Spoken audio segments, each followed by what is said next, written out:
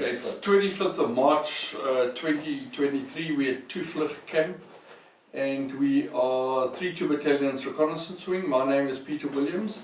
We're discussing Ops Askari, which occurred in December 1983. I think that Ops Askari was one of the culmination of a long process of 3-2 Battalion operations that took place. I think for the first time 3-2's reconnaissance wing was given the authority to be able to move the way they wanted to and in the manner that they'd been taught how to move. We had a briefing in Amahani about the operation in broad strokes, and we were told to prepare equipment and prepare vehicles, and we were going to leave on a certain date in early December. There was a lot of rehearsals and training that took place before we were due to leave, and there was one or two incidents that occurred before we left, and we're just going to discuss that first. So early on, with us preparing for this operation, I think a lot of people were under pressure. Everyone had to produce, and we had one of the national servicemen signalers that were a little insubordinate, and he was being difficult about the operation, and I personally think he was worried about going on operations, and he hadn't been on operations. But he was kicked out of his normal quarters, and I think he had to go and stay in the bunker close to the 5-0 Browning. And then things got worse because he wanted to not go on the operation. The signaller was of vital importance to us because we used Morse as a means of communication, because we felt it was more secure and it was a much stronger way of communicating and being able to get signal through to each other. And then, I'm not sure whose decision it was, but I think Willem told us that this guy must be sorted out one way or another. We took him down to the signal room of the ops room, and it was decided at the kangaroo court that he was going to get lashes. He had his clothes on, he was lashed. My only job was to do the counting, and I did err in the fact that I counted 6, 7, 8, 7, 6, 8, 4, 9, and so instead of getting 18 lashes, I think he had about 36 lashes. He subsequently did not go on the operation, and he went home on leave, and someone of his family saw that he had been lashed. He got taken to a padre or his church, and a board of inquiry was started, and the following year Kevin Sade, myself, Barry Vermeulen, Willem Rutte, and a couple of others were taken down to Windhoek for court-martial, of which I think we got off very lightly. I got a reprimand, Kevin Sade got a fine, Willem Rutte got a fine, and I think when they got back to the unit in Rundu, they were given a loan, regimental loan for the amount of money it cost for the fine. So that all occurred before Ops Askari. I think that the difference with Ops Askari was that we were going to go in on vehicles, and I'm speaking under correction, but I think we had 4 Buffles and 2 Mogs. The one Buffle had a 5-0 Browning with an anti-aircraft mounting on it. And that was the vehicle that I was designated to travel on, and the 5-0 gunning was a guy called Corporal Fick. Just before the operation started, we were given a SWAPO capture that was the Northeastern Political Commissar, and his nickname was Johnny Skyhawk, and he travelled in my vehicle. When we left from Amahani itself, we went straight up to Ovekek, which was a known route to us, and then at the border we turned east along, and we were going to go straight along, and from there the plan was to go up to Lagouche de Elephant, which is a big watering hole, like a small oasis, which is west of Savati, and from there we were going to go further all the way to Ondi, which was the tactical headquarters. There was an automatic ambush arranged by Willem and Piet Nokia along the cut line itself, and it was obviously initiated with claymore mines, and there was mortar bombs going off, and I think everyone in the convoy thought that it was a real attack, and we all deployed in extended line. I know the 5 Browning went to the front, and although we weren't shooting too many things because we didn't have any targets, we did engage in fire and movement, and we were moving forward. So I think at this point, let me just introduce the other members of the panel and just see what their stories are up to the automatic ambush. Where do you want to start? Who's next? Can I start? Yeah. Now, Peter, thank you. Peter was sitting there, he was our team leader. And so basically all that we know is what Peter all the time give the orders for. And we was quite busy. Ops Askari, according to me, we were right through the year of 83, through 83, and that period. It was like a preparation for Ops Askari. And it also prepared us as operators to, I would say, to get emotionally and our minds right. All the events that happened through that time was really like a real, what is the word, preparation for Ops Askari. And so that was, for us, everybody, I think it was quite we know it was quite a big ops coming. And it's quite a thing to prepare yourself for. But that was how I experienced it, and we know we all were very confident guys. You know, we will work together for a long time, a long period. So it was quite an exciting time. Okay, I'm Henk Maritz. I was known as Henk Maritz, but my real name is Hendrik Maritz. And I joined 3-2 at 1982.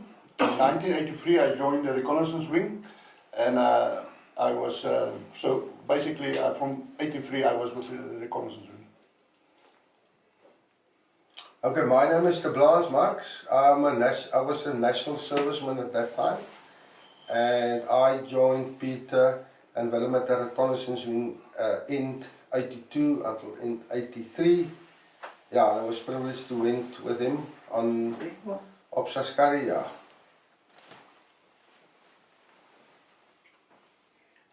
Ek is Louis de Lange, ek het ook as 'n nasionale dienspligtige aan die einde van 1982 by die toe aangesluit. En ons is direk daarna het ons by Oumoni, die groep, die verkenningsgroep by Oumoni aangesluit. En ja, soos van die vorige mense opgemerk het, was die hele jaar vir ons 'n ongelooflike voorreg gewees, baie geleer by mense wat uiters professioneel is, en dit was vir ons, soos in Engels mense sê, 'n eye-opener. En ons het aan die einde van daardie jaar Ops Askari gedoen, en ek moet sê van my persoonlike ervaring, omdat ons reg deur die jaar gereeld gekom het, voorberei het, operasie gedoen het, teruggekom het, voorbereid operasie gedoen het, ek persoonlik nie noodwendig die absolute significance, dit was vir my nog 'n operasie gewees, want ons is gefokus, jy doen 'n sekere voorbereiding, jy berei voor vir iets wat jy gaan doen, en ons het daai voorbereiding gaan doen, en vir my persoonlik was dit nog 'n operasie wat opgekom het. En ek moet sê, en ek dink dit was deel van die sekurheidsomgewing waar ons ook beweeg het, is dat ons nie noodwendig vooraf totaal kennis gedra het van die belangrikheid, of die omvang, of die impak wat 'n sekere operasie mag hê nie. Vir ons was dit net nog 'n operasie wat ons gaan doen, en jy het hom gedoen, soos ons elke vorige een gedoen het. Jy het geweet wat jy moet doen. Op daai stadium was ons natuurlik al baie meer voorbereid gewees, baie meer gemaklik met die omgewing waar ons is, baie meer vertroud met dit wat van ons verwag word. En ek dink vir my persoonlik as 'n nasionale dienspligtige, op daai stadium het ek al as 'n wat ons noem 'n 2B van 'n stiek, wat ons het genoem het, opgetree. So vir my was dit net, hier's die werk wat gedoen moet word, dis omtrent die omgewing waar ons gewees, en hier's die goed wat ons moet gaan doen, en die voorbereiding daarvan ons gedoen. En ek dink ons was ongelooflik deeglik gewees. As gevolg van die leiergroep Willem Ratte, Peter Williams, die ervare mense, ek dink wat vir my altyd nog bygebly het, die absolute deeglikheid waarmee daai voorbereiding plaasgevind het. En ek dink die boodskap wat ek wil oorbring op dit wat ek wil sê hiermee is dat vir my persoonlik was dit net nog 'n operasie en hier is wat ons moes doen en ons het deeglik voorberei en was gereed om te gaan waai ons en te gaan doen wat ons moes doen. Okay, so I just want to ask Louis something because he's explaining how they were in the reconnaissance wing. Won't you just explain to us where you guys came from, where you did your training and how you got to, where did you start as a national serviceman and how you ended up in Rundu and 3 Battalion? For me personally, I think my journey with 3 Battalion actually started much earlier than my national service, because I was privileged to have a teacher in the school that I really respected, and I knew everybody respected him. And the thing that made him different was his bearing, his attitude, and the confidence that exuded. And most of all, maybe not most of all, but very significantly, he wore a beret that was just different. And I knew as a student that everybody else on the staff had respect for this person. And so I want to thank Mr. Bram Erasmus for making that impact on me at that time, and that inspired me to be aware of 3 Battalion. And I think the message to me was, if you really want to do this, if you really want to be a soldier, you really want to do something that you will count as worthwhile, then consider 3 Battalion if you still consider that. And then we started with national service directly after leaving school, started in Middelburg, and then on the advice of people, I elected to go to infantry school in Oudtshoorn. We completed our junior leaders course there. I personally did mortars at infantry school, and at some stage after finalizing the course, I was invited to join infantry school as an instructor, but I wanted to go to 3 Battalion. So I negotiated my way, went to the officer, the course leader, and explained to him that, I realized that it's an honor to serve as an instructor at infantry school, but I would actually really like to join 3 Battalion. And to his credit, they said, well, if that's what you want to do, and they didn't insist or didn't make it difficult for me. Then the next thing was, after that, we joined 3 Battalion, and as everybody is aware that 3 Battalion has a fairly tough selection orientation course to try and make sure that the people who eventually join either in the companies or in other capacity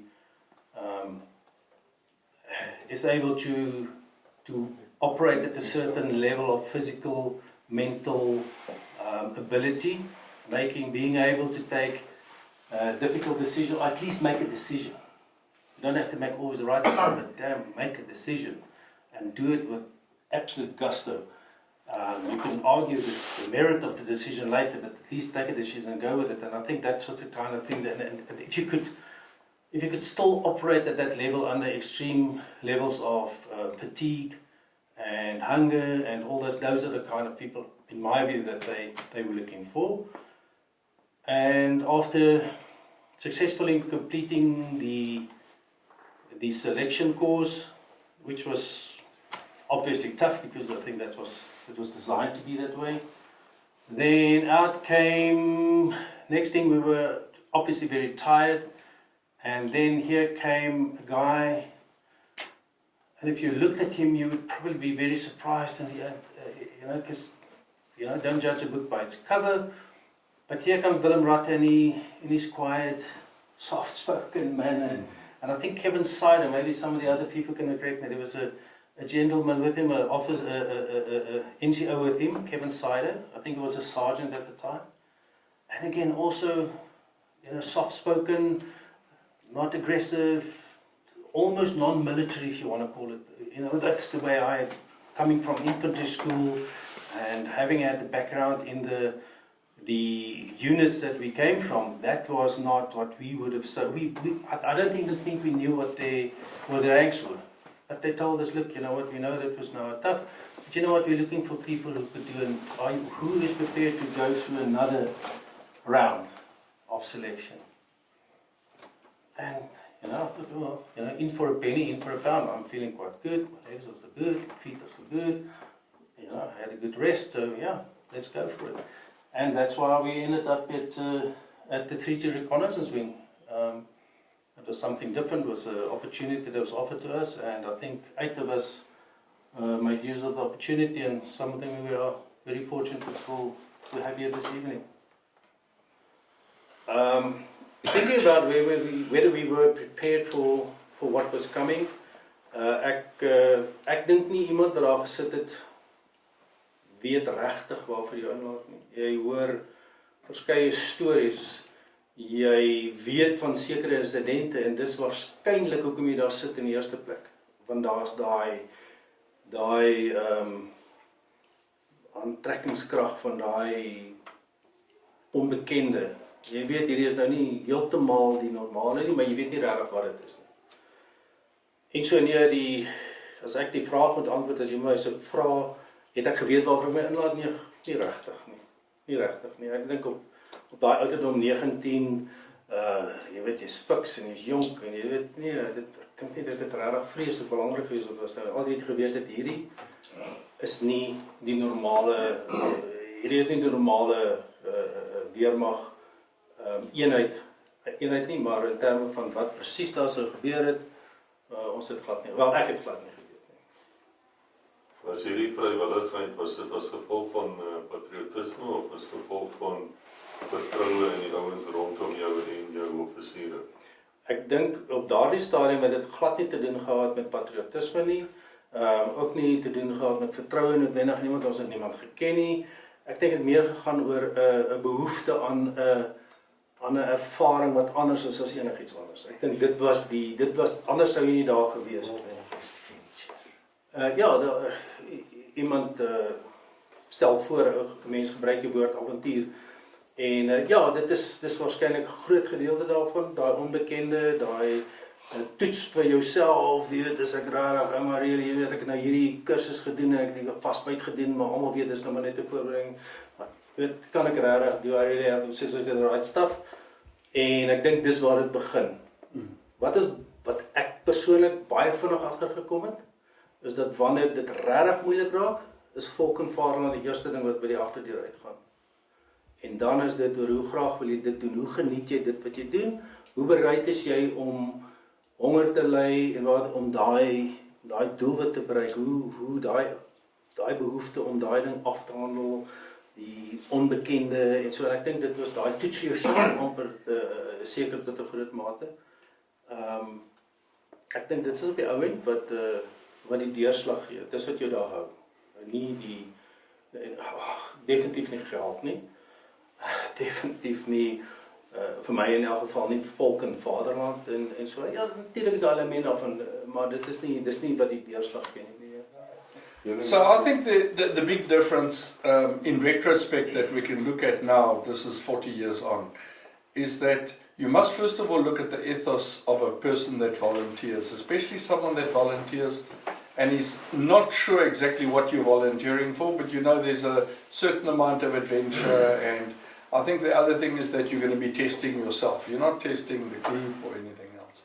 So all these guys have first of all volunteered from infantry school or from some other unit, and you actually have to go and put your hand up, and you have to insist you want to try and go there, and then there's a selection phase there, and you might not be chosen, and then you still insist you're wanting to go, and then you go, and when you get to the other side, you think you're going to be welcomed with open arms, and they say, listen, there's a whole lot of rucksacks, and there's poles, and you guys are going to go and do an orientation.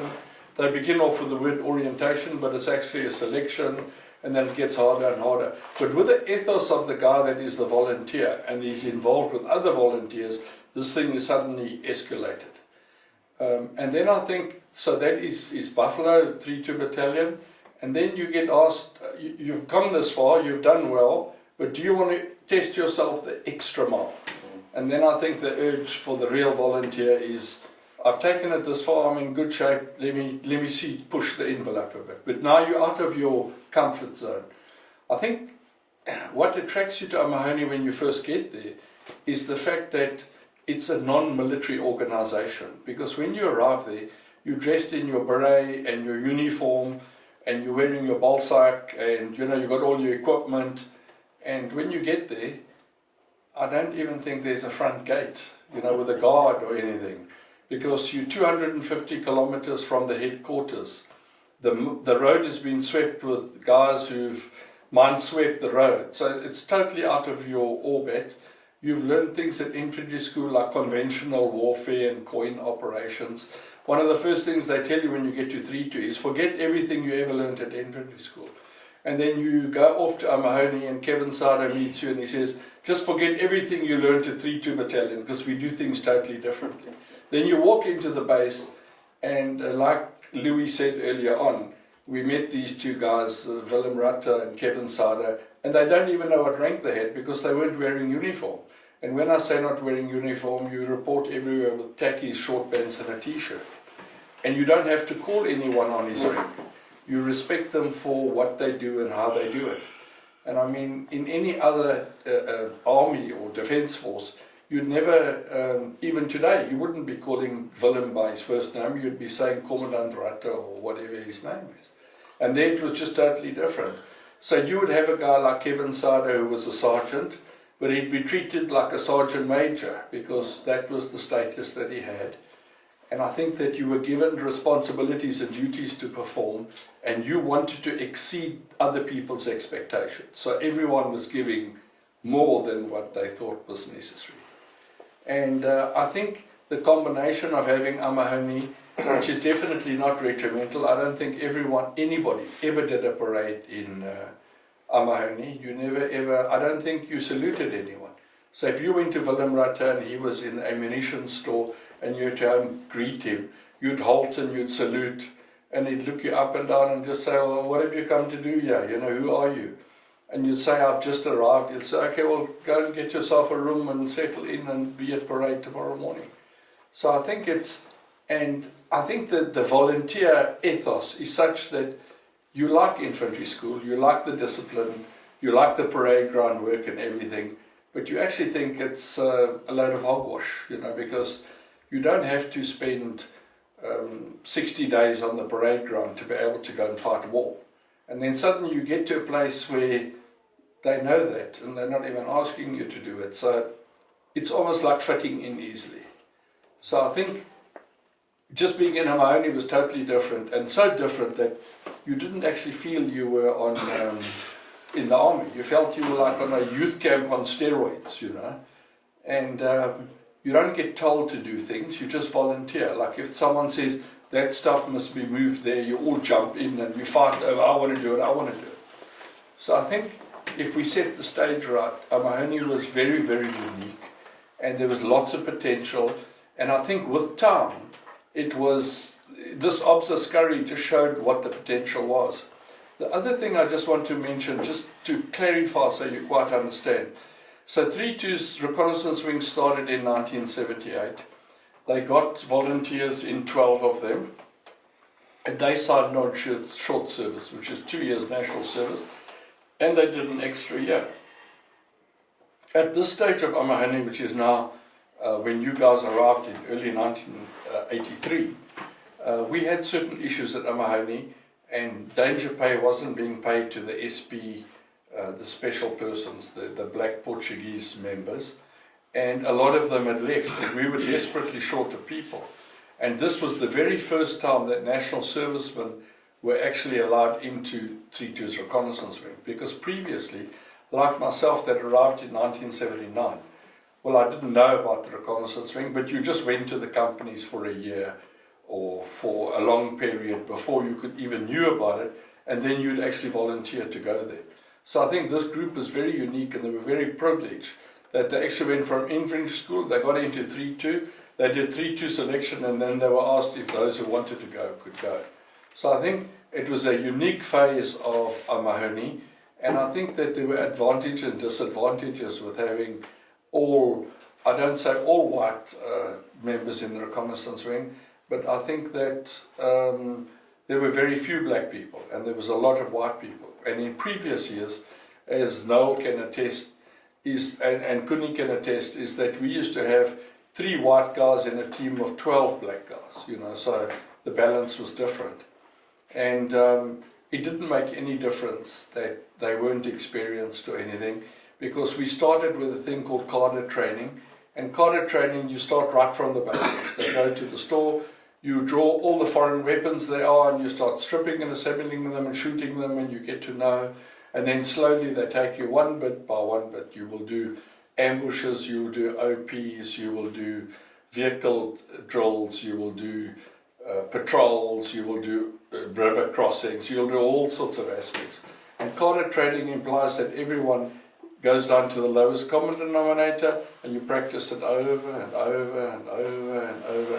And eventually it's not even a drill, it's just muscle memory. You know, you have to do this, you just have to do it. And especially with the guys that had certain weapons. I know Henk was a PKM gunner.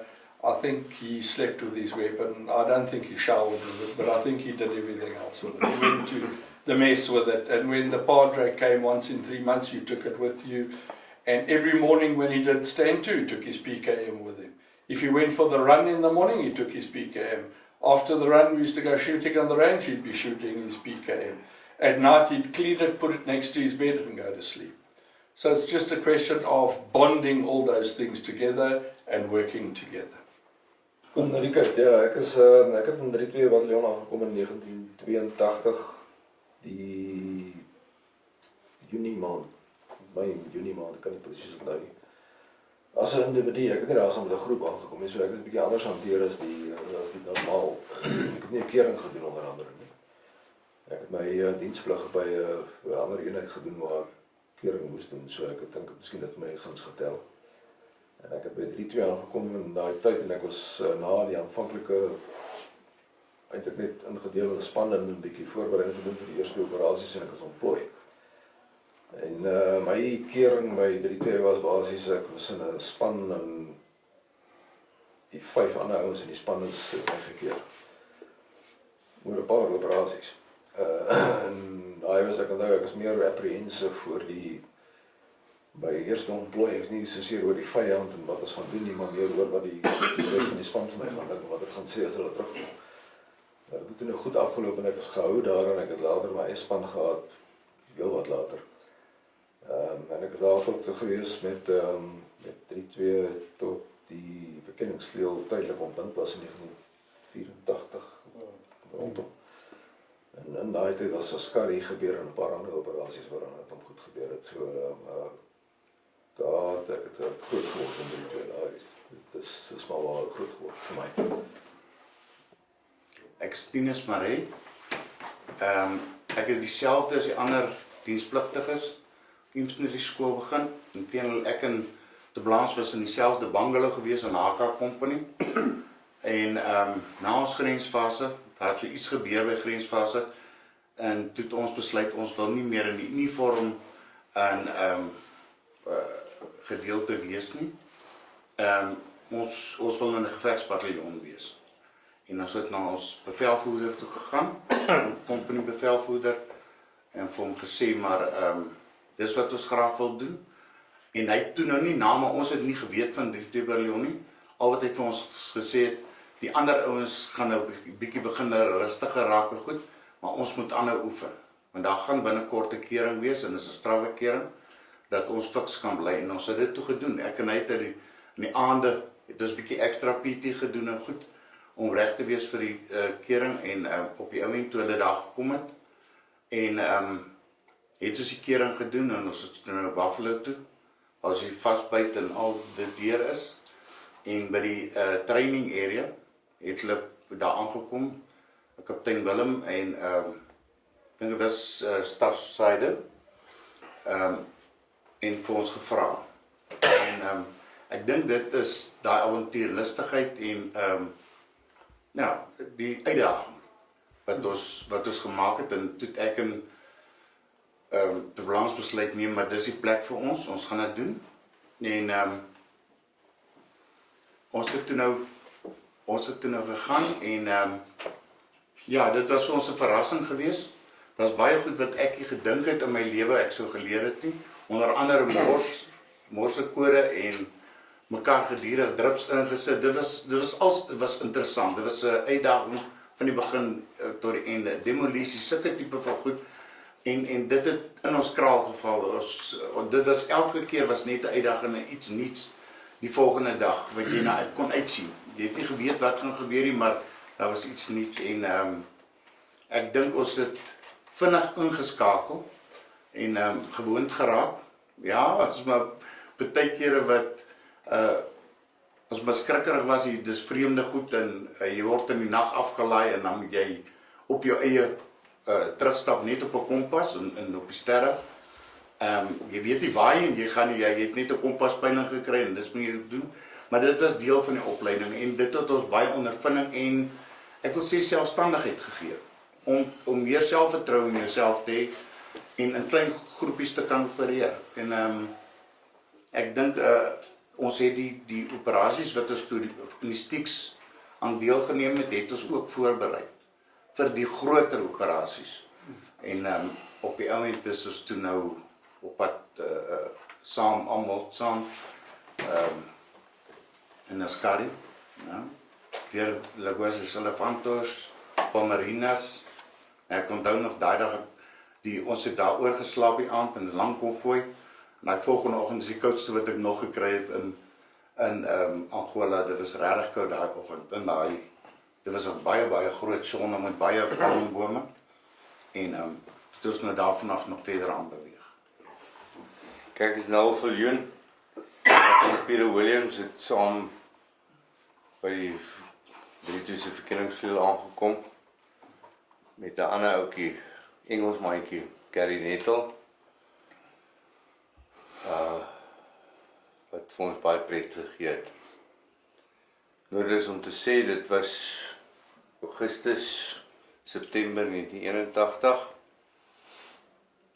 En die manne wat hier sit in die kamer het Desember 82, November 82 in eenheid gekom. As ek reg is, Henk het dalk bietjie vroeër gekom.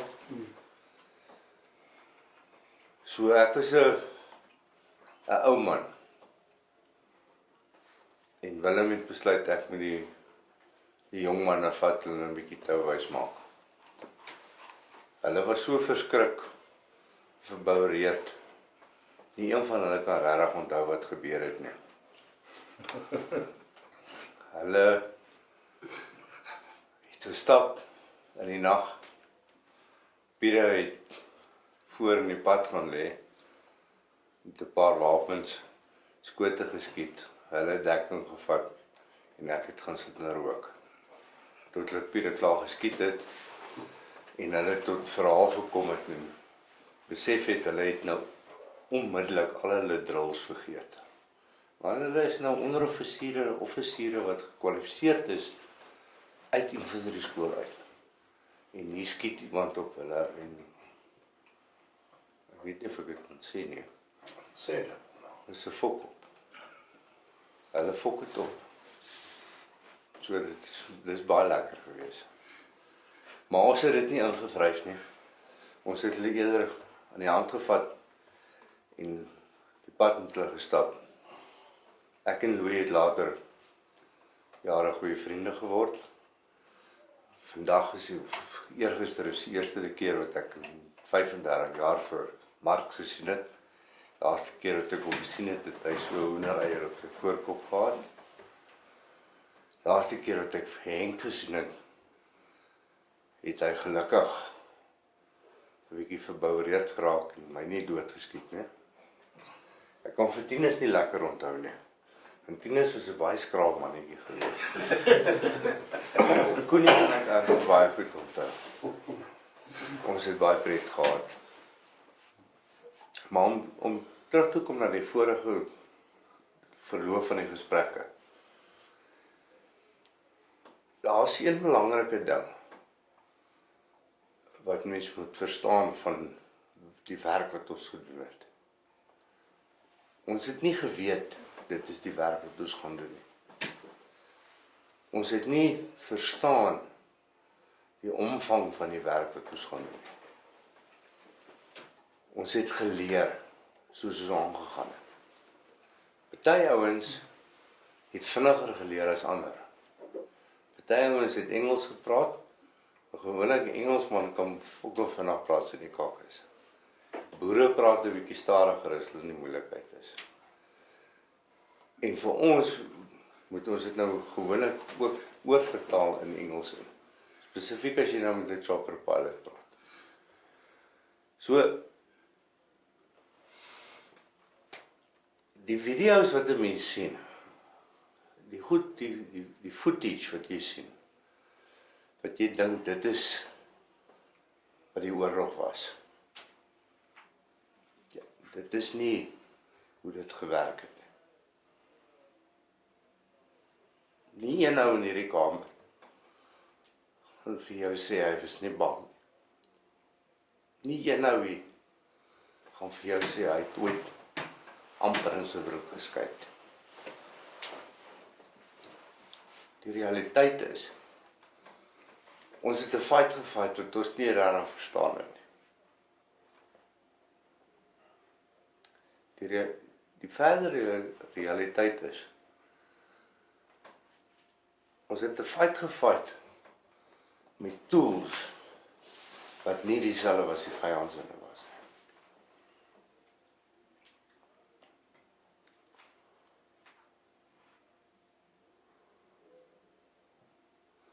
Henk was 'n groot ou. Hy is nog steeds 'n groot ou. Hy's 'n fris een. Hy kon na masjiengeweer vashou. Ek is nie so groot soos hy nie. Ek het 'n kleiner masjiengeweer vat. Maar saam kon ons 'n effektiewe vuur op die front sit. Dis maklik om stories te sit en vertel. Ek kan baie stories vertel. Baie snaakse stories. Mense wat hardloop, mense wat val, mense wat omdop het. Wat. Maar om jou maatjies te verloor, is nie lekker nie. En daar is niemand wat jou kan leer hoe om dit te doen. Peter Williams is een van die ouens. Hy sal dit nooit sê. Hy sal nooit erken. Maar hy is een van die ouens wat ek van weet wat meer maats verloor het as ander ouens.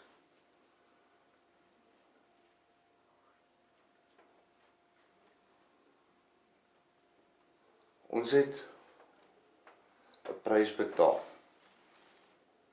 wat ons nie weet wat dit beteken nie. Vandag 40 jaar later lag ons lekker oor al die nonsens wat ons aangejaag het. Ons lag oor kanoes wat ons omgegooi het en lorries wat ons gestamp het en. Ons lag daaroor. En dit is ons manier om met daai goed te deel. Maar hierdie manne wat hier sit, as jy hulle luister wat hulle vir julle sê, as jy hulle hoor hoe bang hulle was. En nie een van hierdie ouens wat vir my sê hy is nie bang. Good day, my name is Peter Williams. We're back to resume the ASKARIE program, and it's the 26th of March 2023, and we're at Orange Tree Game Lodge. We just want to make a correction on the last recording, which was the guy that was beaten with a sjambak was not a black SB member, and he was a white national serviceman who was a signaller at Mahoney. Okay. We're going to go over to Mr. Willem Rutter and ask him to introduce himself and tell us when his period of service was at 3-2's reconnaissance room. Yeah, I arrived in Amoni, or in 3-2 Battalion in 79, and left 3-2 Battalion because the battalion gave up our base in Amoni in the beginning of 84 after Askari. Yeah, that was my time in 3-2 Battalion at Amoni. Now, Askari was a unique operation, in my eyes at least. The best way to sum it up is what I told then CEO Commandant Eddie Viljoen. He became the CEO of 3-2 Battalion after Falcon, after Dion Ferreira left. And sometime in the latter half of 83, I ended up in Runtu, and he showed me the plan, the ops plan for Ops Askari. And what I remember is that the plan consisted of, there was a principle involved in this plan, which I'd never seen before, and I never saw it afterwards. And I don't know of any other South African operational plan that was so well planned, in that it took the weakness of the enemy and our strong points and combined those two to exploit the weakness of the other side and to make use of our strong points. Now, in the operational area at that stage, north of the border in southern Angola, SWAPO obviously was being supported by the ruling regime in Angola, the MPLA, and they gave them all the support and helped them to get to the border. In this case, at that stage in 83, we'd worked so long in the shallow border area into Angola that they were forced to go back, and there were 3 terminals where FAPLA support ended and from which SWAPO had to carry on foot and try and reach the border in South Africa. And the further we pushed them back, obviously the harder it became for them.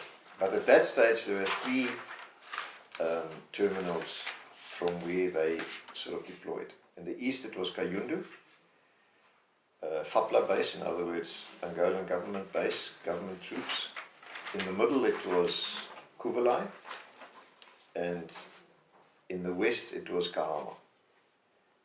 Once they'd been transported to those 3 places, from there they were on their own. And the whole idea of Askari was to cut these terminals, these enemy bridgeheads, to take them, and thereby push SWAPO even further back and force them to start walking even further back.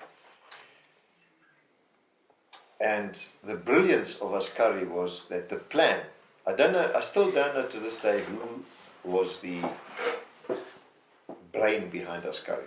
Maybe it was more than one person, but whoever it was brilliant. It was the only time, and I repeat that because it's so important, it was the only time that our army sat down and made a plan on what was physically on the ground to exploit the weakness of the enemy and to make use of our strong points. The weakness was that that SWAPO and their hosts were forced to reach, well, they weren't forced, but that's what they did. They moved to these bridgeheads by one route only. There was only one route going down to Kayundu, there was only one route going down to Kuvalai, and there was only one route, which was a tar road, going down to Kahama. And if you cut that, you cut off the garrison. The FAPLA garrison at Kayundu, and the FAPLA garrison at Kuvalai, and the FAPLA garrison at Kahama. Of which Kahama was the strongest, and I won't discuss that because I wasn't involved in Kahama. I just want to mention it. From our side, it failed. It was a total failure. We never even came close to taking Kahama.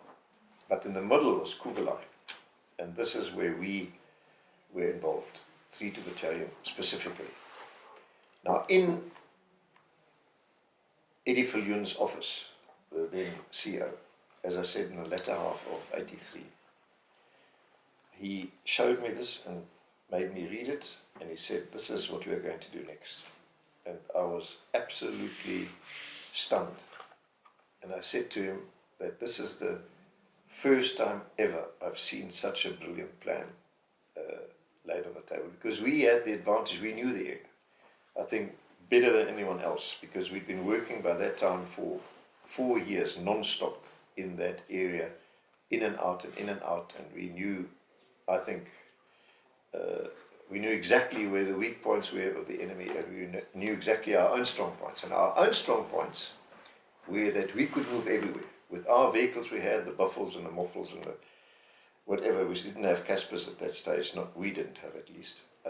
But our vehicles were able to bundubash, and southern Angola is relatively flat, and we could move everywhere. And we didn't move on roads, we just moved through the bush. So we could go around wherever we wanted to and go behind the enemy, and we were not bound to roads, while the enemy was bound to roads. Partly it was because of the vehicles we used. He didn't have these type of vehicles we had. They mostly used Russian vehicles or Soviet vehicles. But also partly, I think, because of the doctrine. The doctrine was tied to roads, and that's it. While we were exactly the opposite. We were highly mobile and we could move anywhere.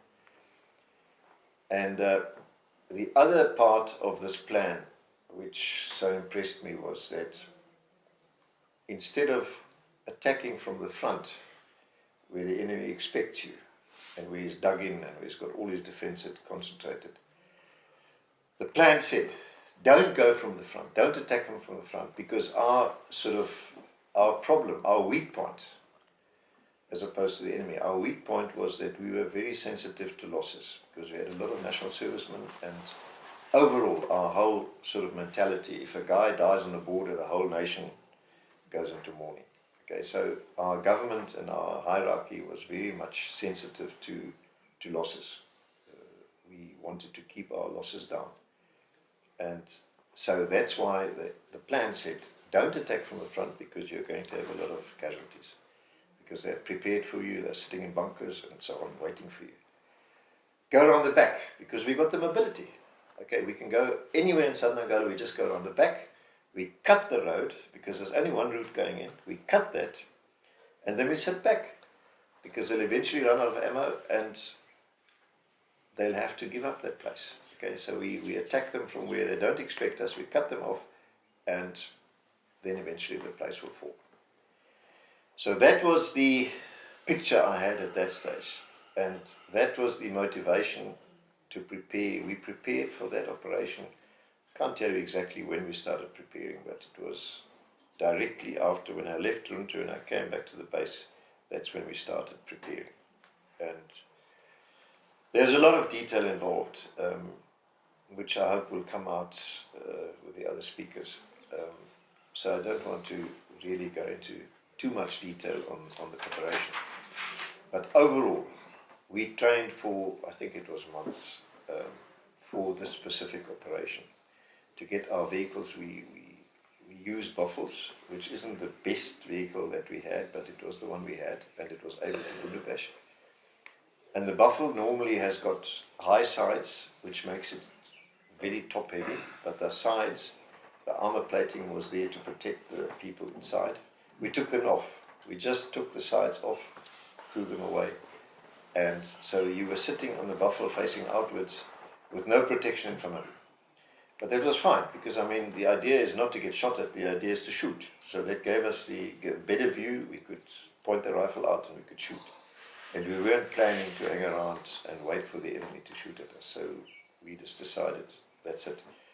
It's a lot of wastage, it makes the vehicle lighter, it makes it less top heavy, and it proved itself. We went through that whole operation for months on end, and these vehicles performed like anything.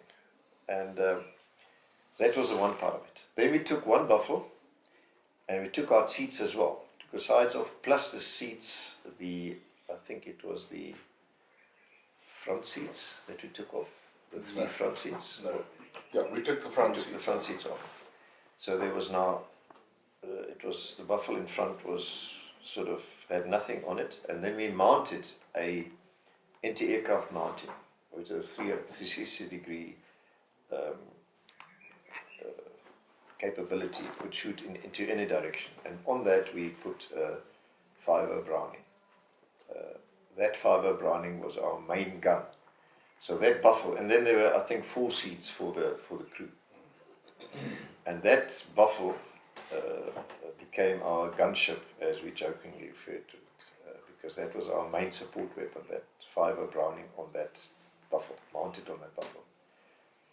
And then we had a support vehicle, which was a Moffel from the LWT, the light vehicle workshop that we had. And the guy in charge was a guy called Dallas Oscar Delport. He was a big guy, but a fantastic mechanic. And he also a very keen guy. He actually wanted nothing more than to go to the bush and to fight. But he was our biggest asset as far as the vehicle's concerned. He did all the preparation on the vehicles and preparation to get the spare parts and his tools, etc. So the muffle, which is a buffle without the personnel carrying capability. It's just the cab, mine protected, and then at the back a loading space. And he loaded everything on that we could possibly need. And in all those months, we stayed away for months from Askari. We never needed to have any spare part or any help flown in. Everything that broke, if it did break, not much broke on that op, but when something did go wrong, Dallas had everything in hand. He had the spare parts, he just fixed it there in the field. And just a small point, in case someone forgets, every buffalo had that was normal procedure was you had your spare wheel next to the cab. One spare wheel, that was standard practice. We put on another spare wheel, so each buffalo had 2 spare wheels, the one on top of the other tied on, just to give us that extra capability to replace whatever wheel then had a problem. And then we prepared ambush drills, anti-ambush drills, everything. Everyone was incredibly busy, and we had an aim and a goal, which we thought was very, very worthwhile, because this operation was the one that was the highlight. This was now, in one stroke, we could now eliminate the strong points of the enemy, because FAPLA was basically untouchable for us before. We saw FAPLA, the host country, supplying SWAPO and helping SWAPO, and SWAPO basically sitting there under their wing in these places, Kubalai, Kayundu and Kahama. And now we had the opportunity to take them out, to take out the host who was providing cover for them, and doing it in such a way that we could physically go around, cut them off, and thereby taking these places with minimum casualties. Yeah, and that was basically the period before the start of the operation. And when we went in, the day that we were given the go-ahead and said, right, we're starting now, our total convoy was 6 vehicles, the gunship Buffalo, the Tiffy's Moffel right at the back, and then 4 normal buffels, as I said, with the sides taking off, and with a normal Browning, the 7.62 Browning mounted in front, which is not as powerful as the 5.0 obviously, but it gave each vehicle a capability to shoot while driving with these Brownings, because the Browning is a very, in my eyes at least, is a very powerful weapon. as a machine gun, as a mounted machine. It's heavy, but it was mounted on the vehicle, so it's no problem. And when we moved out of Harmony, we obviously had to drive to the border and drive along the border for a while and then take the road to Yondi. Yondi was our first sort of place where we were supposed to stop and go on from there. Yondi was basically in our sort of already in our sphere of influence. And from Yondi we were supposed to go up north and then go past Kubalai and then cut across and get to the road that supplied Kubalai and then cut it off. That was our task. Our task as a battalion, and we as the reconnaissance wing were going to be the vanguard, basically. We went ahead in front of everyone else, and the companies came about a day after us. They were behind us.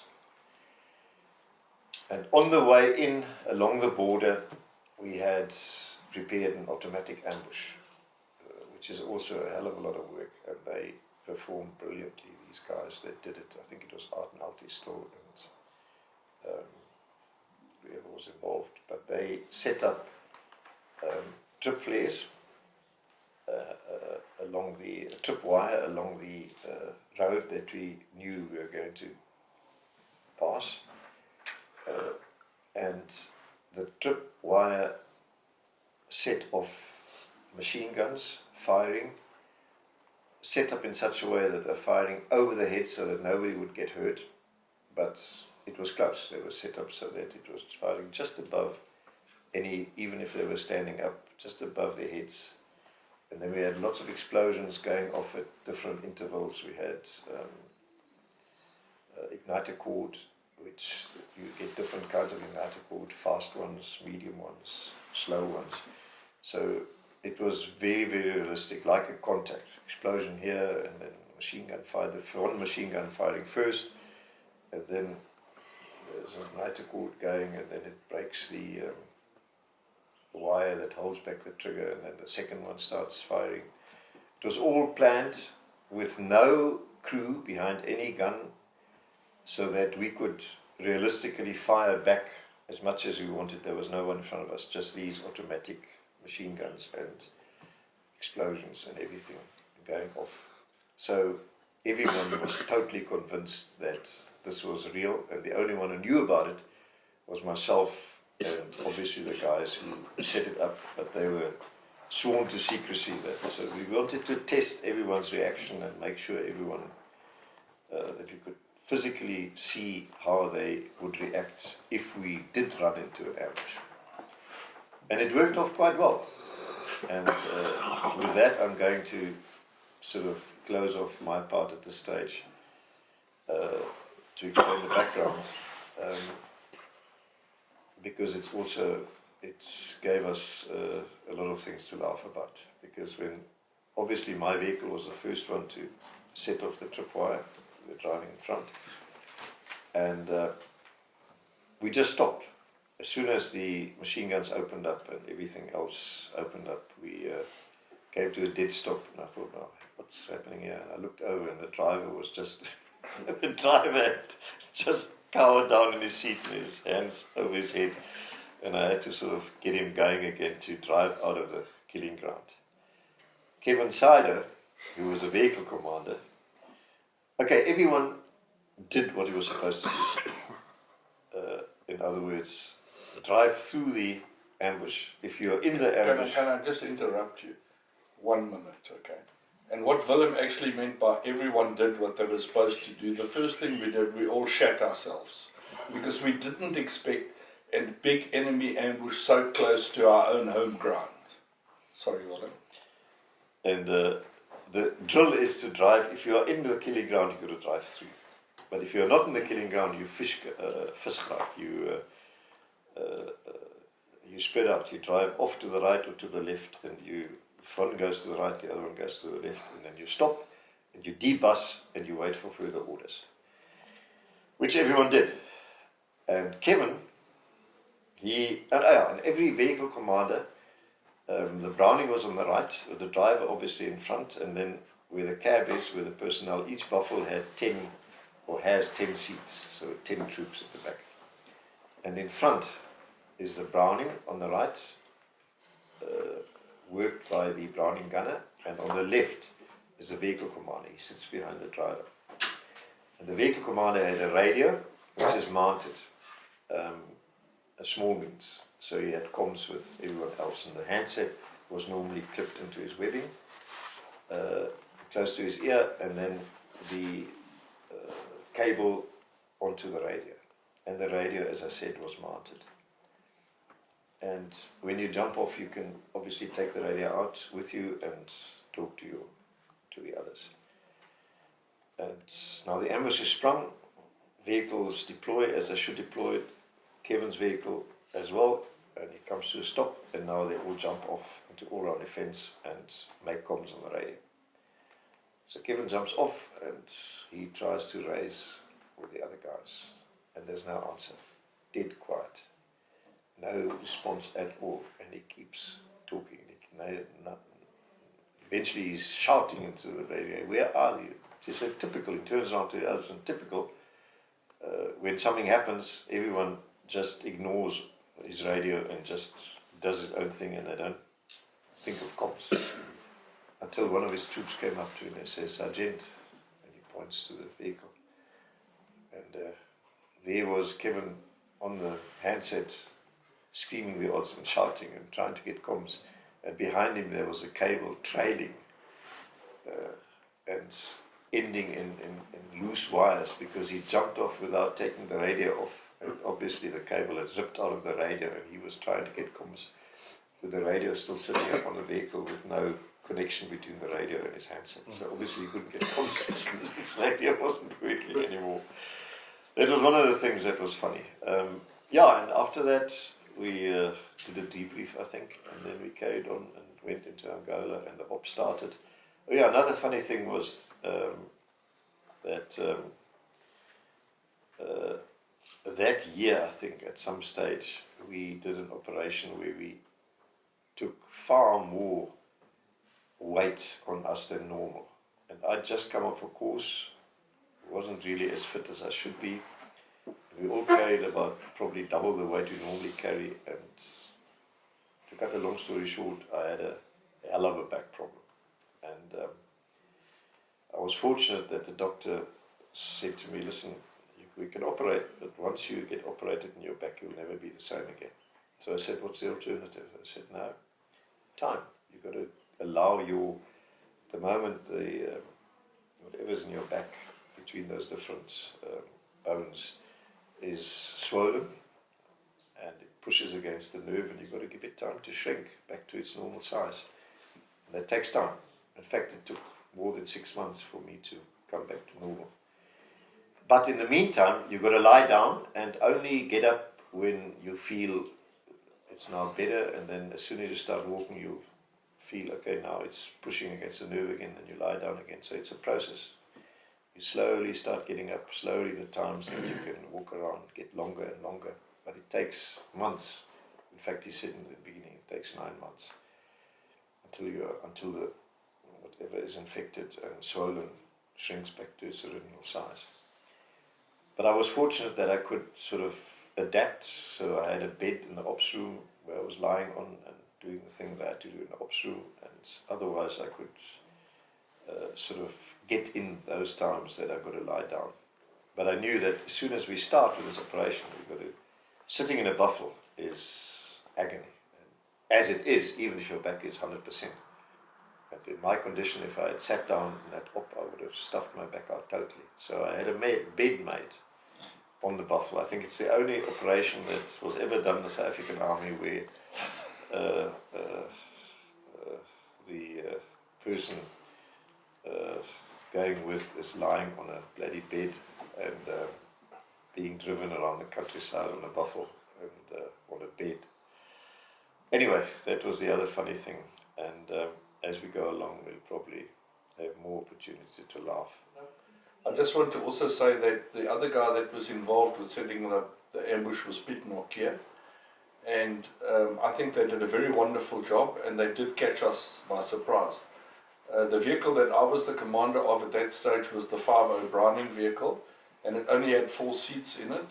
And with me was Corporal Fick, and Corporal Fick was a national serviceman, and he was in charge of the 5-0 Browning. And him and I had some altercations because I thought the 5-0 Browning was the bee's knees. And he did too, but he didn't look after it as well as what I wanted him to look after it.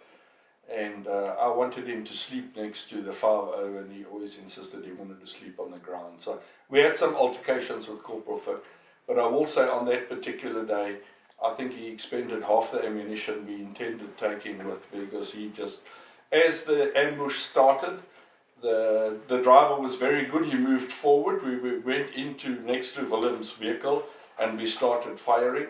Initially, Corporal Fick was looking for deliberate targets to fire at, and we had reports on the radio that there was a whole lot of guys running in the front, and so we just started firing frantically. But the interesting thing was that just before the operation, a couple of days before, they flew a capture in, and he was the political commissar of the Eastern Front detachment.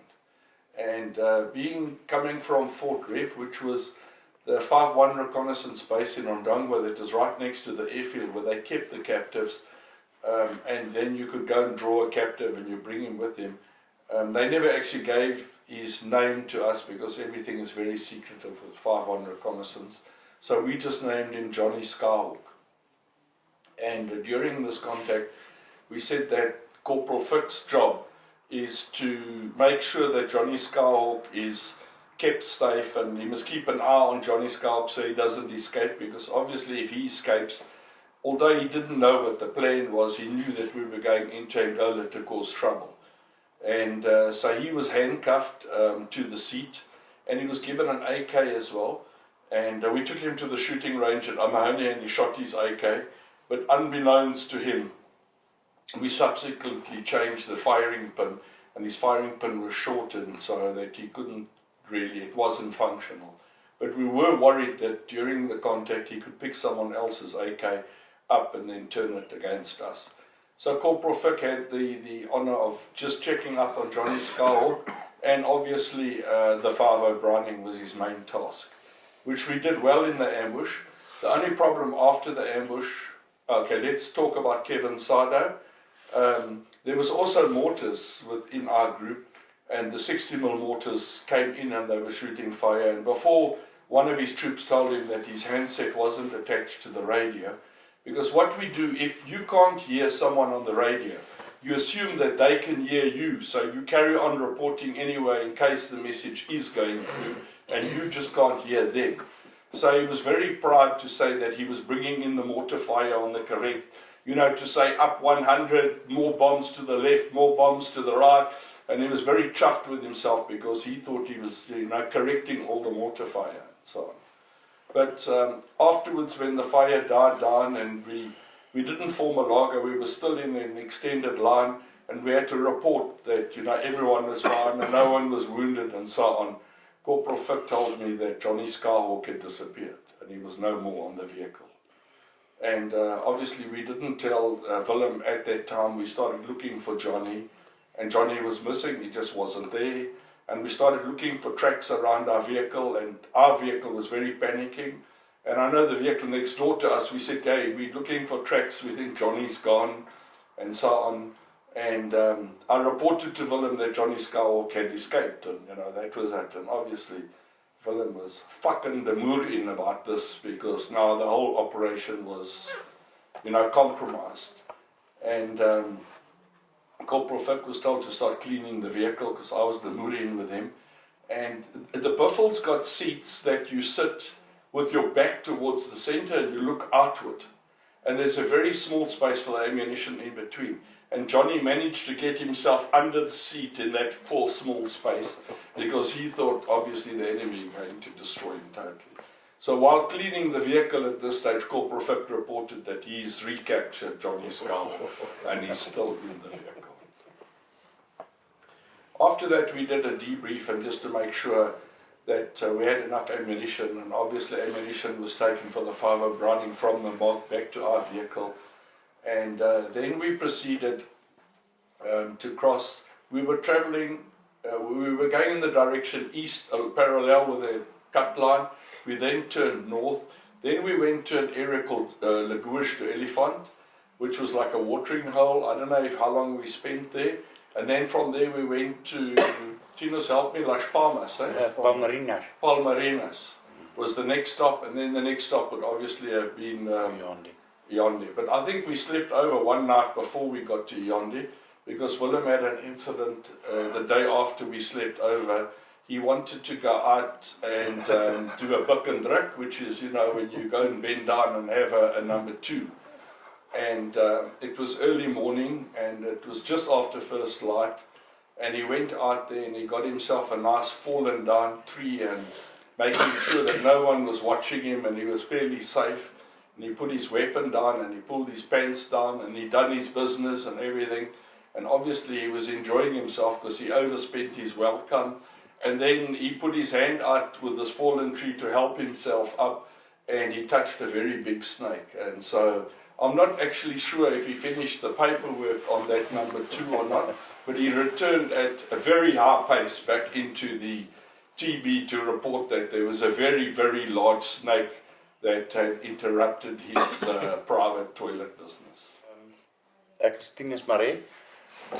Daai dag, ek sê nou maar begin, die ambush het maar presies dieselfde gewaarwording gehad as, dis deur mekaar, jy probeer die vyand sien, jy sien niks, en jy het maar oor die algemeen net in die rigting gevuur waar jy die skote vanaf gehoor kom het.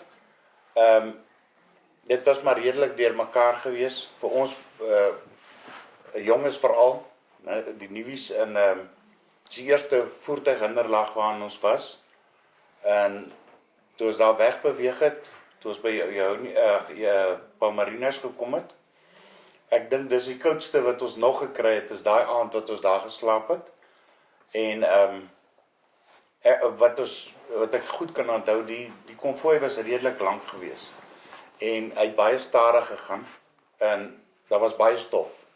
So almal het probeer om half uit die stof uit te kom, maar jy moes nog 'n redelike orde handhaaf in 'n lyn ry. Maar daar was van die drywers wat redelik vaak was. En ek kan onthou dat een van die drywers het in 'n boom vasgery, want die boom was bietjie te groot vir Boendo Bash, en paar manne se koppe geslaan. En toe die bevelvoerder vir hom gesê, almal moet afklim, en ons moet ons gesigte eers was, en weer wakker word vir 'n slag. So, dis my, vir daai oomblik met die ingaanslag, wat ek kan onthou. Ek was in die gelukkige en die bevoorregte posisie om 'n PKM wat 'n redelik groot masjiengeweer is, saam te dra. En ek dink die PKM, as ek reg onthou het, so 'n boks gehad, en ek dink dit was so 100 rondes. Well, I think it took about 100 rounds of ammo, and it was quite a heavy piece of equipment to lug around.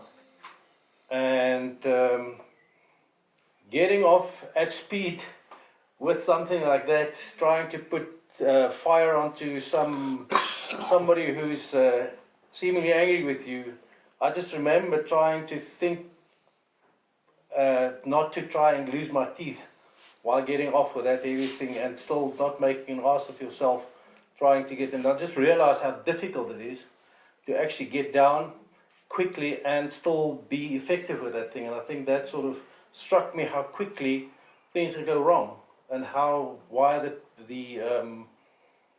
it is so important that one is familiar with the weapon that you carry, and having this concern that you're not being effective, and trying to maneuver that thing on your own and still get it effective fire on the front. That was, to me, reflecting back on that, I think that was something that I realized that, when things go south, you have to keep your head together and just try and focus on in the moment. And I think that was sort of something that I really realized then. Came home very quickly. Yeah, I think for me, the thing was, it's always a little bit of a mekaar spel, but the thing is, you get off the vehicle and you go into your drills. ambush drill. And then you try to make a bit of sense what's happening around you. First is to get yourself off there, get yourself in a position where you can fire, and then you start looking around where's your other buddies and what's happening. And but after a while you realize something is wrong here. It's not, you know, if you're used to a proper contact, then you realize suddenly something is not the normal contact here. And then after a while everything settles down and we get our orders. But no, I think we did very well. We were well prepared. We were well, always in opsis, so the thing went off quite well. I just think that I just want to add on to what Henk said was that I don't often give credit where credit is due, but I think that it was an excellent plan of Willem Rutter to plan this automatic ambush, because I think we'd been working for weeks of planning and preparing and everything, and when we got on those vehicles that morning, I think we'd been driving for about 2 hours or even longer, and we just got into the position where you felt, okay, we're on our way now, we're going to spend 3 days on the road before we get to the target, and I think we were just totally exhausted, and I think a lot of us were just snoozing in our seats with our seat belts on. The one difference that Willem mentioned earlier as well is that the sides had been taken off, and there was just one piece of metal bar from the one side to the other side. Now normally when you get in the buffalo, especially when we went to Owikik, which is about 18 kilometers north of Amahoni, and it was a little satellite base where we had Bushman and Tiens Elof was the base commander there. We used to climb in and strap in, and although the buffalo has a very big roll effect, I think some of us mastered the skill of falling asleep with the belts on, and it was quite therapeutic, this like back rub and emotion and everything. So we're on this first trip now into Askari, I think we went into that half sleep mode and everything. But the difference here was we didn't have the protection of the side. So every now and again a hell of a big branch would come across and unceremoniously wake you up, and sometimes you'd have to be picking some thorns out your arm and so on. So it was like a new experience for us along the way. But let's go over to Askari. He was one of the vehicle commanders, what his experience was on the ambush. Ja, my ondervinding was 'n bietjie anders. Ek was van die een van die gelukkige ouens wat deel was van die om die ambush op te sit. Die vorige dag. So yeah, we have the enemy in our midst and we didn't know. Yeah, I knew what was coming, so I wasn't surprised by the ambush. I was having a good laugh at Kevin having a conversation with himself and watching what the other guys were doing. So I wasn't really taking part in fighting off the enemy because I knew there wasn't any. But I thought the overall reaction by the other guys, all the other leaders, was fairly good, considering it was a complete surprise. But I didn't take part in anything other than watching the other guys reacting. So that was my take on that. I wasn't taken by surprise, but I was you were sitting it up here. You were actually partaking in a little bit of humour there, just laughing at the whole situation. Can you just tell us shortly then, because I didn't know that you were involved, how did it come about and when did you guys prepare the ambush and who else was involved in preparing the automatic ambush? I don't know, Willem told me to go and do it, but I don't remember exactly who went with. Okay. And we had cut pieces of rubber tubing to tie down the triggers on the machine guns. Yes. We had a few demolition charges. And detonating caught breaking the cocking handle. Cocking handle, The rope tied around tied a rope around that. And then as soon as the charge goes and cuts that, and the gun fires by itself, and we had sandbags and obviously tied it to trees and sandbags at an angle so it didn't drop below a certain level to the guys. I remember one gun didn't actually function, it didn't work proper. But we went out the previous day to do it, and all on the quiet and back again. The next morning we drove through it, and most of the stuff worked, but not all.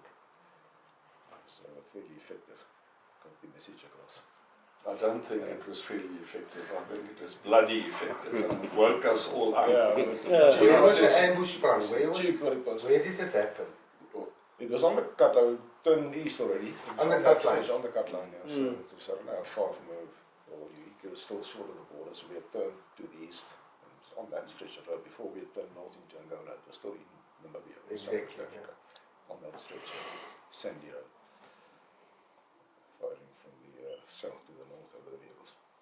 And I suppose we better also thank Kuni, because if anything had gone wrong with that automatic ambush, one of those machine guns could have dropped and we could have actually been within own fire and got killed, So it was definitely not a simulation at all. It was, for us, it was the real thing.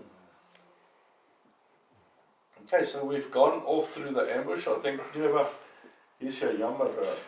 No, The I am 100% sure. I was with Kuni. You were with Kuni, so you I were also am one of the Kuni enemy Could have guys. been, yeah. Because can't recall exactly. I had a laugh during the ambush. Oh, okay. And I can pretty much recall what Willem said, the driver that first stopped, that I can remember. Okay. And there was one guy, some other way, I don't know why, because the size was down, but he got stuck on the buffalo while going down. And this guy, I don't know if it was the back or something, but he got stuck, his feet hanging in the air, and his gun fell to the ground before he got to the ground. And this guy was screaming for his fucking gun and his life. I can remember that. So was he And hanging I had off the side of the buffalo? Yes, he was hanging somewhere on that buffalo. Because I can recall the ambush, in the ambush that you're talking about, I had a laugh. Okay, yeah. So I was with Kuni for some other reason when that ambush was set up, yeah. So the certain things did go very well, and there was one or two things that didn't go so well. The one for the one guy, and yeah, and the driver definitely, the leading driver definitely stopped, never. He definitely first stopped, yeah. So, but it was very effective. I know it was a very effective ambush. But I was with Kuni setting it up. There was just one other thing I wanted to add that maybe not be suitable for the video. But soon after we got together and we did the debrief and then we rode off, we asked for a smoke break from my vehicle because there was a little odd odor of feces in my vehicle. And we had to get Johnny Scowl to the back of the vehicle and he used some water just to clean up because he wasn't suitable to be driving with him at that stage. So he did have a premature detonation on his backside. So we're going to continue, and we're at Palmarines, and we are moving from there. We're going towards Ionde, and where the TAC HQ was going to be formed. And I'm just going to give over to Tinus, who had an incident on our arrival at Ionde. When we arrived there, they didn't want us to drive on with the vehicles on the runway because they haven't suited it for landmines at that time, but they told us it was clear on the sides and we have to drive on the sides and we have to park our vehicles on the sides. And so we were already parked and the Kwefoel came and tried park next to us, but there was two guys. One was on top of the, it was a sieve-like bonnet of the Kwefoel, and the other was with his open door, the driver, and they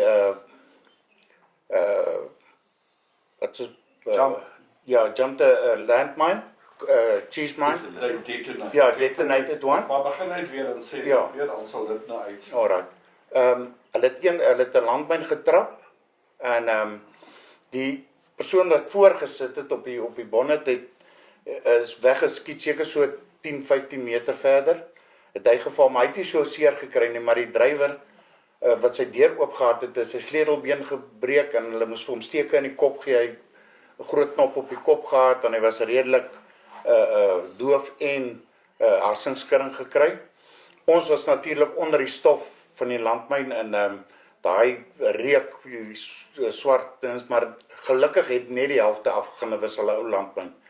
En toe het hulle weer van voor af begin om die gedeeltes te sweep, wat hulle duidelik het hulle hom nie die eerste keer gekry nie, en ek dink was kort daarna, toe het van die company van een van hulle buffels ook uitgekom met troepe, en toe het hulle by die hek waar die geboue is, het hulle ook 'n landmyn gedetoneer, maar weer dieselfde geval, Dit was net 'n gedeelte van hom wat af van die kaas wat afgegaan het. Dit is nie die hele kaasmyn gewees nie.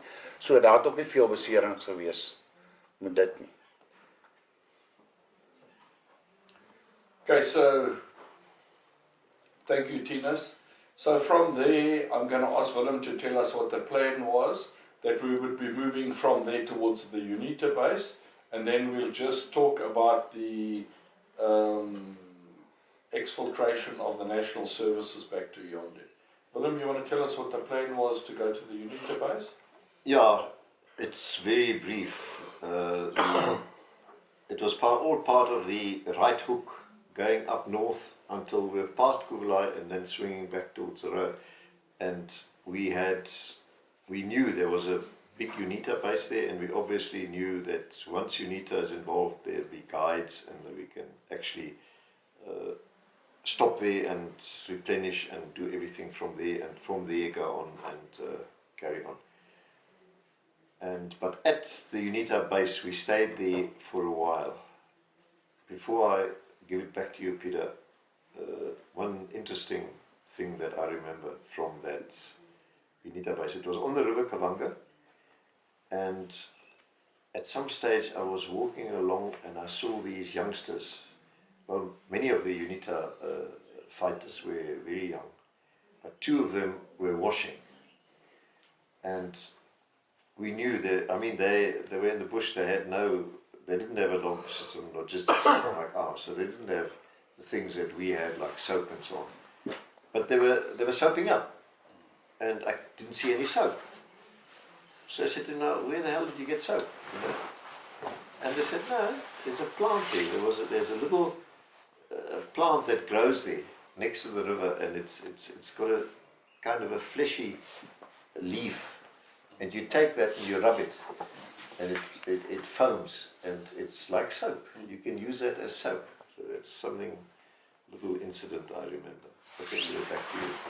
Okay, but before we got to the UNITA base, we obviously rode for the day, and then we logged up, and then a signal came through to say that the national servicemen's time had expired, and then they had to go back to do their national service. And at that stage, because we were on the cusp of this very big operation that had been planned for a year, and we've been in training, we also in that time did other little operations, but we all had the eye for this big vehicle ops that's going to take place. So I'm not exactly sure, but I think Willem called the national servicemen and informed them that that signal has come, but I think he was wishful thinking, because he thought they were all in for the fight. They all wanted to be there, and I think he was disappointed when only one of them, Ter Blanche Mark, said he would opt to stay, but the others were going to go back. So I think Willem was a little bit agitated with them, because he felt that there should be more Volk and Fatherland type action, and wanted them to, possibly some of them, to stay. So let's hand over to Louis, and Louis was one of the national servicemen, and he can just tell his side of the story about what happened. Yes, we were, as Peter said, we were logging up, and up to that stage we were obviously completely involved in the preparations and in the rollout of the operation. And then the signal came through, and Willem called us together, and we had a discussion around whether we're going to continue with the op or whether we're going to go back back to South Africa, because all the national servicemen has to go back, and that in itself, I suppose, is some arrangement. But I remember that, and I cannot talk for anybody else, but I think for us, because we did not expect that we would be requested, or that and there was no idea of how long this was going to be, whether this is a month or a week or 2 weeks or 3 months. We were actually faced with quite a difficult decision, knowing all the preparation that went into it, but also, and I cannot speak for anybody else, but in my particular instance, I had a bursary, and I was already committed to universities and paid the fees, and I know that if I do not, there's nobody you can phone from there and say, "Look, hang on, please just keep the bursary there for me for another month or 2 months," or whatever. And so that was quite a difficult choice, but in the end, I decided to go back and continue with my studies. That was sort of planned quite in advance as well. So we had this unfortunate situation with timing, where a lot of preparation went into it, and on the other hand, some personal situation also had a lot of weight, and it was really an extremely difficult situation, an extremely difficult decision. But in the end, as I say, in my particular instance, we decided to continue back to South Africa, and so that was sort of it. And from there, then we had and now there was the practical implications, because we had the weapons there, but they needed the weapons as well. So one of the things, but fortunately we had to walk back then to Yaoundé, because there was no vehicles, there's no logistics organized for us to be able to go back to Yaoundé. So in the end, it was decided we will walk back to Yaoundé. I mean, we were used to walking, so that was not really an issue. We were all very skilled in navigation, and at that stage, obviously, 100% comfortable doing that. That was like it was not really even a challenge, because it's a route that we just came through almost. And so we decided that we will walk back to Yaoundé from where we had the air transport back to Rundu, and from there we went back to the States. And as I said, the conundrum was they needed the weapons that we were carrying. So the upshot of it was we went along all down the river, following the river without weapons. I think we had one knife between the couple of us there. And obviously a lot of speculation as to who's going to follow who where when something happens. But at least we knew we were lightly packed, and we could do a very quick getaway if that was ever required. But then nothing happened, and I just remember walking because we followed the river along, because now eventually it's going to come out at Yaoundé. And I can remember the mosquitoes. There were a massive amount of mosquitoes. You literally stripped them off you in like drones. So that was very uncomfortable. But in the end, that was sort of next day. I think we walked right through the night, and then early the next morning, around about 11 o'clock, I think there was some buffalo that was sent out from Yaoundé, and that took us the last 2 or 3 kilometers to Yaoundé, and that was sort of the end of our involvement with the rest of the operation. Yes. Around about how long was that, distance-wise? I don't know, about 20 kilometers, I would guess. I don't know. Let's walk, yeah.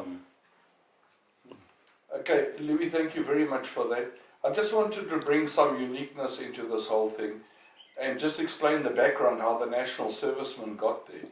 And some policy changes took place when Colonel Viljoen took over 3-2 Battalion, and they weren't paying danger pay to the SPs. Those are the black Portuguese soldiers that were in Mahoney or in Buffalo. And so, because they weren't getting any advantage to being in the reconnaissance wing, and Willem being a very hard taskmaster and so on, you'd basically arrive there, go to ops, come back, go to ops, go to ops, and the leave arrangement weren't fixed. You couldn't say to a guy in 6 weeks' time, you'll come back and have leave. That a lot of them opted to go back to Buffalo. So we're very short of personnel as such, and that's when the national servicemen were co-opted in to come to the reconnaissance wing, and there were 8 of them. And I just want to go back to Louis, and would you give us the names of the 8 guys that came to us there? I'll try my best to remember, but just before I do that, just confirming, following on something Peter said. I think what the situation, I think the unfortunateness was actually born there right because of those rule changes. Because there we had this opportunity, but I don't, previously you would not have been given that opportunity unless you were committed for another 2 or 3 years. In our instance, we just were given the opportunity without knowing that at the end of the next year, you're going to have to make a choice suddenly overnight. And so these two things, I think, work together, because certainly for me, I never was under the impression that we were going to be requested to stay either another year or another 3 months or something. So we planned differently, as opposed to somebody who knew you were going to be there for the next 2 or 3 years. And then I think that is part of the reason why we had that unfortunate, and of course the timing of the operation. If it was a month this way or that way, obviously that would have been different in itself. Okay, just to continue with, after we've made the decision that we are going to go back to Yaoundé, and as we discussed, we left the weapons because you guys, they needed it for the op, and so we did the trek around about 20 kilometers. We walked all along a riverbed, and we eventually got to Yaoundé, and the guys that were the national servicemen that originally joined the reconnaissance unit towards the end of the previous year, 1982, was myself, Louis de Lange, and coming from Meyerton in the Vaal Triangle. And there was Nico Oosthuizen. He was from Secunda, if our memory serves ourselves right. And then Leon van der Westhuizen, he was from Cape Town. There was Tinus, or Tracer Maritz, I can't remember his first name, but Tracer Maritz, he was from Southwest Africa. And then there was Tinus Marais from Kuruman in the Northern Cape. And Terblanche Marx from the Parel. Kenny Kiley, who was from Johannesburg area, if I'm correct. And Peter Turner, who was from the Eastern Cape. He was there in the, I guess, from the PE area. And then there's one person that I seem to recall that he was with us that night walking out, but I have no idea where he would have fit in because he wasn't with our group. But he was also national service, but he was with the mortar, we was with the mortar platoon. And his name was Steve Du Plessis, and I don't know whether I may confuse him with some that I seem to recall very clearly that he was with us in that process walking down, but why I think so I don't really know, but he was just for completeness, sake of completeness. If I'm wrong, I apologize, but you know, that's what I seem to recall. Okay, so I just want to go over now to the one guy that decided to stay and just ask Terblanche Marx why he decided to stay and what was his feelings about staying. Well, what I can recall is by the time Willem asked us, I knew that I didn't have any, put it like this, I didn't have anything to do before February next year. And so bluntly, just at that stage, I just decided that I'm willing to stay. If I had to do something else before that time, I most probably would have to leave at that time. But my studies only started in February the next year. So that's the only reason I decided to stay. Okay, so we felt that that was quite an honourable gesture of yours, even though you had nothing to do, because I presume that you were aware that we were going to go into some serious combat, and there was a probability that you might not come back. Did you ever consider the fact that, you know, your life might have been in danger? No, not at all. We were all young, and we had good training. We had good leaders, so just based on that idea, it was quite easy to decide that. Okay, then I just wanted to bring up a side note here. When we asked Louis to give us these names of these 8 guys, it just shows something very important about O'Mahony and how unique it is.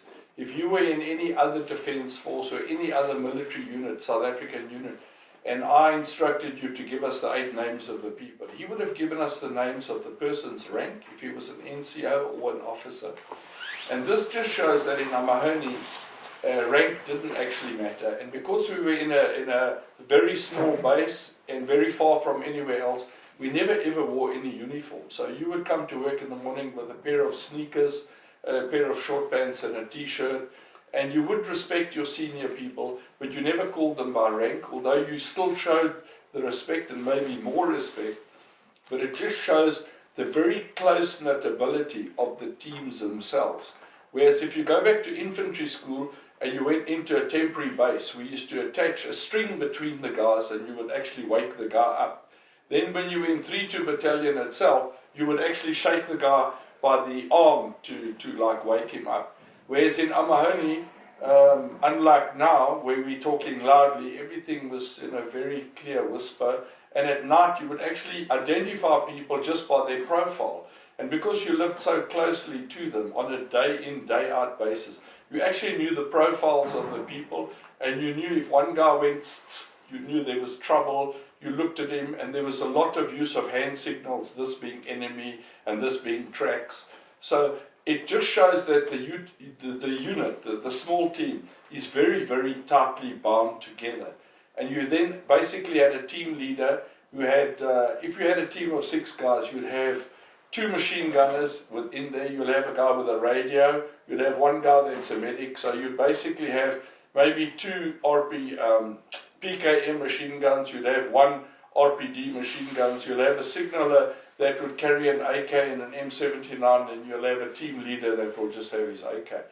But it just shows you the very close-knit nature and the unique methods that were developed over time from this. And unlike other units where there's national service rotation, there was a lot of overlapping. So when I arrived in the unit, we had guys like Kevin Fitzgerald and Kevin Sardo, and then they would have learned from the original 12 guys that started, and everything was more a question of assisting and instructing, and you gave your knowledge over very easily to your subordinates because you knew you had to rely on this guy's ability in operations. So, and the other unique thing was that Amahuni was actually in the operational area. And I know some of the regional guys that we spoke to earlier on today were telling us that they took a chance once and they went out the base, and 200 meters from the base there was a dam and they were having a swim there, and they didn't have weapons on them that they admitted was incorrect. And one of the Typhoon SWAPO guys who had been totally lost and had been chased arrived there in his uniform with his AK, and they were all hiding in the swimming pool thinking this guy's going to shoot them. And one of the guys in a loud voice, challenged him, and he put his weapon down, put his hands up, and they captured a SWAPO right there next to the base. So the important thing there was that if you woke up in the morning, you went to stand to, you carried your weapon all the time. At night, the guys that had the PKM gunners slept with the PKMs underneath their beds. And if you had to go to stand to in the middle of the night, your webbing was next to your bed and your rucksack was there. And your rucksack could have had explosives in, flapjack, mines, should have all sorts of things. So there was never a question of preparing yourself to go to war. You're always sharp, you were always prepared, and the teams did everything together. So once you'd been accepted in a team, you worked the whole time with that team. And the national servicemen, I think, got 10 days leave in the whole year that they were there. And so that's the only time that they would actually be physically apart.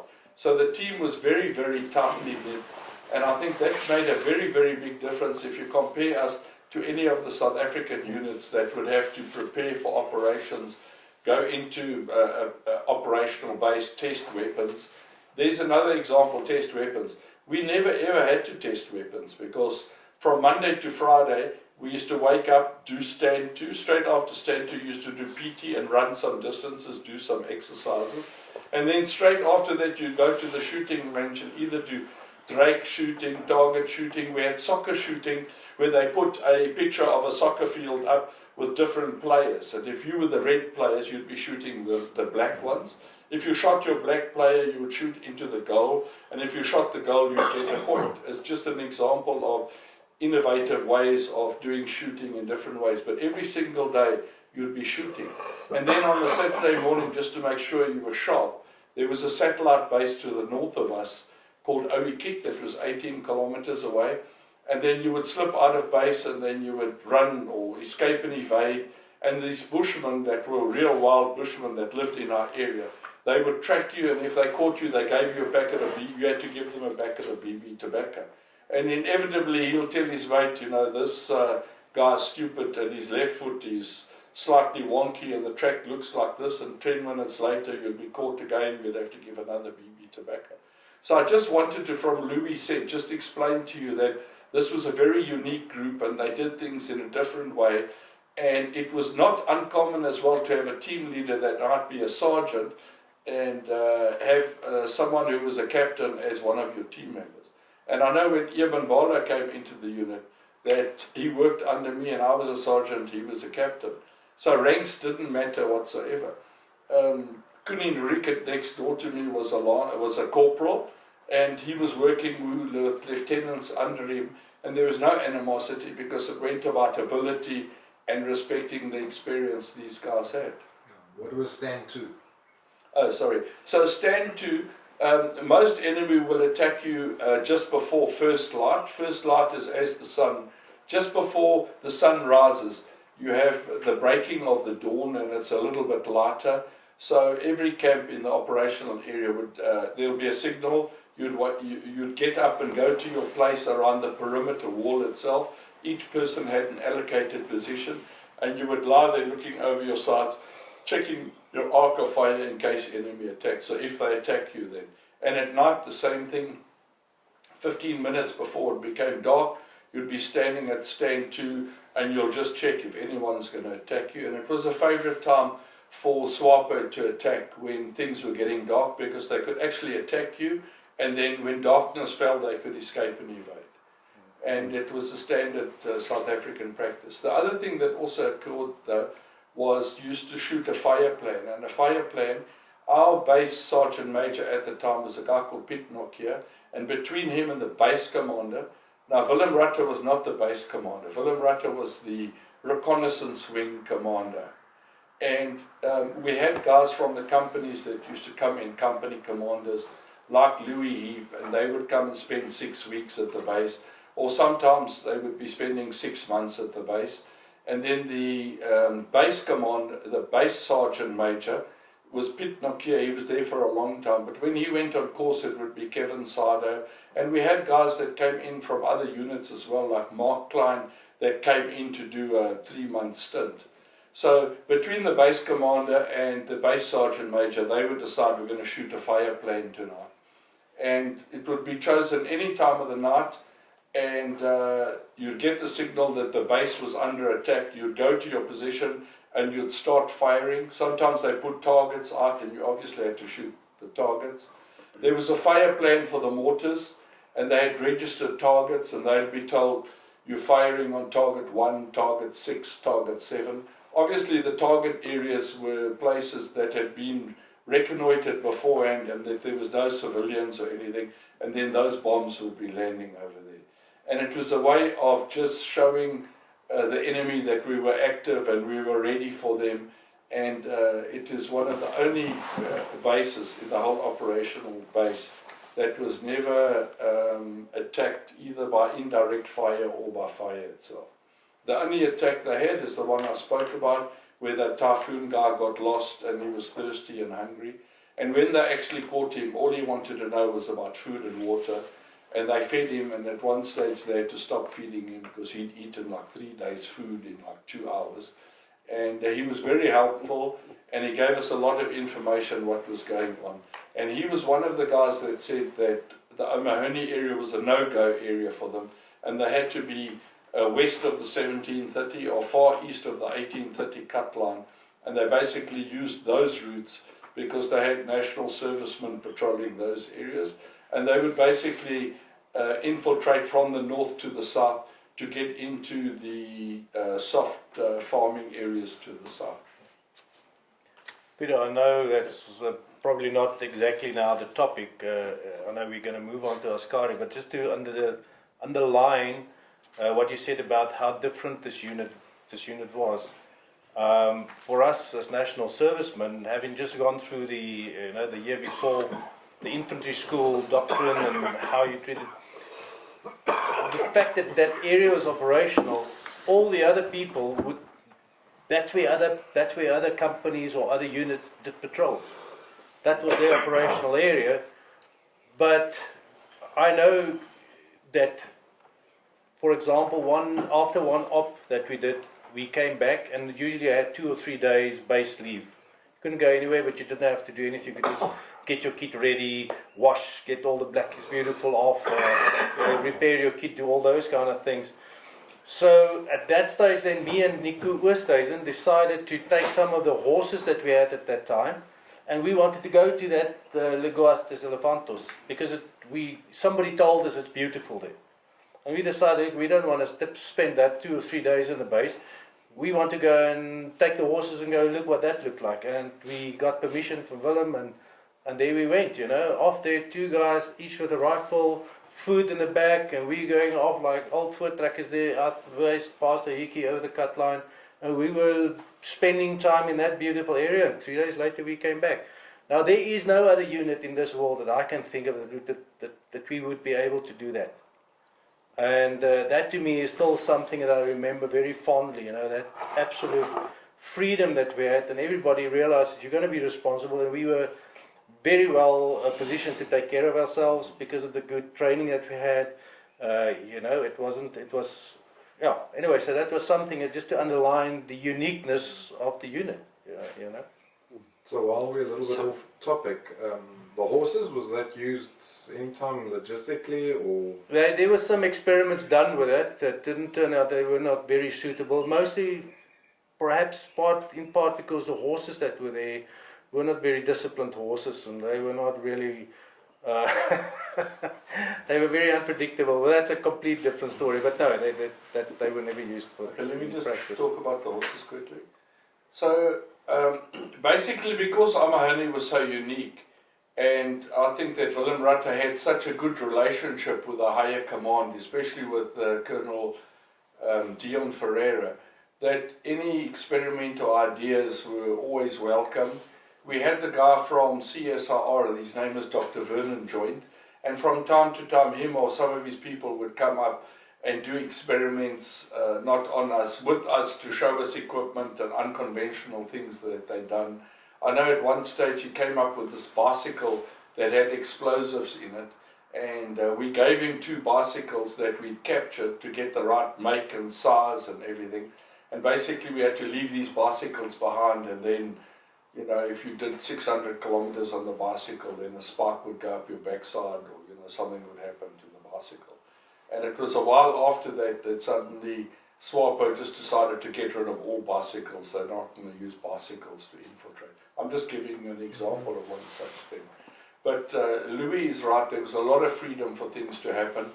And I actually think that Willem in that time had gone back to Zimbabwe, and he had married the love of his life, who was Zanzi, and that when she came to base, she lived on base, and she was a very ardent horsewoman, and she wanted a horse.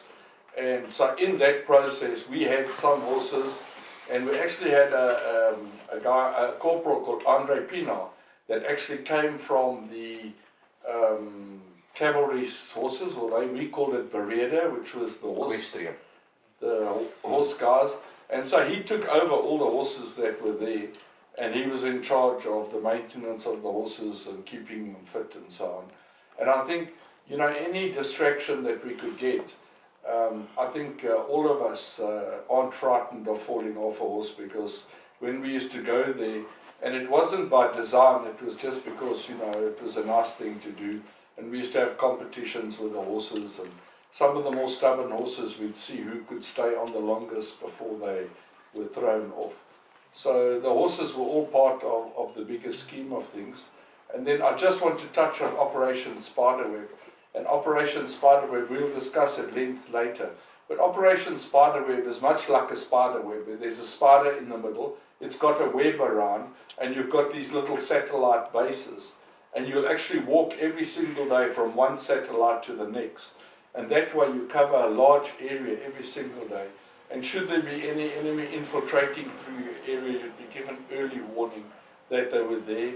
And then we had a reaction force, which was 2 buffels, and some of the base personnel, be it the chef or the signaller. And when the reaction force was called upon, they'd all get on the vehicles and go and follow the track or eliminate the threat that's happening. Okay, so we have now the National Servicemen, 7 of the 8 have departed, and they've gone back to Yaoundé, and obviously they were now rerouted back to Buffalo or Amahoni. They've cleared out, they've gone back to South Africa.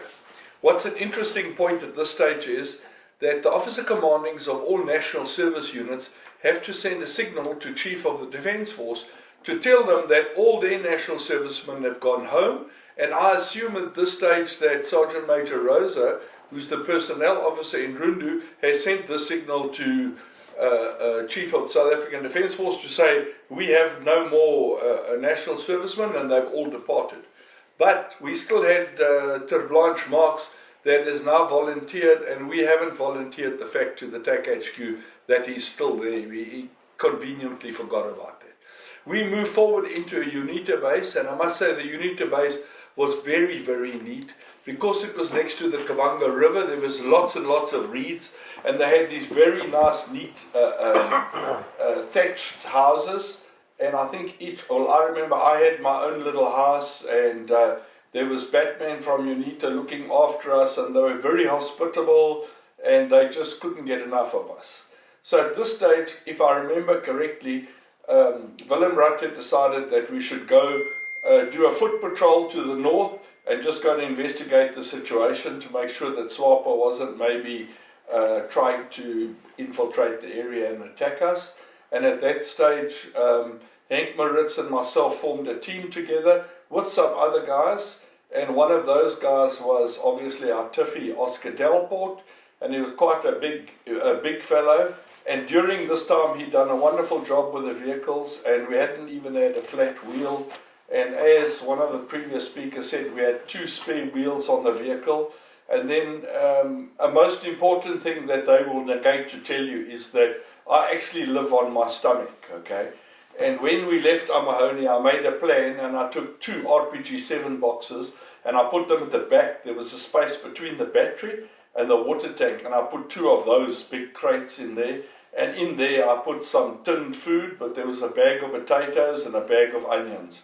So whenever we had an opportunity, we used to make some slap chips, and we used to entertain the guys with a little bit of food to boost the morale. I think at this stage we should just go back to Henk and let him just explain the morale after the 7 guys had left us. Yeah, I think, let's say now there was about 10, let's say we were about 18, now 7 have left, so there's about 11 of us left. But the thing is, the whole time, while we was busy with this ops, you can see there was a momentum building towards what's going to happen. It becomes more and more intense, the operation. And so it was quite demoralizing for a few guys that stay behind it. Suddenly your operational guys, as operators, suddenly 7 of them left. Going back to the States, and you are now facing with a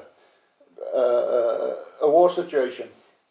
So Willem sent us north with Peter, and we had Dallas with us, and we want to mention Dallas in the sense Dallas was a big guy, and he was carrying an RPD, and he was really excited to join us. And and that was, I think, what was quite unique of our unit, is that Dallas just slipped in. There was no difference between him and any of the other operators on that patrol.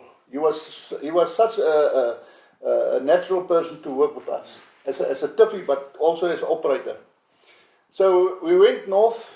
We crossed the river from the east to the south, to the west at night, and then we lay up the next morning on the western side of the river.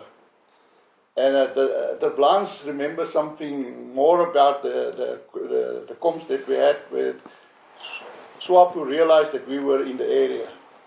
So we were there in the morning for a few hours, and then suddenly Peter said we must pack up. We go back. So now we have to cross the river again from the west to the east, and it is quite frightening crossing the rivers. So I was a little bit upset of all this river crossing. I was heartful. But okay, that was what happened. Can I just interrupt you? So why were you anxious? Were there crocodiles in the river, or was it you look swim? First of all, we are not good swimmers. Some guys coming out of the Kalahari was not always the best swimmers. But we had a technique to put all our kit in our bivvy, and we put our empty water bottles in, and then the thing float in front of us, and we float with the stream. And so it was not that difficult, but the fact that there was crocodiles make it more and more, to get your mind to that process, a crocodile can eat you. I think that was the most frightening of the story. And then it just had to cross back the next day. But that's what I want to say about Dallas. Dallas was really a very nice guy to work with. And I think that is the type of people that was in our unit, that it doesn't matter what task came up, we could do it. We could fit in easily.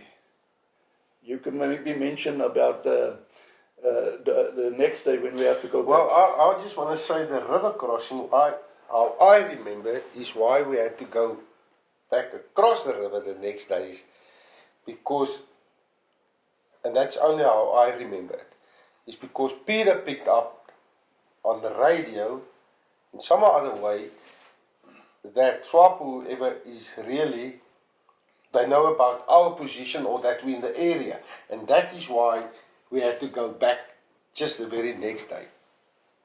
How deep and how wide was those rivers? That river was a big river. I would say about 100. Yeah, it's about 100 meters wide. Yeah.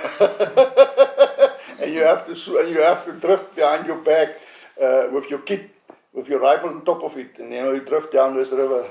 You don't know where the crocodile is. You start here, but you end there. So, but that is why I think why he was so upset, because he crossed the river, and then a day later we had to cross it again, and that was because what Peter picked up. And yeah. So I remember the river quite clearly. And after we'd crossed over the river, we were on the shallow side of the river, and it was still water. But the problem was when you got to the other side, there was a slight bend in the river. And when you got to that point, the eddies of the water would start pulling you and swirling you around, and you'd get that feeling of being a bit disorientated. And I think with the less competent swimmers, that part worried them a little bit. But fortunately, we made it over quite clearly. I just want to bring another point up that Henk has now spoken about. And although he said, Dallas was a tiffy means he's a mechanic. So he's actually working on a totally different corps to what we are. He wasn't a personnel officer, a finance officer, or he wasn't an infantryman. So he was totally a support guy. But in the South African Defence Force, unlike other defence forces, you have guys that are specialists in one particular thing. In America, you'd have guys that were just boat mechanics. Another guy would actually drive the boat. Another guy would service the boat. And so you'd have different components. In the South African Army, it's very much, you'll have a team of, say, 6 guys in the team, but there'll be 2 medics in the team, there'll be 2 signalers in the team, and anyone can do any particular job, and you're all fairly competent at it. Although, obviously, some important jobs, like the radioman, we obviously took the guy who was best at Morse to communicate with the radio. And if there was a medic, we'd obviously have the best guy carrying the medical kit. But if that guy was injured or hurt or had to leave, we would just replace him with the second best medic. So I think in the South African Army, especially in the reconnaissance wing, we were jacks of all trades, and anyone was able to do any particular job. And even Captain Willem Rutte, or he could have been Major Rutte at that stage, if one of the guys had fallen out, then he just fills the guy's post and then you carry on. So I think that made us unique. But straight after that, we obviously went back, exfiltrated back to the vehicles, and then the operation per se started. And we were going to travel first parallel north with the river, and then we were slowly going to turn west, and we were basically doing a big dogleg towards the right. And from that point, to the west. And at that point, we obviously were going to do a dispersal point, where we left the vehicles behind that would be in tactical sprung, a tactical stage behind us, and then we would go forward and infiltrate one of the bases, and from there basically we would have support of the three 2 battalion companies that would be airlifted by helicopter, and then we'd attack the base. So that was the phase that we were in at that stage. Yeah. Nog iets, hè? Yeah, the thing is, then we prepared now for what Peter said, where we are going to infiltrate and do a reconnaissance on SWAPO basis. And so we was now like, how many people we were? We were 10. 10. 10 that did the... Yeah, so to do, that's now a walk-in, a reconnaissance, a proper reconnaissance. And so we... Armed reconnaissance. Yeah, armed reconnaissance, yeah. Yeah, and so it now is what we are trained for. What we are going to do is to do a proper armed reconnaissance. And Peter was our stick leader. We had all the other guys there, and it was very competent guys. And Dave van der Merwe, and Daisy, and Koenie, and Mats, the volunteer. And we had the UNITA with us, and we had 4 RPD machine guns.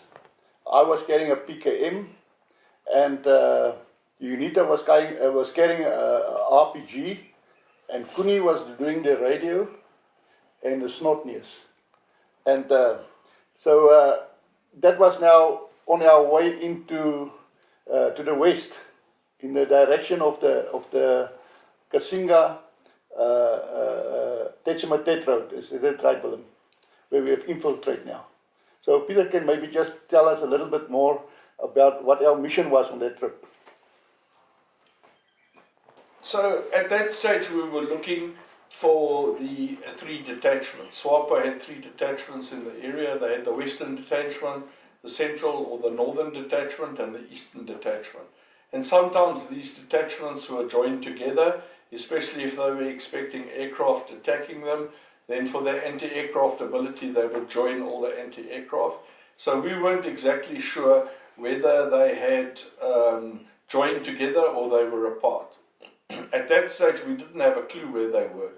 And from Johnny Skyhawk, we had gathered that there was a base on the northern part of the Bali River, which would have been east of Techimatet. And so we were going into that area, which was very much a traditional area for SWAPO, and we were going to go and try and find this particular base. At that stage, we were also informed by the Tactical HQ that there were three 2 battalion companies ready at the attack HQ at Yonde, and I think they had some parachute battalion companies there as well, so that we were basically cleared to go and do the reconnaissance. If we just look at the global area, so you have 3 SWAPO groups in the west, in the central area, and in the east. But they used to come down the road that goes from Kasinga to Techimatet to Mupa and Ivali, which is in the eastern sector of Angola. But since then, SWAPO had been trying to disassociate them a little bit from the FAPLA routes themselves. So they had 2 main routes that they used to come down. They wanted to infiltrate to Southwest Africa. They would use the river, west of that road I'm talking about, and that was the Mu River. So that was a traditional route. And then for heavier equipment and logistics, they used the Bali River. And the Bali River started up in the Kasinga area, and it flowed all the way down and came out nearly close to Yonde. So that was the area that we were interested at that stage. And so we prepared the team. We disembarked or disassembled ourselves from the Tactical HQ, and we left them behind. And then we started walking in on this dry river bed called the Bali. But as you go higher up, there would have been water holes. And so we did the going was very slow. We still had a lot of kit. We had lots of water with us, and we had lots of food, so we were just going very carefully. And we basically move only after darkness, and then we move up in the darkness, and sometimes we would move a bit faster when the moon was out, and we would stick to the bushy areas. So in this particular area, the perennial rivers flow from north to south, and you have what's called an Umaramba, which is a dry river bed, which is a slight depression with long grass, and you can see where the river is itself. And next to those you had small bushy areas of bushes. So we would stick fairly close to those bushes and then make our way up. Traditionally we would have, in this particular case we had 10 very well armed guys with lots of machine guns, and we'd just slowly be walking through the area, stopping often to listen, sometimes stopping to have a smoke break and just have a look at the area, and we also listened a lot to hear any sounds.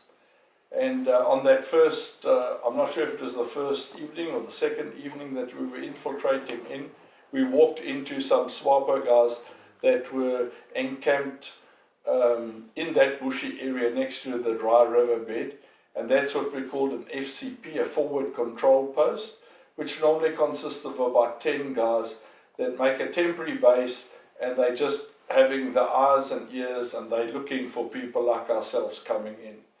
And they were fairly quiet, and we walked about 20 meters up to their position, and the bushes were short, half-meter high kind of bushes, and I think I was in the front at that stage, and I saw the enemy, and I gave the enemy sign, and everybody just went quietly down. And we stayed there for about an hour while the guys were just settling in to see what they were doing, and they were actually cooking food and getting ready for the evening. And so we just stayed there, and when they had finished eating and that they'd calmed down, we slowly went backwards, and then we retracted from there, and then we walked around.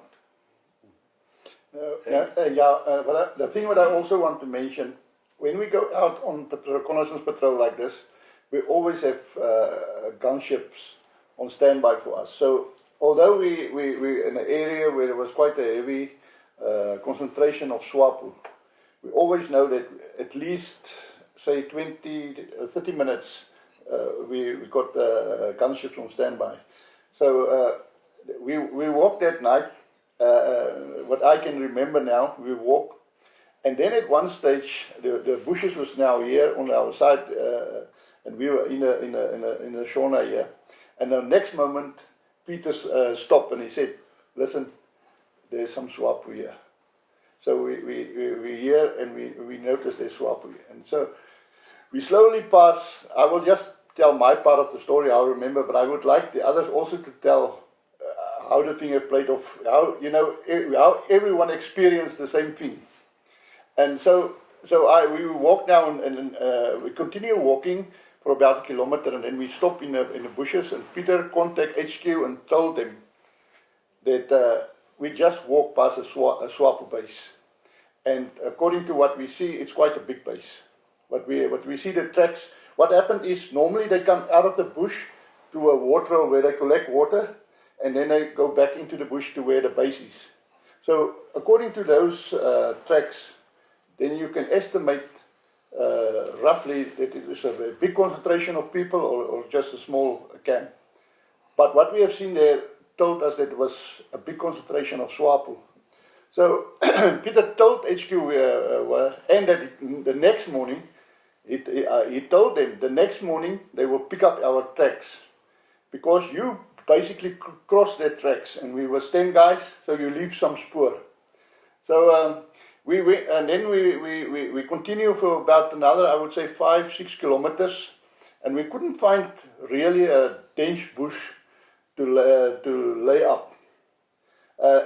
So there wasn't really also a chance to do a proper dog leg. So we went into the bush, we make a line in a direction of where we came in from, that's what I remember, and we form up a line. We lay up in a temporary base. And I think maybe Kuni and you guys must also maybe just tell what you guys have seen there, or experienced the same night up to that point. Yeah, I remember we had varkies out on the track and putting the claymores out. We also blew that later when the shooting started. Okay. And that's pretty much it, but we were expecting them to find us. It was a matter of time. We were waiting for them. It came a bit sooner than we thought, and very suddenly. But it wasn't a complete surprise, because we knew they were on to us. It was totally wet. I mean, the area had been raining constantly. So we were leaving tracks like 6 inches deep. So we couldn't anti-tracking was not an option, so they were going to find us, so we knew that. But we were sort of prepared at least when we did arrive. So, yeah. And you, Max, how... I recall it is, I can remember that Peter called up HQ or whatever, and that we picked up the base, that I can recall very well. And yeah, looking for dense bush, we couldn't find dense bush in a short distance. And then eventually we came actually upon this very dense bush, if I recall right. And yeah, from there on, we set up the Claymore mines, that I can recall definitely. And then, before we drew fire, I can actually remember that Farkie was the guy lying closest to the point of entry from where they would have come in. Yeah, he was out of the TV a bit. Yeah, he was actually on guard, I think. Yeah. So up to there, I can recall the same thing as what Henk says. Yeah, I just want to ask Willem. Willem, when Peter now contact HQ, and he explained to HQ, that we have just walked past the big SWAPO base, and the guys will pick up our tracks. Just for interesting, what was HQ thinking about the whole thing? Yeah, well, we weren't actually HQ, we were just our own little tactical HQ. The vehicles formed our, let's call it the reaction, our sort of mobile force. We were the mobile force for you guys. Yeah. Yeah, if all comes to the worst, we can rush forward to the vehicles and come and help. But the idea was, as soon as you pick up an enemy camp, the TAC HQ, the Battalion HQ, would then deploy the Pumas and the gunships and make it a big attack with everything that opens and closes. That was the idea, and that was what we were working on. Yeah. Okay. What happened then in reality on the ground was a totally different story. But until that changed, I was quite relaxed. We stood there and we watched, and we knew that you would survive the night. That was no problem. But early morning, the battalion attack force would go in, so everything would be hunky-dory. Yeah. Now this is where you are at this stage. You're now in your position and waiting for the battalion to come into attack, and then I think Peter's got to explain how that developed. Yeah, I just want to hear, Willem, I just want to ask, now we laying up there. Now, Farkies was on this side of me, and then Marx, and then Peter was at my back. He was now behind me, and him and Koenie. And Farkies have to go, it's now his time to go out to the forward post. Now this was by day now. Was this the next day? This is the next day after we picked up the lights. Yeah. And we become the lights. And after did you know at that stage that the battalion is not going to come? Okay, so when we picked up, we knew that the base was there. I just want to say there was a reconnaissance done into the base as well. Yeah. And that was Dave van der Merwe and Farkies Venter. They split on their own, they went into the base, they confirmed it was there, they confirmed there was anti-aircraft, and then they came back to us. But that was before we were close to where the tracks and everything were. From there, as Koenie said, we were walking and it had rained, so we couldn't leave. We were leaving tracks all over, and we struggled, as Ter Blanche said, to get a place because there was high canopy Mapani type trees, and the bottom was fairly open. And then we came to a bush of small Mapani sapling trees, very green, but it was very, very thick. And it wasn't big enough to actually do a dog leg around it, and we just went straight into it. And that was actually a tactical move as well, because if you're going to do a dog leg, and the enemy's on your dog leg, they're always looking to the left and right of the dog leg, expecting you to have done a dog leg. Yeah. And the guy that was in charge of this base was actually called Aquanemba Point, and it was actually the logistic rear base for the three detachments. So we were behind the detachments, and this was the bigger base. And I found out much later on that the guy in charge of that base was a guy called Bulanganga, so he was in charge of that base. And we knew that things would get hairy if we got involved at that level.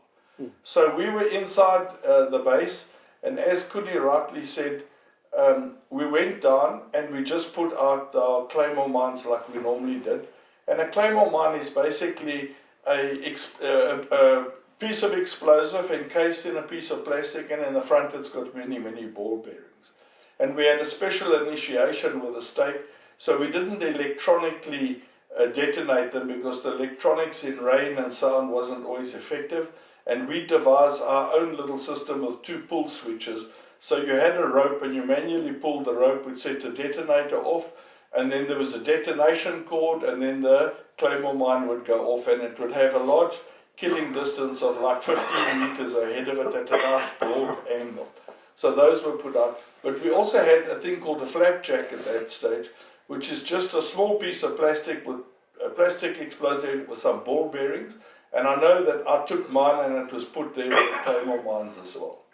And so we were expecting the enemy to come, and Farkis, it was his turn to go forward, and he must have been about 15 meters ahead of us, obviously quite close to the edge of the bush itself. And so Farkis Venter was actually the guy that had been saying all along during the beginning, the build up to Askari, that it's about time. He's been in the reconnaissance ring for so long, and although he'd been involved with skirmishes, he hadn't actually been in a big contact. And he was actually telling us he can't wait to get involved in his, the big blooded contact type thing. But Farkis, like all of us, had our weak moments, and I think that he realized that it was a very big moment and things were going to go wrong. So he made a few little tactical blunders.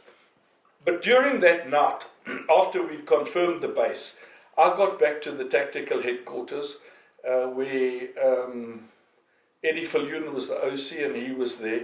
And at about 3:30 in the morning, when I eventually made contact with them, they told me that there was a slight issue with them bringing in all these forces to attack this base and basically try and eliminate the base. And that was, there was an attack against our forces at a place called Kayundu. And they had lost 2 vehicles and some people were killed, and it was a great dilemma for them because all the forces that were due to come to us were diverted to this place, and they said they won't come to us within 28 or 48 hours. So we were 2 days on our own, and there was nothing they could do for us at that stage. And that's when we realized that we were in trouble. We were too close to the base.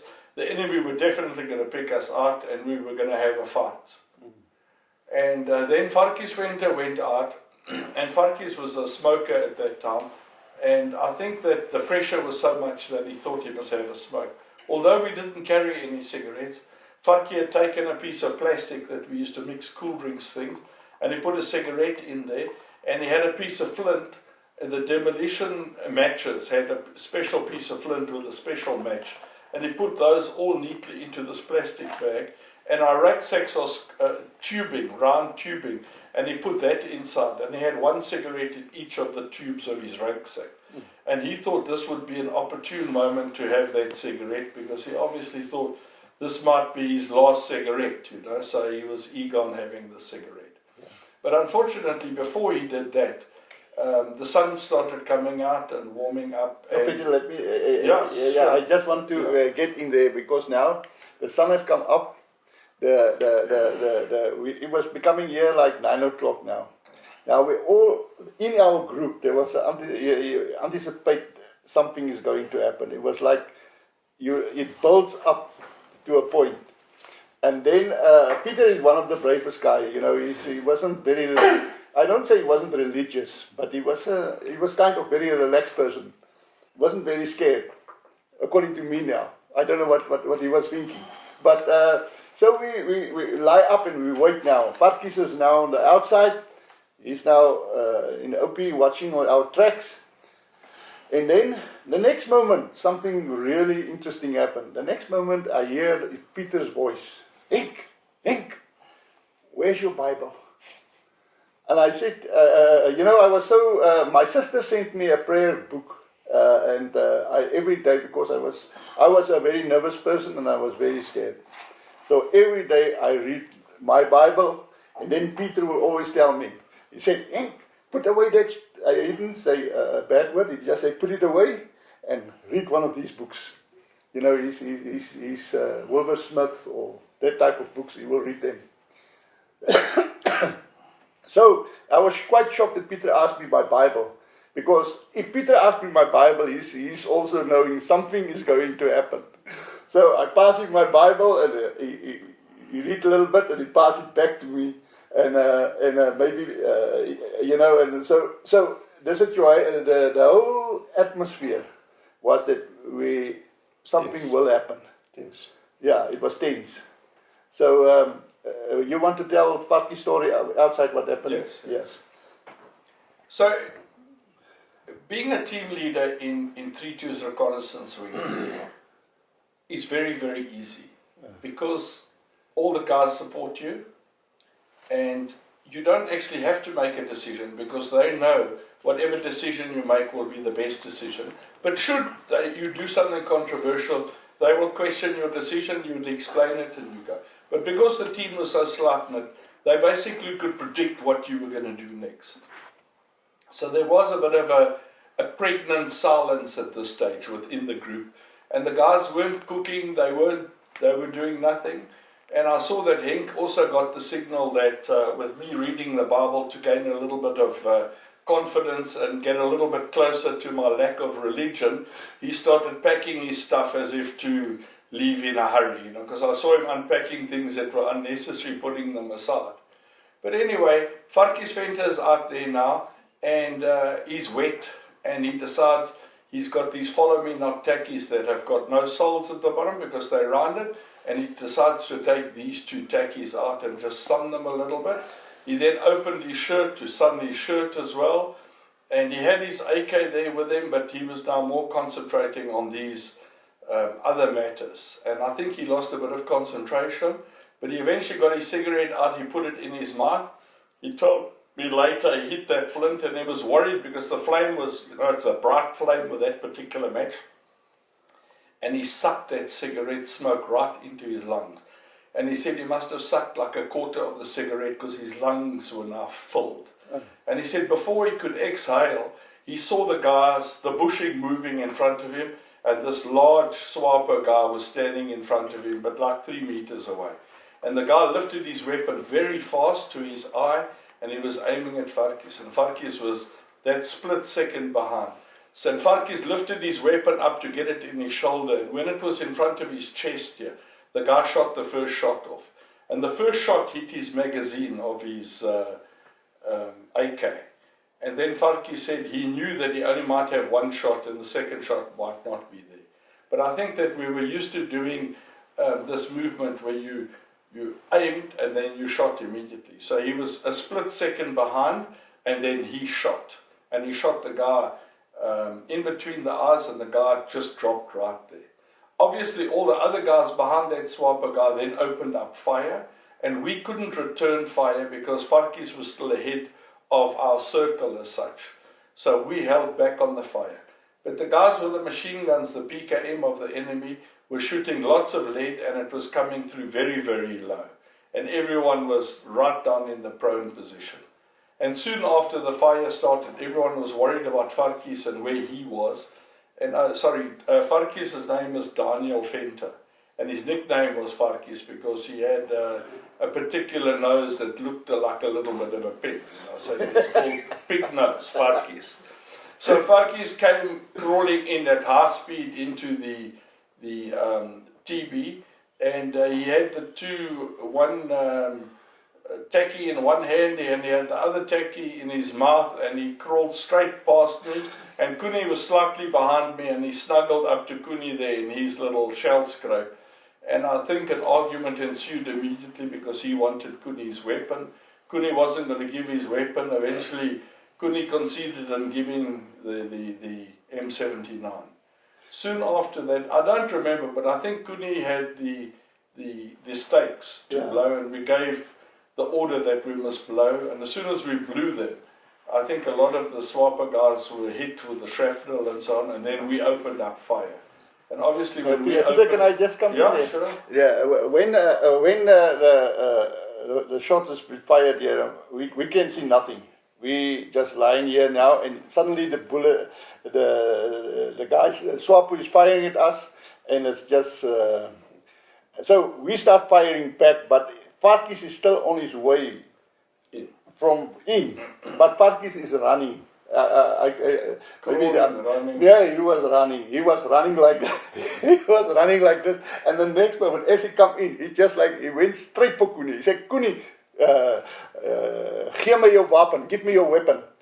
Gee my jou geweer, gee my jou geweer." Kuni said so, "Fuck you, waar is jou eie geweer?" But it's a one hell of a confusion because Farkis is outside, but in the meantime, these guys are shooting at us. So according to Farkis, there was only 3 of them, and Farkis shot the one. So the guy was not completely dead. He was still, while we was inside lying up there, he was still moaning, the guy outside. But so you have the guy moaning outside, and you have us now inside. And as Peter said, we fire, and we also fire the claymore mines. And with that, the other guys, 2 guys have run away. And so we all in this now, a dead quietness. Nobody knows what's happening outside except for the one guy that is now wounded outside and he's moaning. So maybe some other guy can just come in and just... Well, let's just ask Kuni what his experiences were, because he was in the heat of the battle now. Yeah, I just remember initially not firing because Farkis being, not exactly sure where he was, but lots of firing coming in. Bark and twigs and leaves flying around. And eventually Farkis did come back in like under 4 foot, I remember. The eyes like this, and he's asking for my rifle, and I told him, I'm not sharing my rifle, sorry, where's yours? What had happened, I think, the way I remember it is, the bullet had hit very close to where his weapon was. He got a bit of a sandblast, blood on his face. And it stopped his rifle, it wasn't working anymore. By the sand, or the magazine maybe, I can't recall that exactly, but his rifle wasn't, he said they shot his rifle out of his arm, out of his hands. But I remember it just stopped, it was probably sand in the cotton mechanism, I can't remember that exactly. We continued firing a bit and I pulled the claymores, I remember that, and then it sort of went quiet immediately. And that was pretty much it. We started packing up. We stayed for a while longer, we didn't leave immediately. I thought we'd stayed a bit too long after that. We wanted just to get out of there, but knowing the area was like open, everywhere was like open, wasn't a good move maybe. So we stayed quite a bit longer before we then legged it out again for knowing the guys will be back eventually. So that was my immediate... Mark, you will add something? Because what I remember, I just want to, we laying up quite a long time there. Because now Peter can come in here, he contact HQ and told them, listen, now we had this contact, we report the contact. Ammunition. Yeah, and ammunition. We haven't fired a lot because it wasn't a long contact, it was quite a short contact. But now we are compromised. And so the guys know we are there. We know there's a big base, and Peter contacted HQ and told them, listen, we are now compromised, what must we do? And Peter, maybe you can then explain what they told you, because now we're laying up, we're all tensed up, because the guys have picked us up, and we don't know how many of them are outside, and there was quite a bit of uncertainty what's going to happen. So when I made contact to say that there was a contact, we've been compromised, they made it quite clear to me that they don't have any assets, so they can't send us an Alouette, they can't send us a Puma, because they're otherwise engaged at Kayundu, and they wanted us to exfiltrate out to the west, to the main road that runs from Kuvulai to Techunatet. Yeah. And we didn't know if that was such a good idea, because we thought there was enemy along that road as well. And so it took us a while, or it took me a while to come to a decision what exactly we were going to do. And we didn't actually have many options, but one thing we knew for sure, that we were in the big shit, and that we'd have to stick together. And I told the guys as well, we just stick together now, no matter what happens. Yeah, now, and then Peter, we wait, I think till last night, I couldn't remember. Yeah, we walked at night. Yeah, the night, so we waited, but it was now a long time, we spent the whole day there, and we was, everything was tensed. We know there's a hell of a lot of SWAPO. So after last night, we left, and we continue with what the HQ have told us. We must go west, and but we told them we're compromised, and SWAPO know we're in the area, and we walk. I remember we walked right through the night, and early the next morning, I would say just about first light or just before first light, as I remember it, we crossed a road. I would say a single vehicle road, but quite wide, and there was just SWAPO tracks on that road. There was tracks everywhere. So we know there's a lot of presence of SWAPO in that area. So we cross that road, we walk for about, now it becomes first light. So we walk, I would say on the southern side of that road, we turned to the right and we went into some long grass, as I remember it, where Peter said we must lay it up, if I'm correct. So we went into that long grass. There was no proper cover. It was one tree where maybe we could have put up the radio, and further it was just long grass. So we went down in the direction of our tracks where we came in. So we faced in that direction. And I couldn't remember how long it wasn't very long. We just went down, and Daisy was on this side of me, as I remember, and Barry was on this side, and Dave and Marx and the UNITA guy was back there, and Kuni was busy putting up the radio. We were just busy putting up the radio. And so Barry was now crawling. We was lying with our machine guns lined up. So Barry now started crawling out to put up the claymores. And as Barry was about, I would say, about 5 or 6 meters in front of us, the next moment we hear the SWAPO, we hear them talk on our tracks. And as we now Barry also heard it. So Barry looked back at us, and I mean everybody is now nervous because we hear SWAPO talking there. As Barry crawling forward now, still forward, but he looks back at us and he smiles and he crawls and he went up and he put up the claymore quickly and he crawls back. And I think as he enters into the line, the next moment the firefight is starting. If I'm correct. That's right. No, Yeah. that's right. And as the firefight started, the radio was not up yet. Kuni, you can maybe come in there. No, it was up because we, if I remember correctly, we put up immediately when we decided Yeah. just to lie up and put the aerial up immediately to call for help because we knew the guys were going to Yeah. be arriving anytime soon. And what I do remember when the shooting started, what it was, I don't know, but the aerial was the first thing that was hit. RPG. Yeah. So the aerial was gone. We had no Yeah. So we had the bit of a shootout, and then we could fix the aerial. I mean, we cut off the little piece and we fixed it, and we managed comms after the scrap, but not before. Yeah. We couldn't talk to the guys before. The first thing that happened, the aerial was gone. Yeah. I don't know what, I can't remember, this is RPG-7 that shot it off, but it's, That's what I can I remember that was the aerial was gone, yeah. And Barry firing, RPG crawling forward and firing, and crawling back and firing, and crawling backwards and forwards beside me, I remember that. And I had fired the AK-47 first and then lobbed M79 grenades after them. The initial grenade went through it, but I lobbed M79 grenades after them. And they withdrew. I can't remember how many, there was more than a couple of guys. I mean, from the voices, it sounded like a fair group. I can't remember how many. I don't think we killed any. Didn't find any bodies afterwards. We took a bit of a walk out and didn't see any bodies. There was like bandages and stuff like that. So that was my recollection now. Yeah. But Can I just tell you about the aerial? So what happened is, as soon as we got in, Kuni had put the radio up and he showed me the thumbs up that we've now got the aerial up and we're able to talk to the HQ. And then when the volley of fighting started, it shot the aerial down. yeah. Okay. And then this UNITA guard of ours, what was the UNITA guard's name again? Ilyas. Yes. Ilyas, yes. And he was a thinnish, tallish guy, okay? And if you thought that we had no fear, he had no fear at all.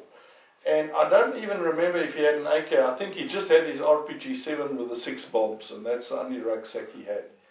And He casually got up next to a burnt out tree and he stood next to it and he loaded his RPG-7 bomb and he aimed it in the direction of the enemy and he let fly. And the second time the aerial went down was because of his backblast of the RPG-7. That shot that thing in the air. And I remember Kuni was the bliksem in with the guy and he had to crawl out there and put the aerial up again while the fire was going on. And then I think we got a message out and then I think the aerial went down again a third time. So it was like a comedy show with the aerial going down, people worried about the aerial because that's our lifeline to stay alive and so on. And I did get through to the headquarters and they just said there's nothing they can do for us. We're on our own and we must now escape and evade. And Now what happened there is now we draw fire. So everybody, all the machine guns, our machine guns, then we shoot, then they shoot, and then we shoot, and then Max was shot through his area, through his head, and Peter shouted at him and said, "Laat sak jou donder se kop."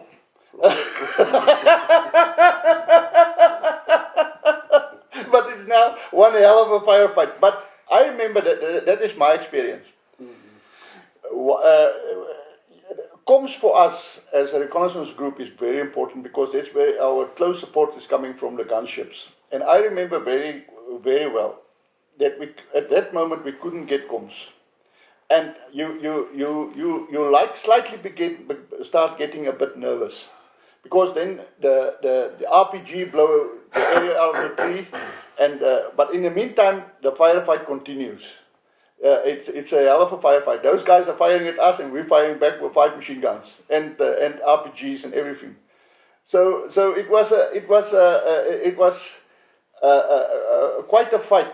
And then what happened then is we hear the guys shout "Advanza," but we can see him now. They can see the line coming out of the trees in front of us.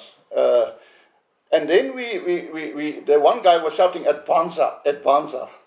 And then we open up with the machine guns again. And suddenly you just hear, "Fuck!" As you shot somebody in the stomach. And you hear that sound. I hear that noise. And when we hear it, the next moment, just after that, the next moment, the guys go, "Rekua, Rekua, Rekua." Yeah, pull back, pull back. You know, first he shouted "Advanza," but because now there was coming, there was now, I would say, if I just think about this, about 60 meters in front of us, but we can see them now. The line's coming out now, or maybe a slightly bit further.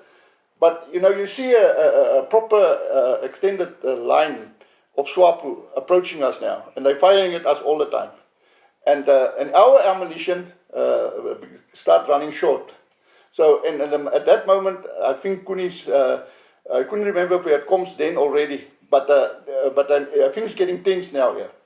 And so this guy is shouting "Advanza, Advanza," and we open up with everything. I remember for the first time I opened up with the PKM, and Barry, Daisy on this side, he was shooting his RPD, like the smoke coming out of him, and Barry on this side was firing. So everybody, you know, in that firefight, you only see the guys, you have them like here on your side, and what's happening in front of you. So that is now a proper firefight happening around us. And then after we shot that guy, we hear the thud. The next moment, "Rekua, Rekua." And from that moment, it went completely still, and they withdraw. And so everything becomes very quiet. And then suddenly, they drop a mortar bomb. I remember that very clearly. And now you're laying down there, not knowing where that mortar bomb is going to fall, is going to explode. And the next moment, I think it exploded in front of us. in front. Yeah. After that, it's completely quiet now. And I remember Peter told me then, I must get up. I must walk with my PKM to the back and cover the back. But you know, I remember my own emotions now. You guys can tell what you guys feel, but you feel quite invincible. You feel quite. You have won the firefight. You have won the firefight here. You know, and so I'm quite up. Walk. Instead of crawling, Peter say, "Hey." I couldn't. Afrikaanse word as. I couldn't remember the words properly, but he was saying like suck. You can't walk like that, you know. But he used a few extra kom bietjie op weet jy, fok het nie op. But you know, I remember that very well. After the guys withdraw, after they pulled back, you have that suddenly there was like a, you know, it's not invincible, but you feel we have a kind of win this firefight. And you feel a little bit, but I think that's where experience coming in. You know, I would say we're not always in that big kind of firefight. So and then, you know, when Peter said, he knows you must get down. You can't stand up like that. They will shoot you, you know, or they will know where we are, or they will put more fire on us and stuff like that. But I mean, that's how I experience it. And then we have to wait there. And I remember he called in. He called HQ, and we were supposed to send us gunships. And when the I think it was the gunships, was flying in to support us. They flew over the base, with the one that we have reported, and they start drawing fire. And then the hell of a firefight broke up in that area. So they couldn't send the Pumas to come and pick us up immediately, because now the whole thing have shifted from us to where the base is and where the firefight is. And maybe somebody else was coming, and maybe Peter, you or somebody else, just explain what's now the sequences that happen, because we was picked up late at afternoon with the Pumas, but first there was a huge firefight happening now, base in the base area. Yeah, I don't recall that exactly. I just remember being lifted out. I can't remember how long we stayed in the after the scrap, but I remember we were picked up pretty much right there, just like an open area behind us, like a bit of a shona. Yeah. We were picked up from there and taken to the Hague. I can't remember how long we were in there before the choppers arrived. I don't recall that exactly. Yeah, it was quite a long time. Couple hours, yeah. Yeah, there were gunships coming in, but we were not picked up immediately. It was a while before the mark came in. Okay, so from my recollection is, we just speak about the emotional side first. We were on an extreme high the night before. We'd eventually picked up the enemy base. We knew exactly where it was. It was a big letdown when they didn't come in, and we were in our first lying up position. When we had that first contact, I think it was a shock to the system, because there was a lot of incoming fire. I think the guys felt a bit dejected because we didn't do much firing on that first contact. We were receiving a lot of incoming fire.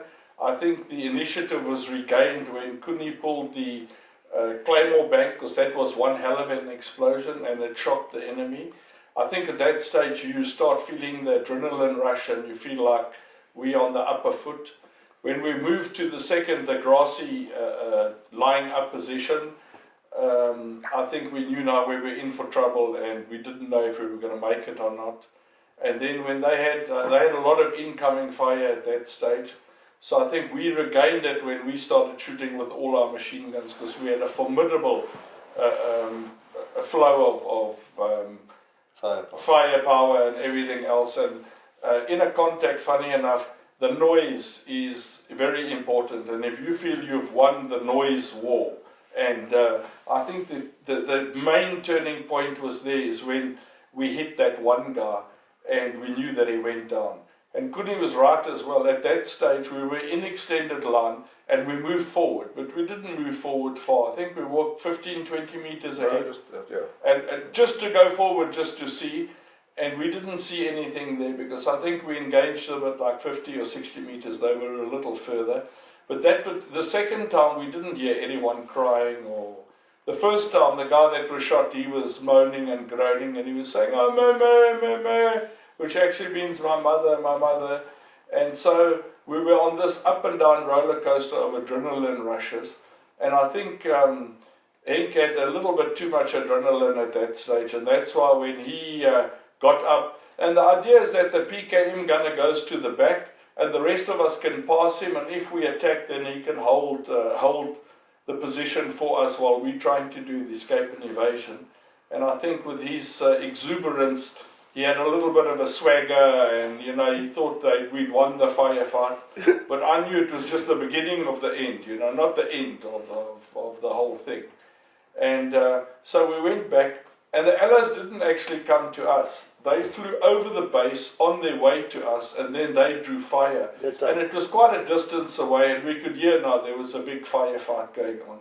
And that made us a bit more confident. And Kuni was right about the mortar that came in, but after that there was a couple of other mortars also thrown in our general direction.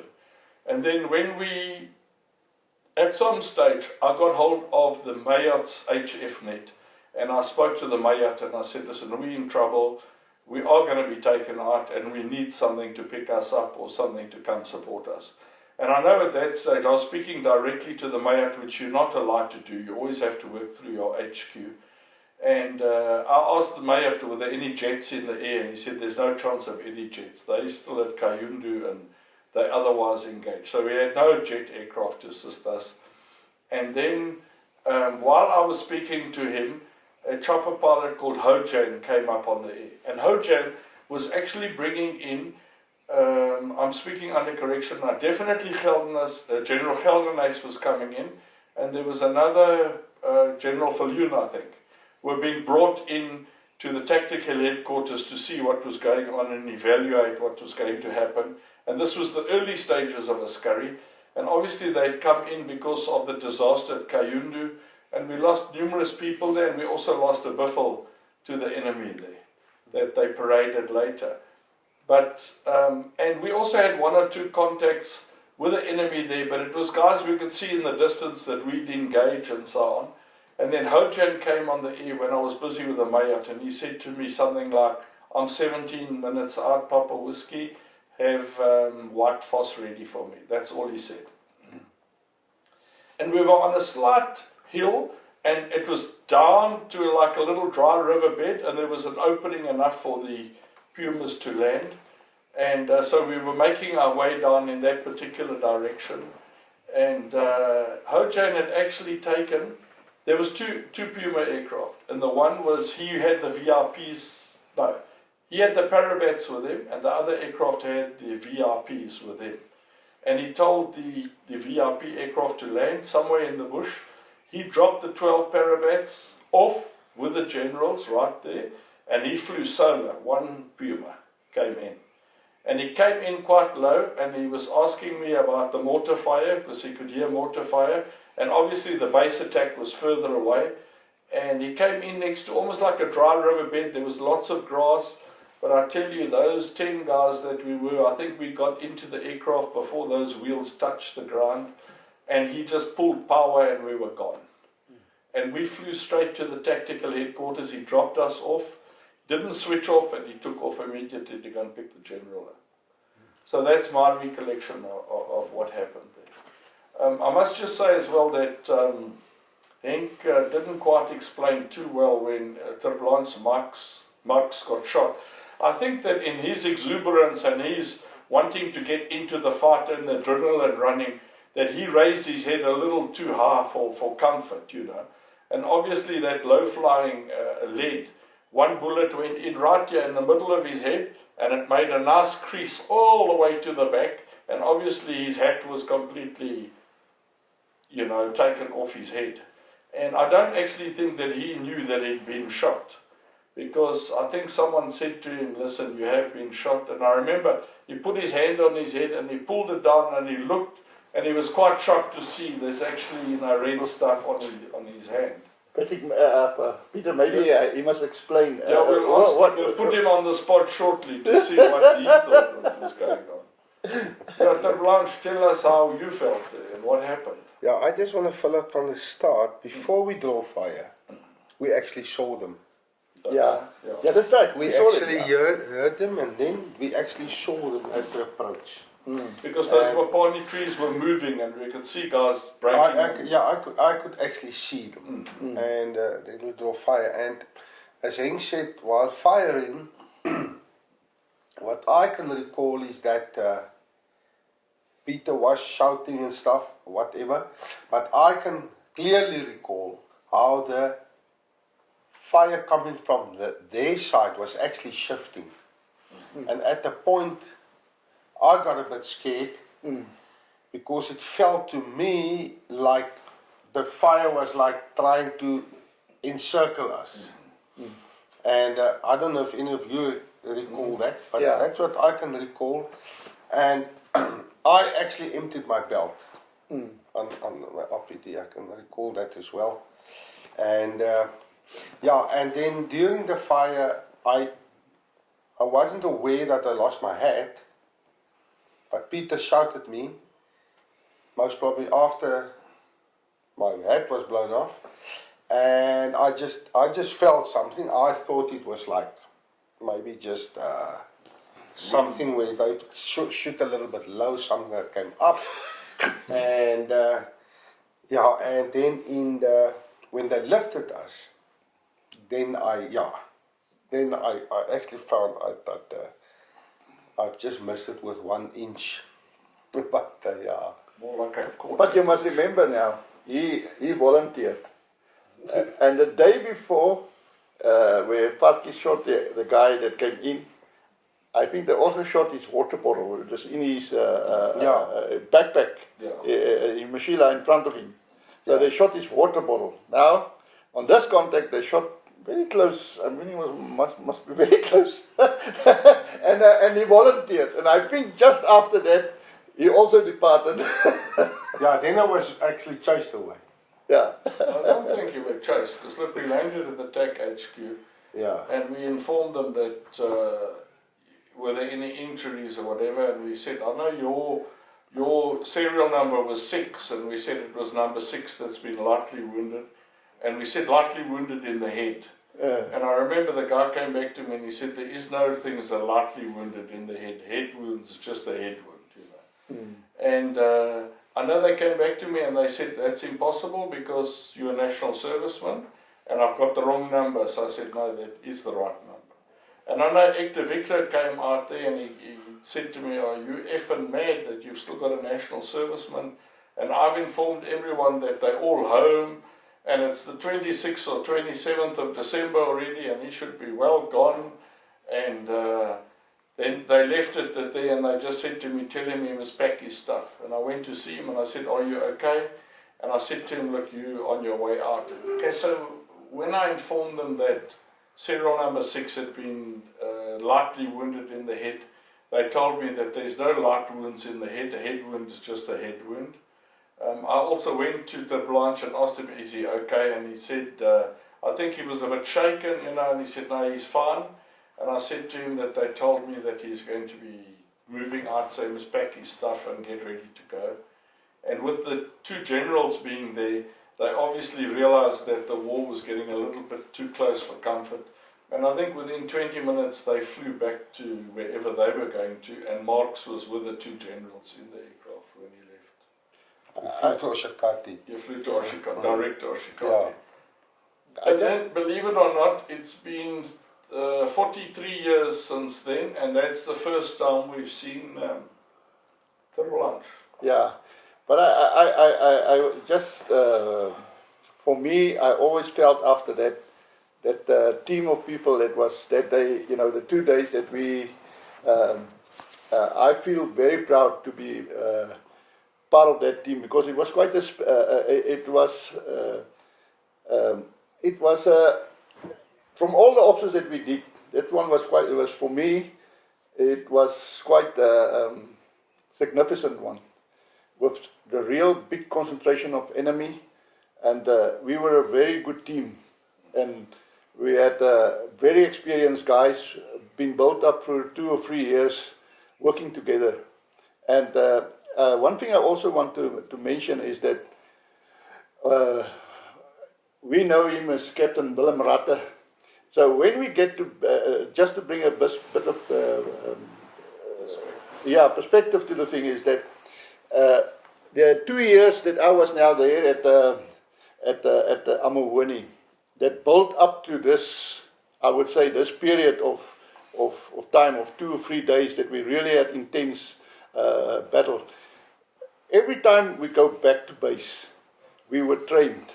Every time we rehearsals, we do training, we anti-tracking, discipline in the bush. So it was, for us as a reconnaissance group, I think we were very well trained people, very competent, with very experienced leadership, and also when we go out in operations, it was also well planned.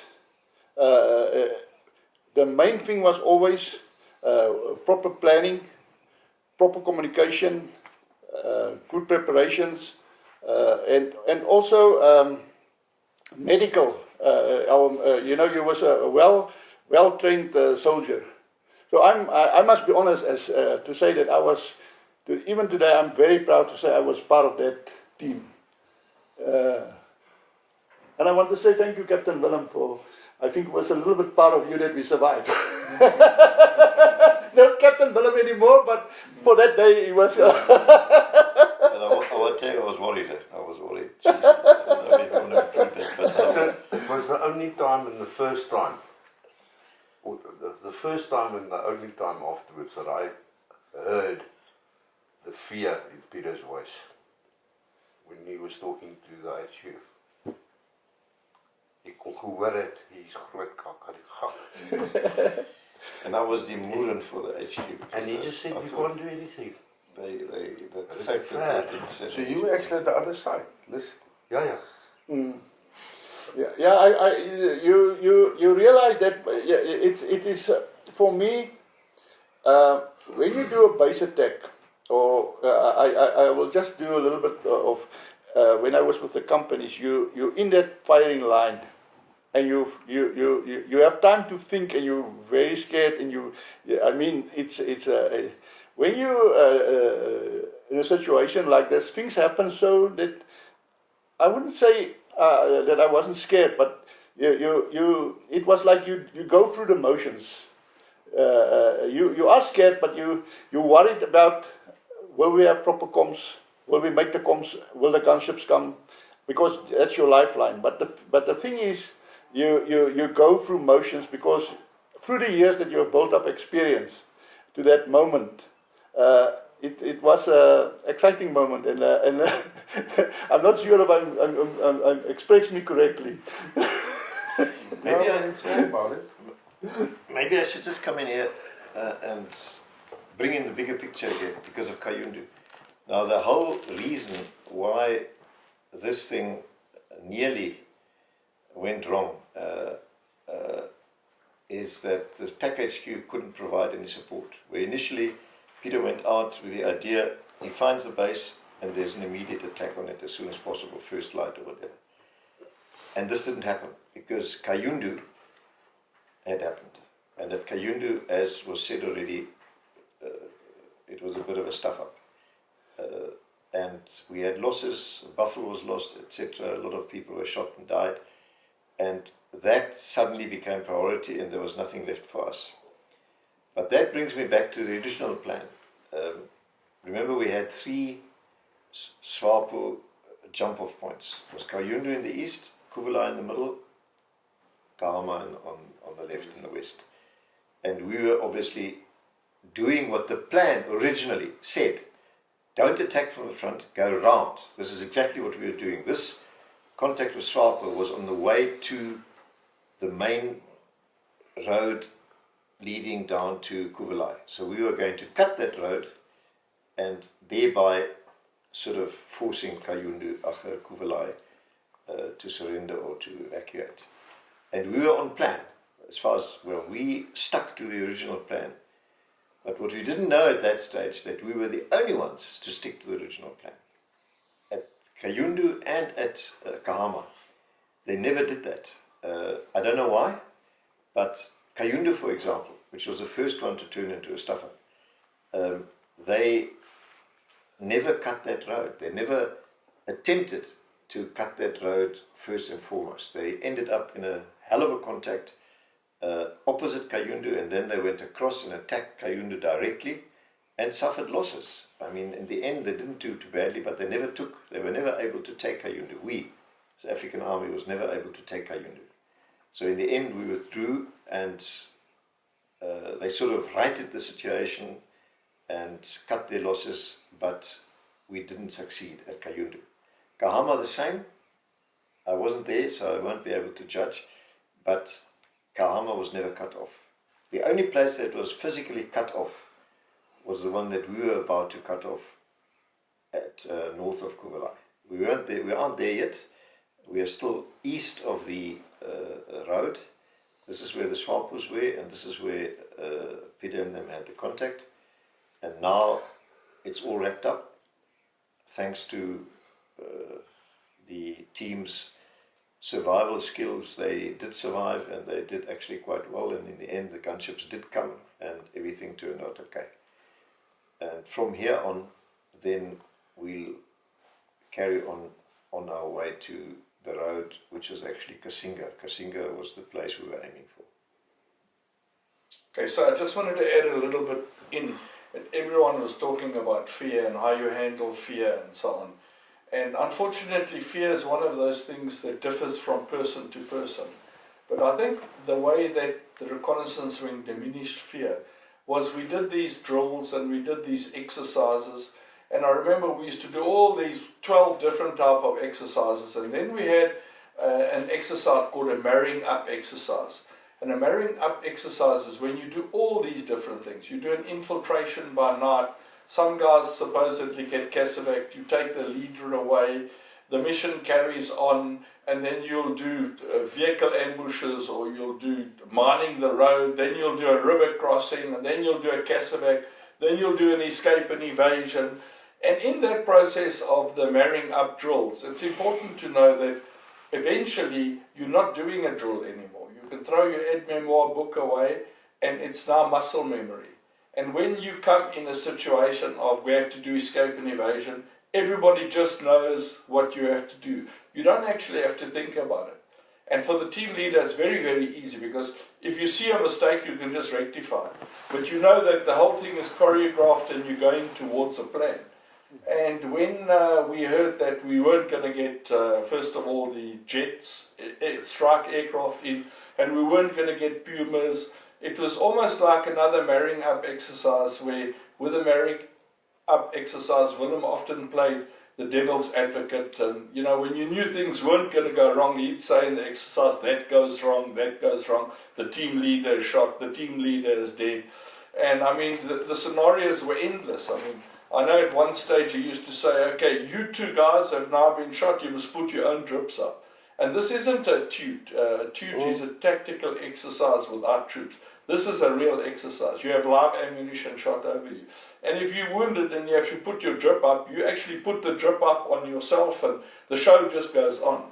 So I think that diminishes, it doesn't diminish the fear, but it negates the fear, because you're so busy sticking to the program and doing what you have to do, and just the show must go on. And I will say I was fearful at this stage, and my biggest fear was, it's quite simple. It was losing one of our guys, because I knew if you can't escape, especially, well, at that stage I was mean, lean, and I weighed 60 kilograms. Henk was a lot thinner as well, but he weighed 80, and I couldn't imagine myself carrying Henk for like a kilometer or one of those kind of things. And remember, if one guy falls in the team, the whole team is weaker. It gives the enemy the advantage, and then it's easy to obliterate your team. I must say one thing though, is that we might have been fearful to a degree, but the UNITA guard, he showed no fear at all. He was just using the RPG-7 when he felt it was necessary. He stood up in the middle of the contact. He helped Kuni put up the aerial, so he was... And to him it was almost just like another day at the office. He was very casual about it. I'm glad you mentioned UNITA. Sorry to interrupt, Yes. Peter, but I think it needs to be said. A lot of people have lots of opinions about UNITA, but my experience was, and I think we'll probably all agree on that, that the UNITAs we met, the UNITAs we worked with, I admire them, because they didn't have the support we had, they didn't have the training we had, they didn't have the weapons in a lot of cases that we had. A lot of them were far younger than we were, but they had guts. They did have guts, and And yeah, I still think that UNITA was a formidable force that could have gone much further than they actually did, but for the lack of better support from our side. That's all I wanted to say. And then I just want to tell you a little story about how I joined the reconnaissance wing, and I'll tell you why now this story needs to come in at this point. So at one stage, through a whole lot of other things that happened in Ob Skeptic in 1980 already, I realized that I always thought if you were a platoon, you were strong in the companies. If you were a company, you could take on anything. And if you were 3 companies, I felt they told us to take all the way up to Cairo, we could do it. And in Skeptic, we were just taught otherwise, that the bigger you are, you're a bigger force, and a smaller force can attack you. So at that stage, I made the decision. I was permanent force, and I thought, I'm not going to see my life out doing this kind of thing. And then I thought I must go for the reconnaissance wing because they're a smaller team, they look more professional. And I went to the TAC HQ at Ops Carnation. And there was this guy there, I hadn't met him before, and his name was Willem Rutter. He was a tall guy, and he had these black 3-2 boots on. They had black with green inside. And he was lying close to the TAC HQ tent, and he was fast asleep. His mouth was open, he had his spectacles on, and he was having a good snooze. So I ventured and I woke him up, and I said, you know, I'm Papa Whiskey, and I want to join the reconnaissance wing. And he looked at me and he said to me that these company guys are not the guys he wants because they're into glamour and medals, and he wants quiet guys, and you know, you must go the extra mile, and he doesn't think it's a good idea for me to come. And I was a bit dejected and I was walking away, and he said, but listen, if you really want to come, you just have to go to the parachute course. So I said, what parachute course? You know, I didn't even know. He said, no, Bloemfontein, you're going to do the parachute course. So Noel was one of those guys that went to do the parachute course with me, and we were actually 32 guys that applied to do the parachute course. And in those days we had a 2-week PT course, which was quite rough. But from that day I started doing press-ups in the bush and sit-ups and everything. And we had a lot of guys in Delta that went. I know Rapes Rabi went, Donnie Frey went, there was a whole lot of us. And when we got there, Donnie Frey was a little bit obnoxious, and you know, he was like full of himself. And he actually told the instructors there they must stop necking us around and chasing us around. They just came there with his camo beret to get his wings, and they must just issue his wings and then he'll go. And they didn't like that idea, so they stuffed us up. And one of my good mates, Gary Nettle, was there as well, and he was super fit. And I think on the Friday, Gary Nettle was, he ran himself into a coma, and he was in hospital for a couple of days. And the only reason I made it is because I had a motorbike in Buffalo, and I drove my motorbike back after a couple of drinks too many on the Tuesday night. We were going on course on the Wednesday, and my nail was taken off completely. And the doctor said I couldn't go on parachute course, but he bound it up and I went. And there was 2 instructors, it was Corporal Bolton and Sergeant Palmer. And they took a liking to me because I was bleeding during the course. So they would put me up next to a wall with my hands on the ground, my feet in the air. I had to do like one of those press-ups every 5 minutes or so. And when the other guys were moaning and so on, he would say to them, listen, this Engelman is bleeding for his wings and you guys are just sweating, you know? So stop moaning. And I nearly didn't make it because of the wall, but I made it, and I was the only guy to make the course, on that particular course with all these 3 guys. And I went back to Sergeant Major Rosa and I said, you must now give me the papers, I'm moving from Buffalo to O'Mahony. And to my shock, there's Gary Nettle in the vehicle with me, also transferred. Noel Viljoen, who didn't make the course, also transferred. So I let it rest, but after 3-4 days I went to Willem and I said, listen, what's the story? Because you told me we must go to parachute course and then we can join. And these 2 other guys, you know, they left early, took some leave and had a jolly good time. And he said to me, I never said you had to make the course. I said, you just had to volunteer to do the course. And then after that, we often heard about this story, and this is an important story for me, is that we're not there for the medals. And during the earlier days, we had one of our guys, Piet van Eden, that was involved with Willem in a big attack and so on. And Willem was shot badly in the arm. And they had some SP members with him. And I'm not sure who told the SPs they can go, because I think Willem and Pieter almost given up. And those two SPs ran all the way to the cut line, and the one actually went to the TAC HQ in Inana and reported. And they couldn't believe that he was there, because they said, listen, this attack only happened 4 hours ago. They said, but we were told we could leave. And I just feel that Piet actually deserved a medal there, and he didn't get a medal. Yeah. And, just hold on a second. So after this, Eddie Viljoen, I think, called me into the HQ, and he said that Arsal Ratta will not set you up for a medal because he doesn't believe in medals. And so he wrote my citation for this operation where we lost, and they actually gave me an MMM, which is a military medal. Military what? Meritorious medal. Meritorious medal. And when I was told I was going to go to Rundu and get the medal on a parade, and I refused to go. And Eka Victor pulled me aside and he said, listen, you deserve this medal, we're giving you the medal. And then Sergeant Major Rosa said to me, listen, you don't want the medal, but you come into my office, I'm giving you the medal. So I actually received my medal. And I gave it back to Rosa, okay, because I didn't want to be marked as the only guy getting a medal. So it stayed on my file, the medal. I never actually wore it or got it or whatever.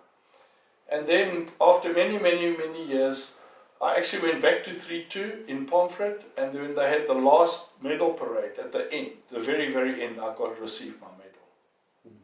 Well done, Peter. Yeah. And that medal's not mine, it's yours.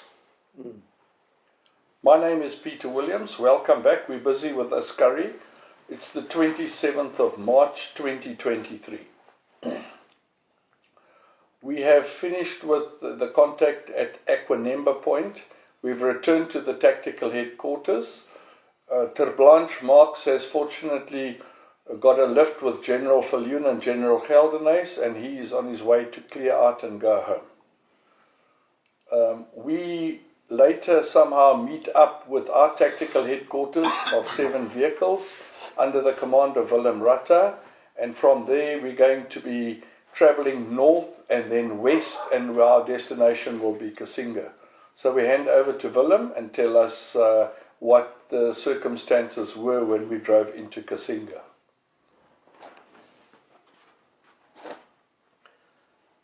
After the contact that Peter described, we joined up somehow, all of us together. We were actually 6 vehicles, and we then moved into Kasinga, which was our original target anyway. Because Kasinga was on this main supply route down to Kuvelai, and the whole idea of the operation was to cut Kuvelai off and to thereby getting them to either surrender or enable us to take the place. At Kasinga, that same Kasinga where there was an operation, I think in the late 70s, onto that SWAPO camp at Kasinga, which was then a huge base. There was nothing. It was just a few ruined old Portuguese buildings, and there was no life at all. So we moved around, there was nothing. And then we sort of started moving south. We didn't want to move on the road for obvious reasons, because we're now at the back of the enemy and on his main supply route. So we followed the power line. There was a power line running parallel with the road going down to Tetchematet. Tetchematet is a mining town. I think it was developed by a German firm, and they mined iron ore, as far as I remember. And it had been deserted when the troubles in Angola broke out. So it had basically been deserted for about 10 years. I think we saw it from somewhere along the line driving down south from the power lines. But our problem was that intercept our guys who listened into enemy radio broadcasts told us that there was a FAPLA company established at Tetshmatet. So there was an enemy presence which we didn't know where it was. It could have been in town, it could have been somewhere close. So we couldn't just drive into Tetshmatet.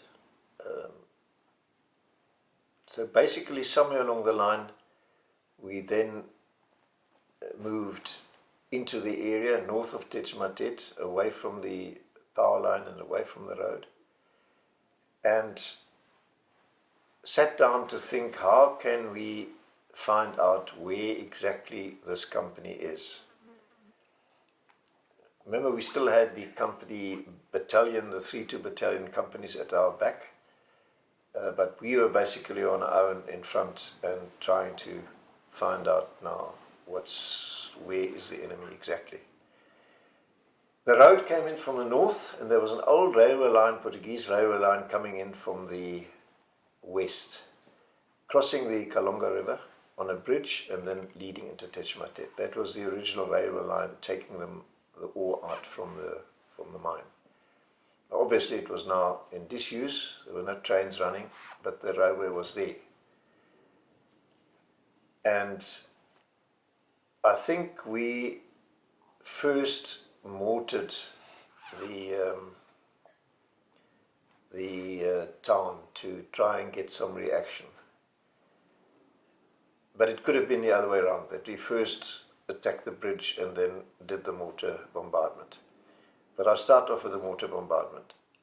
We put in our plan, it was approved, and they flew in 81mm mortars and a lot of ammo, which we then received and packed up and moved into a firing position from where we could reach Tetshmatet and bombard it at night.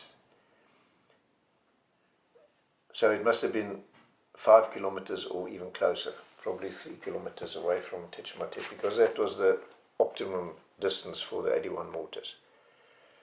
So basically we moved in, set our mortars up at night and stomped the place until we'd spent out all our mortar ammo, hoping that by this mortar bombardment the enemy would respond and thereby give his position away.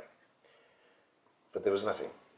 We did this bombardment and there was no reaction at all from anywhere.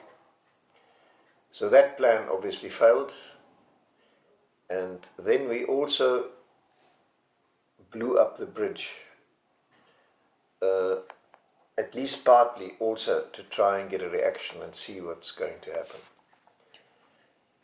There were 2 pillars. The bridge was on pillars, I don't know how many pillars in total, but we tried to blow 2 pillars that supported this bridge. Leon Meiberg was in charge of the one team because he actually came from the sappers. He was a sapper, and I had the other team, and we prepared the charges. We didn't have any of the sophisticated support that the reconnaissance commandos had, so we just improvised. We got PE4, boxes of PE4, which came in bigger boxes and smaller boxes, and we had rope, ordered rope and detonating cord and everything else that we needed. And basically we prepared to put on charges onto these pillars and try and blow them. Leon attacked the one pillar and my team went and attacked the other one. I think it was one ring main, set off both of these charges at the same time. We attached the charges by rope. We put it against the pillar and tied rope around it to make sure it didn't fall off. And and then the detonating cord to link everything together, and one initiation point, which we could use to set everything up at a safe distance. obviously we did the whole thing at night. There were guards on the bridge. They didn't notice us. They kept walking up and down the bridge, and we could hear them sometimes. And down below we were busy putting the charges on, and finished and withdrew and then blew it. Leon Myburgh's pillar went. It brought the bridge to collapse there by his pillar. My charges didn't blow. Something went wrong. The pillar just didn't break. But Leon's was enough to do the job, and and that was the bridge out of action. Still, no reaction at all. Now that kept us busy for quite a few days, the mortar bombardment and the blowing of the bridge, having to order and receive the supplies necessary, etc., etc. And then, at some stage, we decided to go round because we didn't have any joy and we didn't want to openly go into Tetch and run into an ambush. So we decided to go round on the left-hand side, in other words, go round Tetch-Matet on the eastern side, all the way around, and then hit the road to the south of Tetch-Matet, in other words, between Tetch-Matet and Kuvelai. And there put up an ambush and see if we can catch somebody and find out where the hell is this company. That was the plan. And we actually succeeded in going around. At one stage there was a bridge that was so rickety I never thought the buffaloes would be able to cross, but we did, crossed it, and eventually ended up in the area south of Tetch-Matet on that road. For that we had a platoon under the command of Gert Kruger, I think. He had a platoon, a normal company platoon. They went with us to help carry ammo and all the rest of it for the ambush that we were going to set up on the road. Willem, can I just interrupt a second? So you've blown this bridge. Can you just explain to us what the bridge looked like? Was it a steel girder bridge with tar road on top, or just so we get an idea for as far as I remember, it was a concrete pillar, concrete pillars. I don't know how many there were in total, but we attacked two of them. Okay. It was 4 pillars. Okay. You One blowed of them, the middle 2. yeah. You and Leon blowed the middle 2. And it was not just a bridge, it was a train bridge and a road bridge. I see. Okay. So we never actually had a look on the top. We just looked at it from the bottom. But it was definitely concrete pillars. And quite a well-built bridge, I must say. The Portuguese engineering was generally in Angola. The roads they built and the trains they built were well built. But as I said, only one pillar collapsed, and that was the bridge gone. And as I said, then we went round, our little group of 6 buffles and the platoon. I think the platoon must have climbed onto our vehicles. They didn't have their own vehicles. And eventually reached, all at night, we got to the road, and next to the road there were trenches. Now Angola, this part of Angola is full of old trenches. Wherever we went, we always at some stage saw old trenches. And that was no big deal. I mean, trenches, so what, so it must have been some old camp or something. But they were so conveniently close to the road, so we decided, well, we'll use this old trench and set up ourselves in this trench, and from there do the ambush. We laid out our mine bank, which was basically 3 mines across the road in such a way that if a vehicle came down, wherever it went, it would be over one of those mines. And the mines were linked with Cortex. And then the Cortex was brought out to us. We were about, 100 meters or so from the road in that trench. And we had the initiation point in front of us, as Peter explained earlier on. We didn't use electrical detonation, but a pull switch on a stake, so we could pull the pull switch and that set off the detonating cord, and then nothing could stop it. Nothing could go wrong like with an electrical circuit. It just had to go. Now that was already waiting for the first vehicle to come down, because we thought, well, north of Techimatet there was no movement, but between Techimatet and Kuvalai, the main base, there must be traffic. I mean, the company at Techimatet must have comms and links with Kuvalai. So on this road between Tech and Kuvalai, we are sure to get some movement and get something. So we waited. Now this is in the middle of the night, and we are lying there, and the vehicles we kept back. The vehicles were some way back, obviously, so they can't be seen and heard. But we are on foot, and we are lying in this trench and waiting for something to come down the road. Then, instead of a vehicle, suddenly there was a foot patrol moving down the road. Now everything's quiet, it's dark, and you hear this foot patrol coming down the road, or you hear them talking.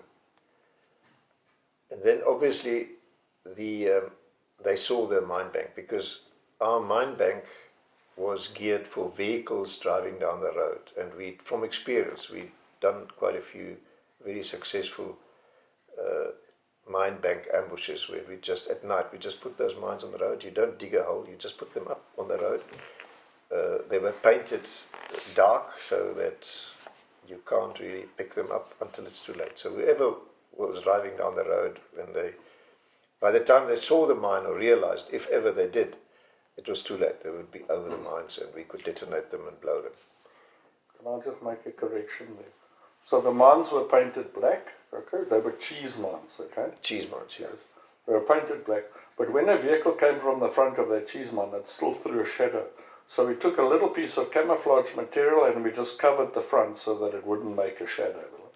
Yeah, there was a lot of effort. There was a lot of experimentation and rehearsals with those mines. And even have to say myself, it was effective. We used cheese mines, as Peter said, but we also, when we ran out of cheese mines, we took these PE4 containers. I think they were green and painted brown, and we used them and linked them up with Cortex, which were even easier, and they were flatter, and they were actually better for the job because they were even more difficult to see at night. Basically 3 bags across the road linked by Cortex. Whatever it was, I can't remember what was the one we used then south of Techimatet, but we put them down, everything was in position, we were in position, we were waiting. And down comes this foot patrol. And when they obviously saw these mines, and we just heard them talking, probably wondering what the hell is this now, suddenly across the road. I don't think they ever realized it was a mine bank, and they definitely wouldn't have realized that we were watching them and could have blown them up at any stage. And I was going to pull the trigger, so to say, but for some reason we didn't. I don't know who was actually at the stake, but we held back, listening, and then instead of continuing, they stopped at the mines, talked about it in Portuguese, and then instead of carrying on, they veered off the road and came straight at us. And we can imagine we just lay there in this trench and couldn't believe it. Here they come directly at us. They couldn't have seen us. And then just before they got to the actual trench, they swung north away from us. They physically turned just in front of us and then they went north. And the last guy, I don't remember exactly how many there were. There was a patrol, probably about a section or whatever. And the last guy was called Batista. Why we know that is the second last guy suddenly realized this last guy is not there anymore. He must have noticed something or seen something and he just disappeared. So the second last guy, when they were walking away from us, he suddenly turned around and said, Batista! Batista! And then he started looking for Batista, and he came closer and closer and closer to us. And at some stage, this guy who was now looking for Batista had come too close. And I think Farkis was the one who opened up. Yeah. And then all hell broke loose. And you can imagine this unexpected contact. And we just gave it everything that we had. And in the process, I think it was the UNITA guy who was shot in the ass. Probably That's by right. one Yes, only him. probably by one of our own blokes. And none of us were hurt. I don't think the FAPLAs ever fired a shot. They just ran. Batista is still missing to this day. I don't know what happened to Batista. But it was total confusion. But it was an incredible noise, and as you can imagine, contact, machine guns going off, explosions going off. So this was let's call it a contact. All hell broke loose, literally, because not only did we fire our machine guns and we threw mortars and everything, we also set off our mine bank, and that's quite a big bang when those three mines or flapjacks go off at the same time. And yeah, that way we now knew, as I said, the FAPLAs, that FAPLA patrol disappeared and was never seen again. But we knew that now we'd given our position away, obviously. And wherever the company was, this FAPLA company that we knew was there somewhere, they're going to come down the road and come looking for us, or they might have come down the road. So we moved away from there.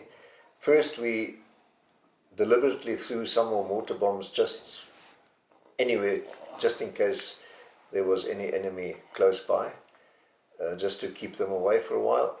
And then we moved down the road to a new position and waited out the rest of the night. The UNITA casualty, he'd been shot in the arse, as I said. We called up our vehicles. Now, in the meantime, I realized by Koos, I'll get him to give his side of the story just now. He was with the vehicles. There were only 2 vehicles actually involved, not all our 6. The 4 other vehicles stayed behind somewhere. And for this left hook, around Tetchamatet and coming onto the road south of it, we only used 2 vehicles. And they were sort of on standby. Kevin Sider in charge, Sergeant Major Koos with him, and a doctor as a sort of standby. And when this UNITA was hurt, we called them up and said, you must come and fetch this UNITA, which they did. They then drove, still at night, they drove through the bush, reached us, picked up the UNITA, and then pulled back again. And we walked down the road onto our new position. That is as far as we go that night. I'll come back to Koos and the vehicles just now. I just want to finish off our side of the story, the guys on foot. The next morning, I set up comms. Early the next morning, I set up comms. Someone was obviously watching the road, and we sent out a security patrol to do a 360. Now, very interesting and very significant is that I think Kuni was on the road, Kuni Rickert, and some FAPLA was walking down the road, and he caught him.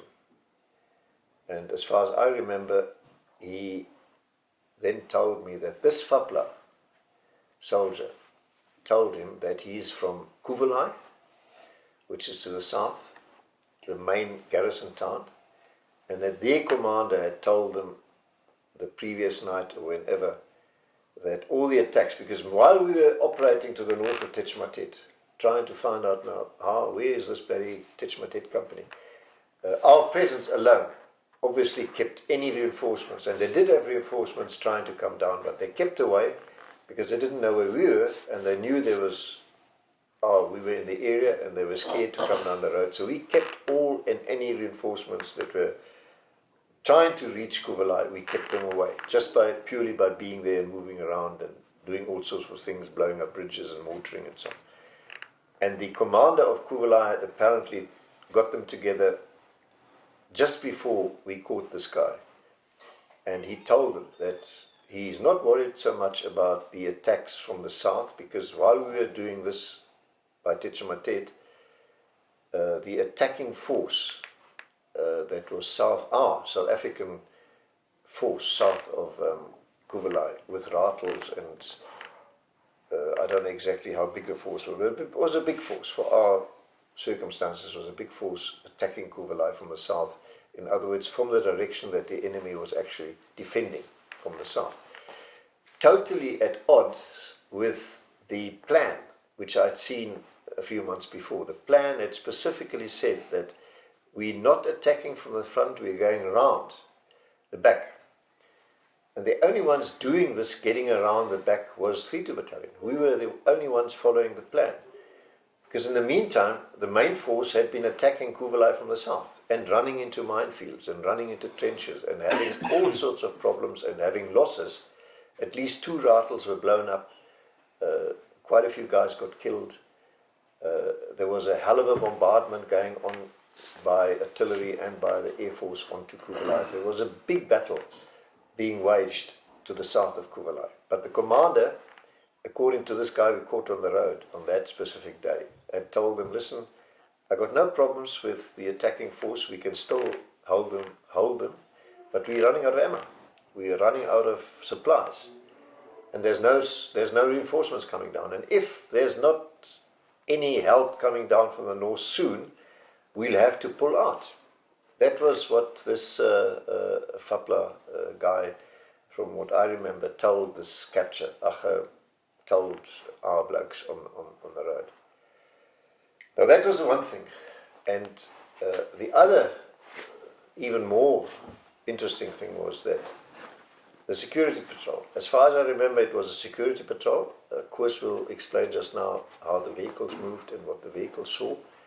But the security patrol, early in the morning, went out and did a 360 and suddenly came up on the radio and said, listen, where we were last night, that trench, that wasn't an old trench.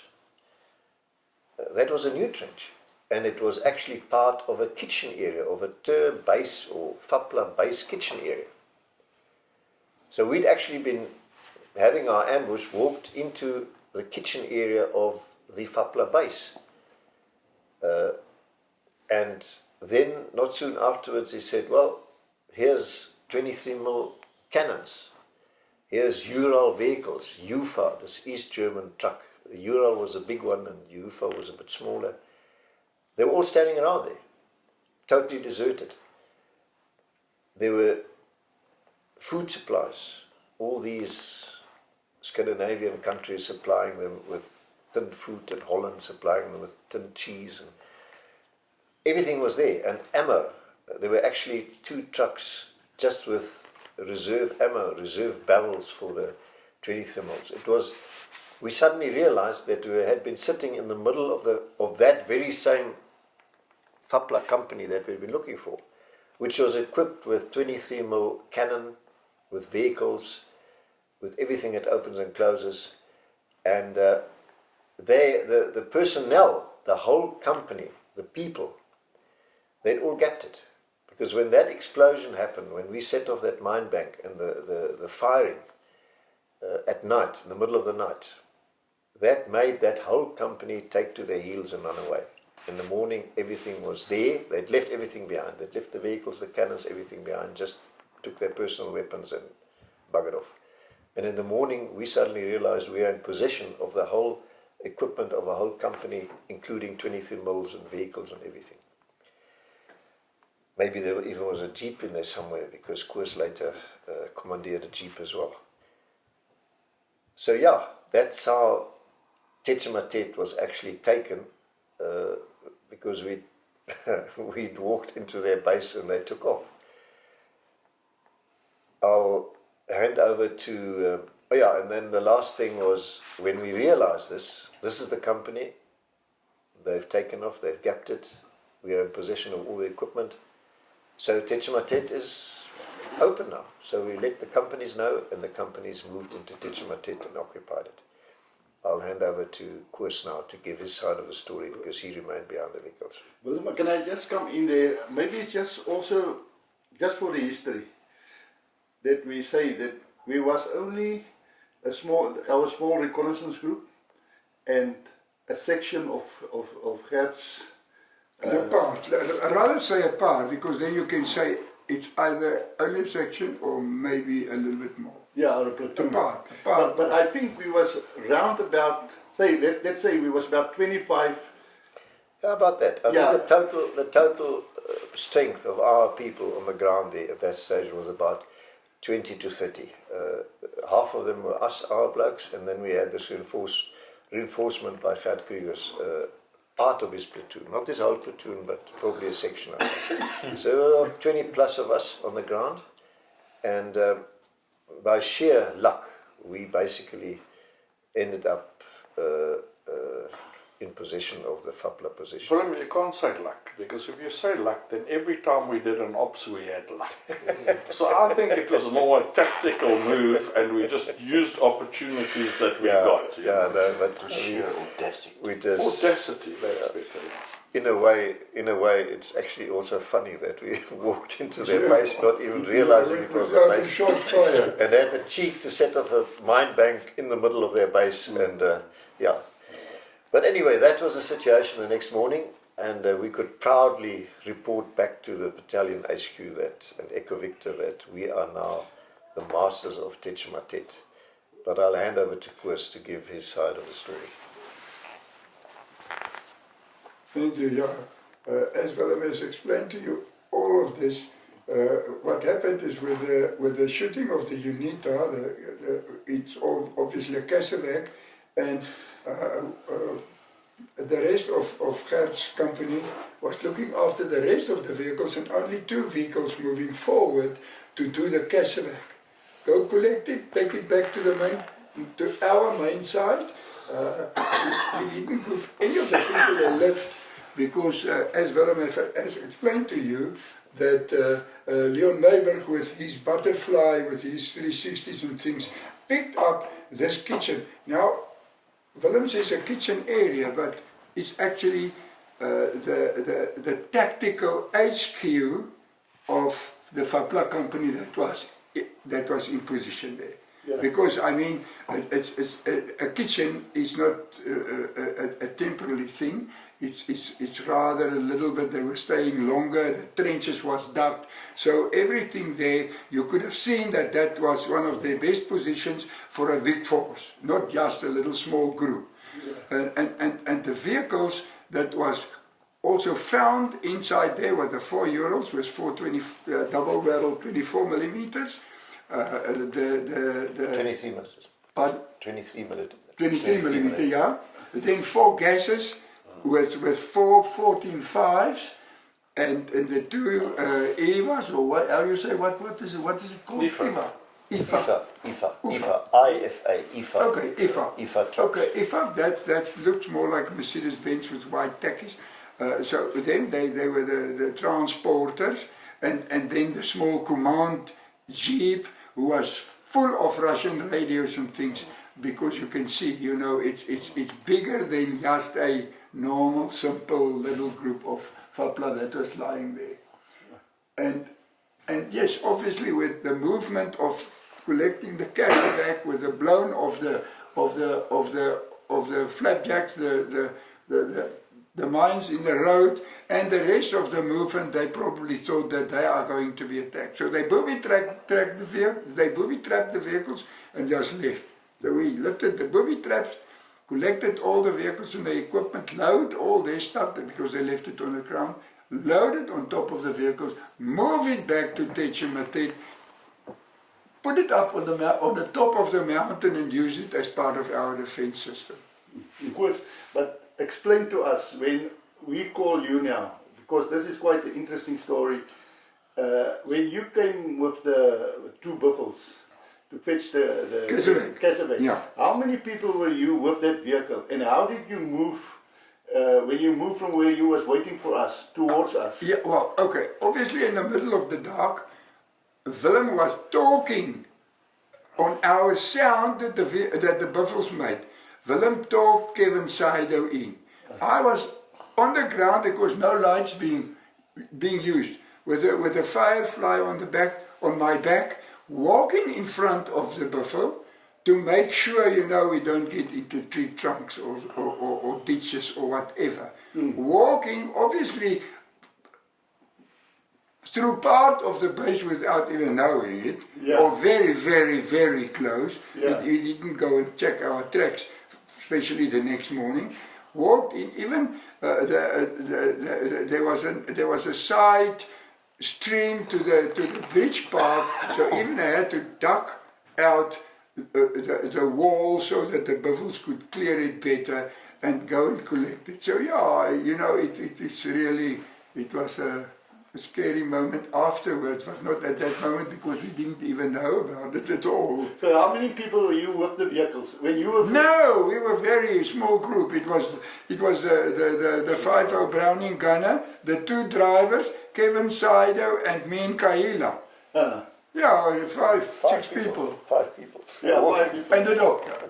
Oh no, the doctor was with you from the start. No. No, the doctor was with you. Yeah, okay, six, make it maximum of 6, 7 people. Yeah, with this two, because you just went to collect the casevac and move back so that you could carry on, because obviously Willem thought that, listen, with all this noise and stuff around here, somebody's going to come and look. Yeah. And lay another ambush, because, call them in, lay another ambush, try another time. Yeah, but I think this just described, the thing is that, as Willem said, we had quite good luck, but the whole situation, if you think with the amount of people that we were in front, throwing the mortars, springing a little... Against such a big tactical HQ command group, you're right, you're right, really, it could have turned out worse. And if you think about it, how many, we call it luck, but sometimes I think we must call it mercy. That's very true. How many mercy to us. No, that's very true. No, really. So that's it all in a nutshell. So, by us ending up in the middle of the FAPLA base at night and setting off all this firing and the mines, etc., and the FAPLA company taking off, leaving all their equipment behind, we basically ended up in possession of Techimatet, and we now the masters of Techimatet, which sits right on this resupply road, the only link that Kuvala had north for reinforcements and so on. And I'll just reiterate the capture that was made on the road by Kuni. According to my recollection, this guy said to us that the commander in Kuvala told them that unless reinforcements reach him soon, he will be forced to evacuate. That as a background.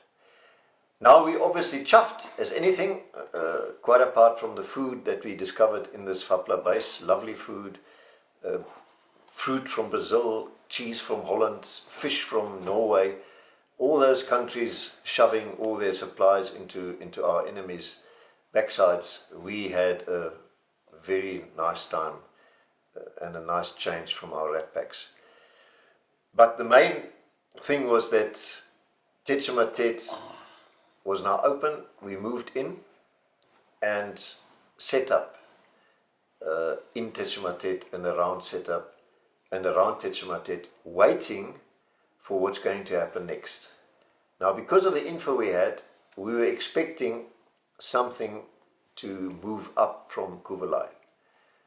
Both because they obviously now, at the latest, realized that to get supplies, they must reopen their supply route, so the only way to do that was to attack us, both either from Kuvalai in the south or by reinforcements from the north. So, in other words, our main task was now to defend Techimatet for any counter-attack. We set up a TAC HQ, our own little TAC HQ, which basically was in charge of everyone who was involved in Tetshmatet, including the companies. Our main support weapons were the 81 mortars under Buddies Barnard. He set up in Tetshmatet town, and his registered target was a road just south of the railway. In other words, anything coming up from Kuvalai at a certain point, at a specific point on the road, that's where the mortars were registered on. Then, as Koos already mentioned, the 23 mils were sent up the mountain. There was a road leading up. Tetshmatet, the mining town, sits right next to the mountain. I think the mountain was actually the source of the ore, of the iron ore. But there was a road leading up to the top, and on top they'd set up the 23 mil cannons under command of Dave Light. Dave Light was an ex-Brit. He was a Brit himself. He came out to Rhodesia, served there, and then he came to South Africa. Very, very nice guy. And unfortunately, he was killed later in a contact, in a quite a remarkable contact in that same area, actually, after South Africa had pulled back, and then they tried to get hold of SWAPO at that stage far behind enemy lines, and they ran into a big SWAPO camp, and we had a lot of losses, and Dave Light was one of the guys killed there. But Dave Light was in charge of, I think he was in charge of a platoon, and he took over the 23 mils. He was now on top of the mountain, and he registered the same place there south of Tetshmatet, which we'd plotted as being the place where, if anything comes from Kuvalai, that is where we're going to hit them with our support weapons. So those are the two main support weapons we had, and otherwise we had no troops on the road, because we knew Kuvalai had tanks, we knew Kuvalai had everything that opens and closes. We also knew that anyone coming from the north also would have everything that opens and closes. But our main threat was Kuvalai itself, because we expected Kuvalai to come north. And as I said, the TAC HQ was inside. The mine had, I think it was the ore that was put in on the top, and then they worked it down. There were different levels, platforms on the side of the mountain, built with concrete, and it was like a bunker. Okay, you could be there in that sort of setup and be totally safe because of the walls and the platforms above you and everything. So we set up TAC HQ there and deployed the companies away from the road, apart from one platoon which we put north of Tetshmatet. So if anything happens and anyone runs away trying to go to the north, they would run into that ambush group. But otherwise we just kept back and waited.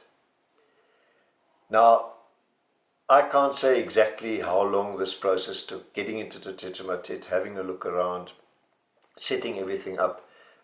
It might have been a few days, might have been shorter, but what's going to happen next is the next logical development as far as Kuvalai is concerned. Just as an aside, interesting aside, is when we moved into Tetshmatet, there was a hospital there. The hospital had been built by the Portuguese, and when the Portuguese pulled out 10 years before, in other words in 1974, they all pulled out.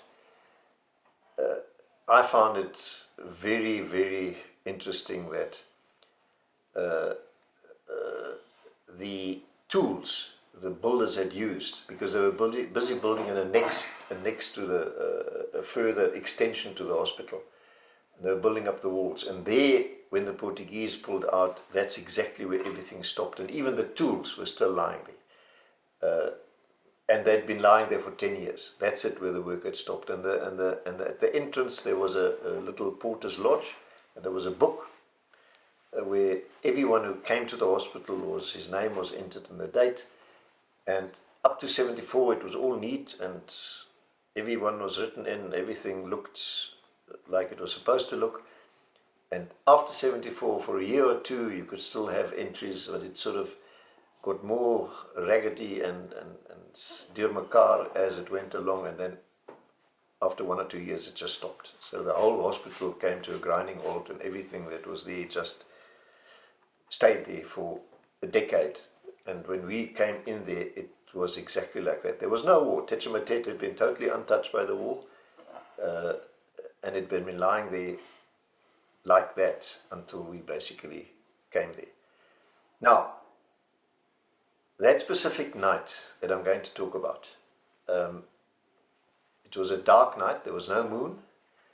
I was in the TAC HQ, Dave Light and his 23 mils on the mountain, Buddies was with his mortars, and suddenly,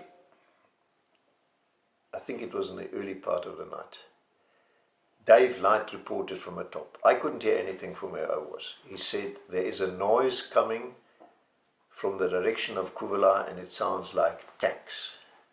So obviously I was shitting myself immediately, and I asked him to take a bearing. So he took a bearing, and I had my map in front of me, and I knew where he was, and I put the bearing onto the map, and it crossed the road just north of Kuvala. In other words, it's still far away, close to Kuvala. Okay, no reason to worry about it. And then he came back and he said to me a short while afterwards, the noise has stopped. Okay, no problem. Then suddenly he came up again and said, but the noise has started up again. I said, okay, take a bearing if it's the same place. So he gave me a bearing, I put it on the map, and it was still close to Kuvala, but slightly north of the previous place. So something was moving out of Kuvala going north. That became apparent as he reported this specific noise, which sounded like tanks,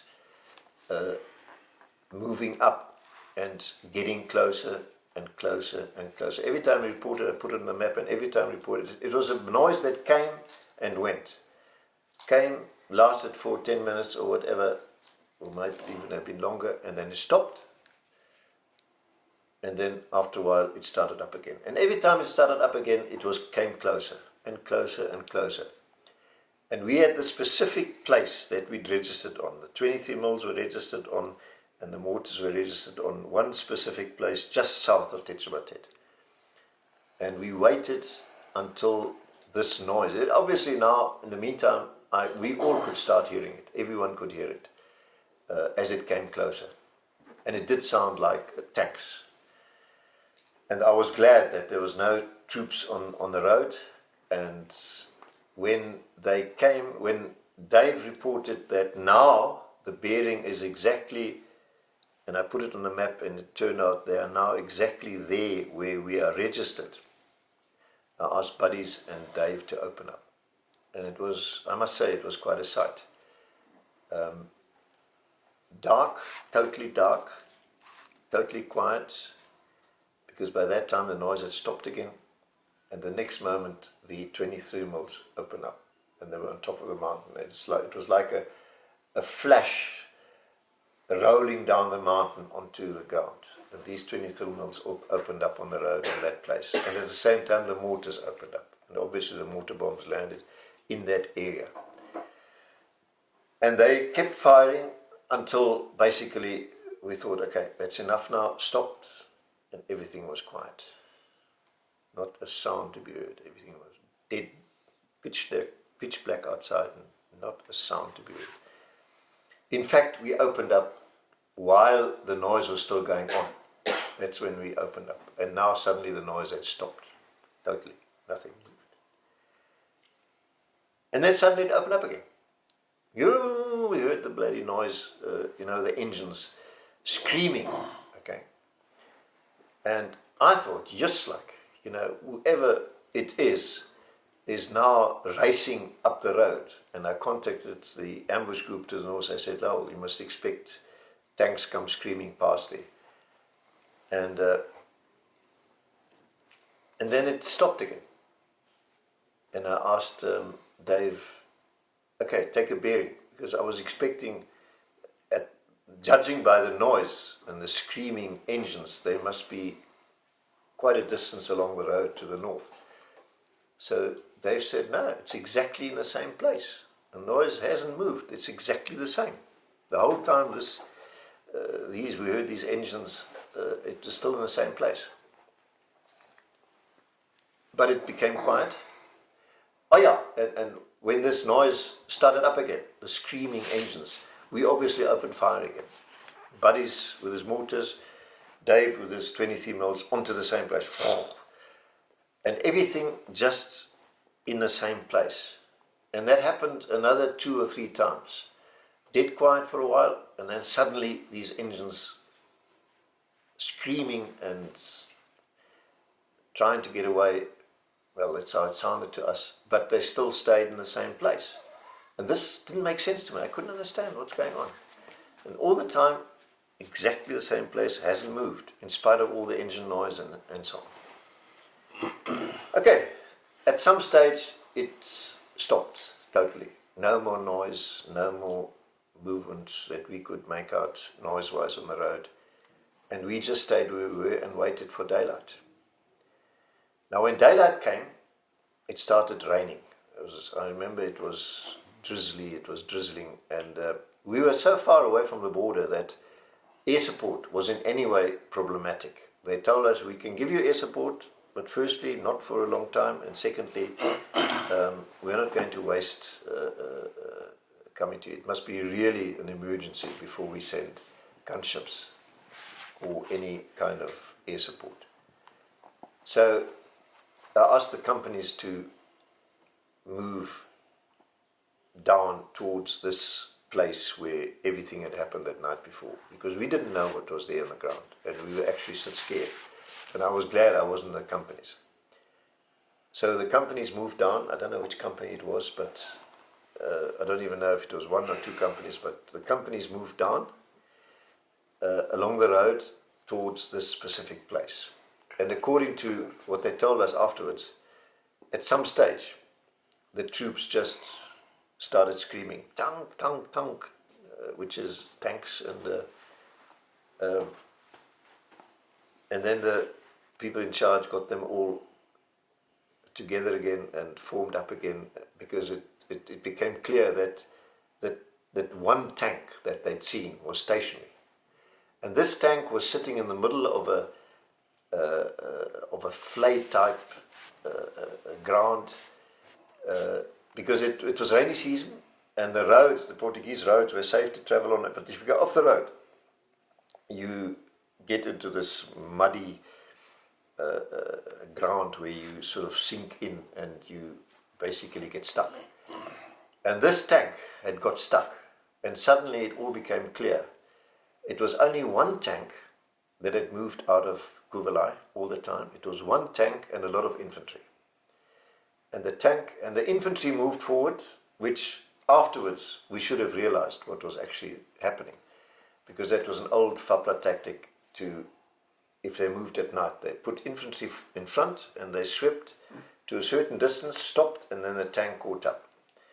Then when the tank had caught up, the infantry went forward again, and the tank sort of moved to catch up again afterwards. So that was all the noise was about. A tank following the infantry extended line as they moved along. Every time infantry forward, stop, wait for the tank to catch up, the tank stops, infantry moves forward again, until they hit that specific place where we had registered the 23 mils and the mortars. And when they opened up, obviously on the ground, to the infantry and the tank crew, all hell broke loose, and the tank veered off the road, tried to get away, but it got off the road, and it actually, there was a report that I remember that they went through a hut, actually rode somebody's leg off, one of these poor staying there, whatever, and went out the other side and got stuck in the mud. Obviously they got stuck and they realized they were stuck, and also they were in this bombardment, and they stopped, switched off and stopped. And then when the bombardment stopped after a while, they decided, okay, we'll try and get away, switch on the engine again, and now try to get out of the stuck position. That's where the screaming of the engine came from. But they didn't get anywhere. They just got stuck further and further and further in the same place. And they tried 2 or 3 times. That's what the noise was all about. And then they just abandoned everything, and they also took the gap. So the whole infantry that was there, the whole infantry contingent that was there, plus the tank crews, left everything as it was, left the tank stuck in the ground there, and they took off. And that was how the company found it. There was no FAPLA left, just the tank with its main gun and with its, I think it was a 14.5 secondary armament, everything just as the crew had left it that night. And that was the attempt by Kuvelai to open up a route to pull out in force. And that's when they realized, okay, we have to leave everything behind. That's where Kuvelai started withdrawing, but only the infantry got away. They left everything in Kuvelai. They left the tanks, they left their vehicles. Nothing from Kuvelai escaped to the north because we were sitting there, and this one tank in the advance party had run into this bombardment and just took the gap. So that was how this story of ours, our part in this whole battle of Kuvelai ended. And I'm still convinced that if it wasn't for the cutting of the road to the north of Kuvelai by 3-2 Battalion, it would have at least have been far more difficult for the main force to take the place. Because only when they realized, and when they were running out of ammo, I believe, did they sort of pull back and just abandon Kuvelai. The aftermath of this, what happened at Tetshematet, basically was Echo Victor coming in as the battalion commander. He came in and took over the TAC HQ in this sort of makeshift bunker we had in the mine, and from then on the whole situation changed to the extent that now we basically reverted back to our role of the reconnaissance wing of the battalion, and we did a few more tasks in the area, in and around the area. And Echo Victor, the battalion commander, Commandant Viljoen, had an interesting encounter with some FAPLAs. That's because, as I said, Kuvelai, the personnel of Kuvelai withdrew, and they made their way on foot past Tetshematet to the north. But at least 2 of them hadn't realized that we were actually sitting in Tetshematet, and they especially hadn't realized that we were sitting in this mine, skach, this mine shaft, that was where our HQ was. That's where Echo Victor was having his cup of tea, and all the radios were, all the signals were, and it had an entrance on the top. There was a sort of terrace, and there was an entrance, and you get into the shaft downstairs. And Echo Victor and his HQ personnel were still sitting around there, and suddenly these 2 FAPLAs with their weapons were standing in front of them. And they looked at each other, and the FAPLAs thought these were Cubans, because we all by that time were dirty and black and had beards. Koos was there, let him tell that story. I'll leave it to Koos to tell that story because it's quite interesting. And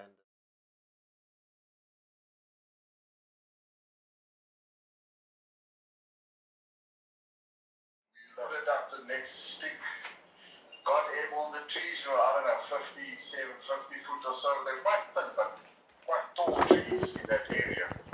Almost looked like extended bamboo stuff. And I was flying, got airborne, got out above the trees, about 15-20 foot above the tree line, started committing forward, and then all hell broke loose. Something gave in on one of the edges. We tried to fly it out. Terry took over and tried to get flying speed, but we were just going down to, she hadn't, we didn't get enough forward speed to get out of it, so that. So we started plummeting down through the trees, landed, still on the wheels, came down, and then it bounced and rolled onto its right-hand side. So I was now at the top, we're lying on our right-hand side, and I then tried to open the escape hatch. If you remember, it's got that little lever to pull, and then you can push the whole door, because the co-pilot side was just a hatch, you didn't have a handle as the captain side. So I tried to push that out. Being a 98-pound weakling, that didn't go down too well, and also with that rubber standing in the sun at Ondangs every day, it was quite sticky. So Teddy by then had undone his harness, so he stood up. So he was actually standing on his door with his head sort of in line with where my head was still at 90 degrees to his, but he could then push with both arms, basically just push up to push the panel out. So he got that pushed out, and that's where my no-step name comes from, because I claim he then got out and stepped on my head in doing so. Then one of the guys from the back, one of the 3-2 guys, had pushed the engineer forward, so he fell into where Terry's seat was, and the 3-2 guy went up before you. over me. So I decided that was enough, and there wasn't enough respect for an officer, so I got out as well, and the rest followed. The guys behind us said that as we were going down, it was already burning on top, just below the gearbox. They could see flames there, so something quite badly had gone wrong. That's why we lost power on that one engine. But yeah, one guy died, unfortunately, because the Puma rolled or fell on him. The rest got out. There were quite a couple of guys with burns. The 3-2 guys probably know better than me, but they did have burns. And but anyway, the other guys were quite quick, got us out of there and flew the guys back to the Hague, and then back on down to Ondangs with all the Kazakhs. Really, that's a very short version. Yeah, and Terry's deck chair and umbrella were burnt in the fire as well. I can't remember. It probably was. Yeah, his famous chair and umbrella. Yeah, it probably at least kept his fuck off cap. Anything else you want to ask him, Papa Whiskey? Yeah, so we just want to know what happened to the aircraft. Did it go nose up or?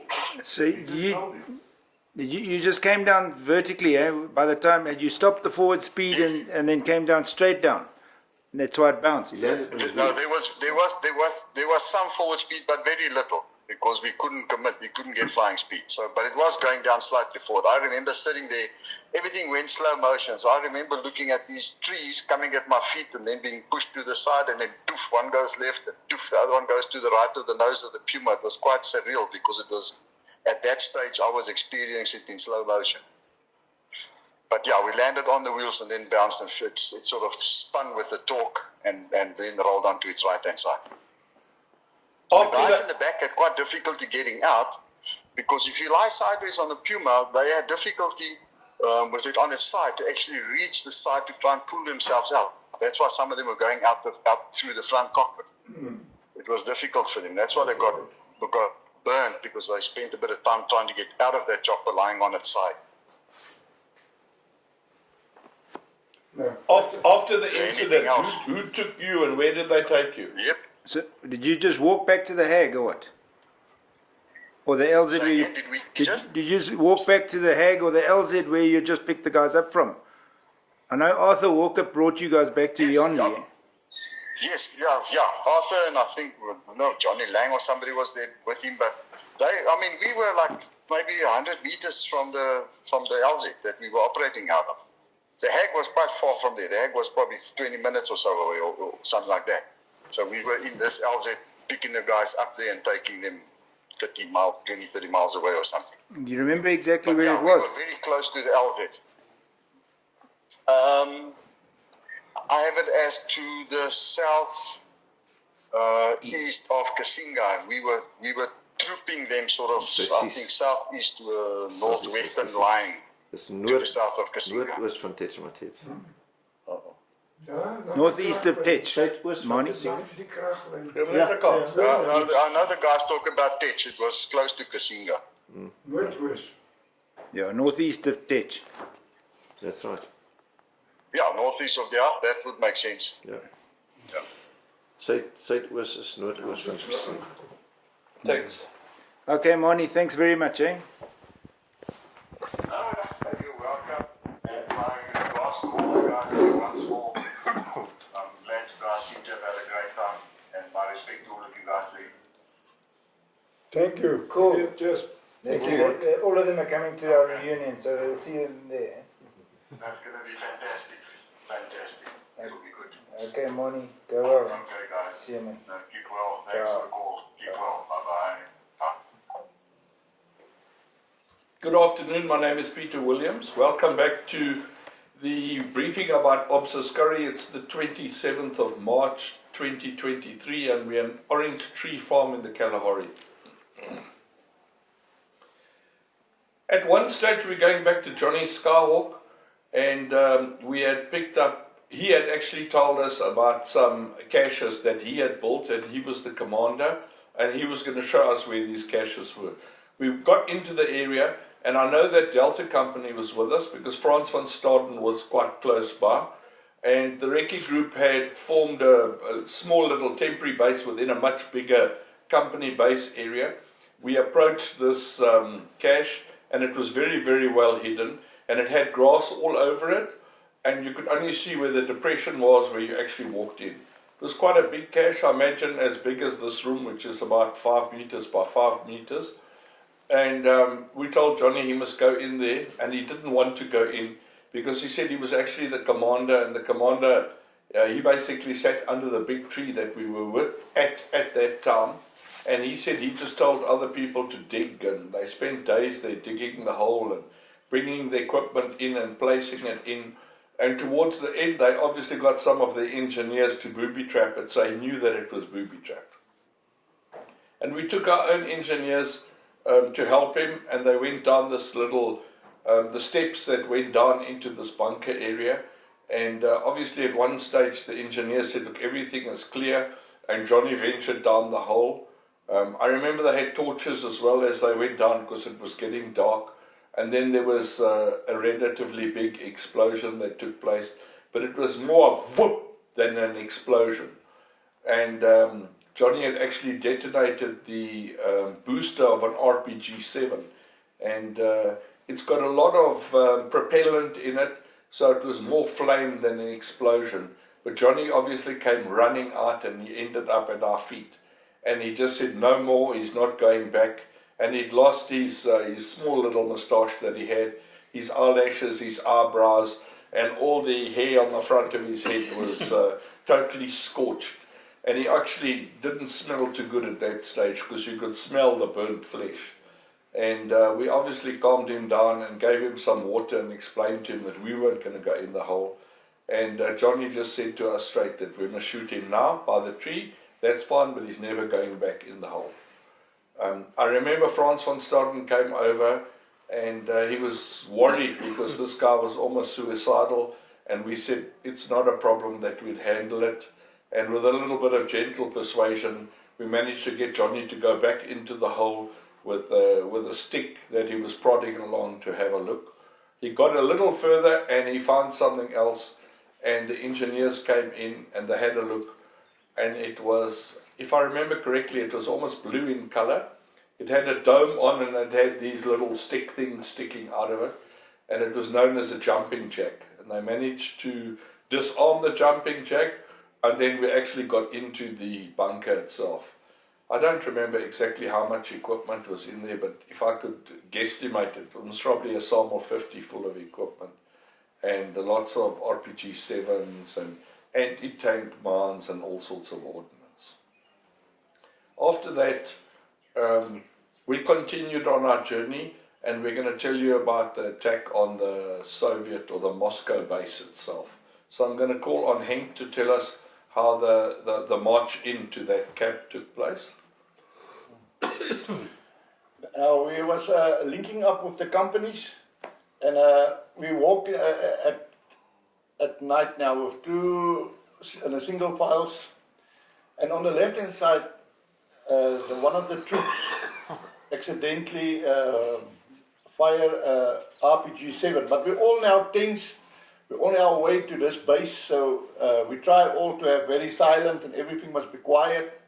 And as we walk into this base, and the RPG was fired with one big noise, then the whole thing was blown. Our whole cover was blown. But in this whole thing that happens, as we walk, everybody is now more tense with this accident that have happened. Our cover was blown, and as we keep walking, one of the troops. I just want to explain something to you that Henk is negating to tell you, and that is the RPG-7s we used in those days were proper Russian RPG-7s. And for that RPG-7 to go off, the RPG-7 would have been on fire. It's got a very strong spring on a hammer at the back, and obviously it caught on a bush or something, pulled the hammer back, and then it ignited the booster charge. From the booster, it will ignite the booster charge at the back. All the propellant will go into the RPG-7 rocket, and then the rocket will be forced outside of the launcher itself. The fins will come out, and then the rocket travels very fast, and at 920 meters it will self-destruct. So you would have heard this hell of an explosion on the ground, and then a couple of seconds later you would have actually heard the detonation go off in the air as it exploded. So it's not a small explosion or anything, and anyone with any military knowledge will know that it's an RPG-7, and I assume that then this the SWAPO in the base would have been on high alert. Jammer, Henk, gaan aan. Yeah, no, what Peter said is true. Then it was one of a hell of a bang. But now we're all more tense now with this thing that have happened. And as we walk, one of the troops shouts, "Cobra, Cobra." And the next moment, I feel the cobra going around my left leg, and I was jumping. But now I'm shouting, maybe a little bit louder than the RPG-7. So now it was more of a scrambling around, and but I think not very far from there, we say that we went into a layout position, and we wait for first light before we continue with the attack. And then as we walk in an extended line, the companies, one of the companies in front, we were quite in the middle of the thing. They walk into a recce group of SWAPO, and then a little skirmish broke out. Not long, about maybe 30 seconds or so. And one of the troops that walked in front of me, I think it was one of our recce group, the round went straight through his backpack just in front of me. So they was firing from the left side, and they was firing through the lines. And then basically we continue in the direction, but now all cover was blown. And we're on the way to attack this SWAPO base. And maybe Koos can explain where the stopper group in the north was with the vehicles and what happened there. What happened is Willem Ratte said, okay, because part of the recce group was with the companies for the main attack, and we are supposed to head north on the road to lay another ambush for the stopper group. What happened? Two Alouette attack aircraft, the gunships came in. They fly over the base, also about 17 kilometers north of the real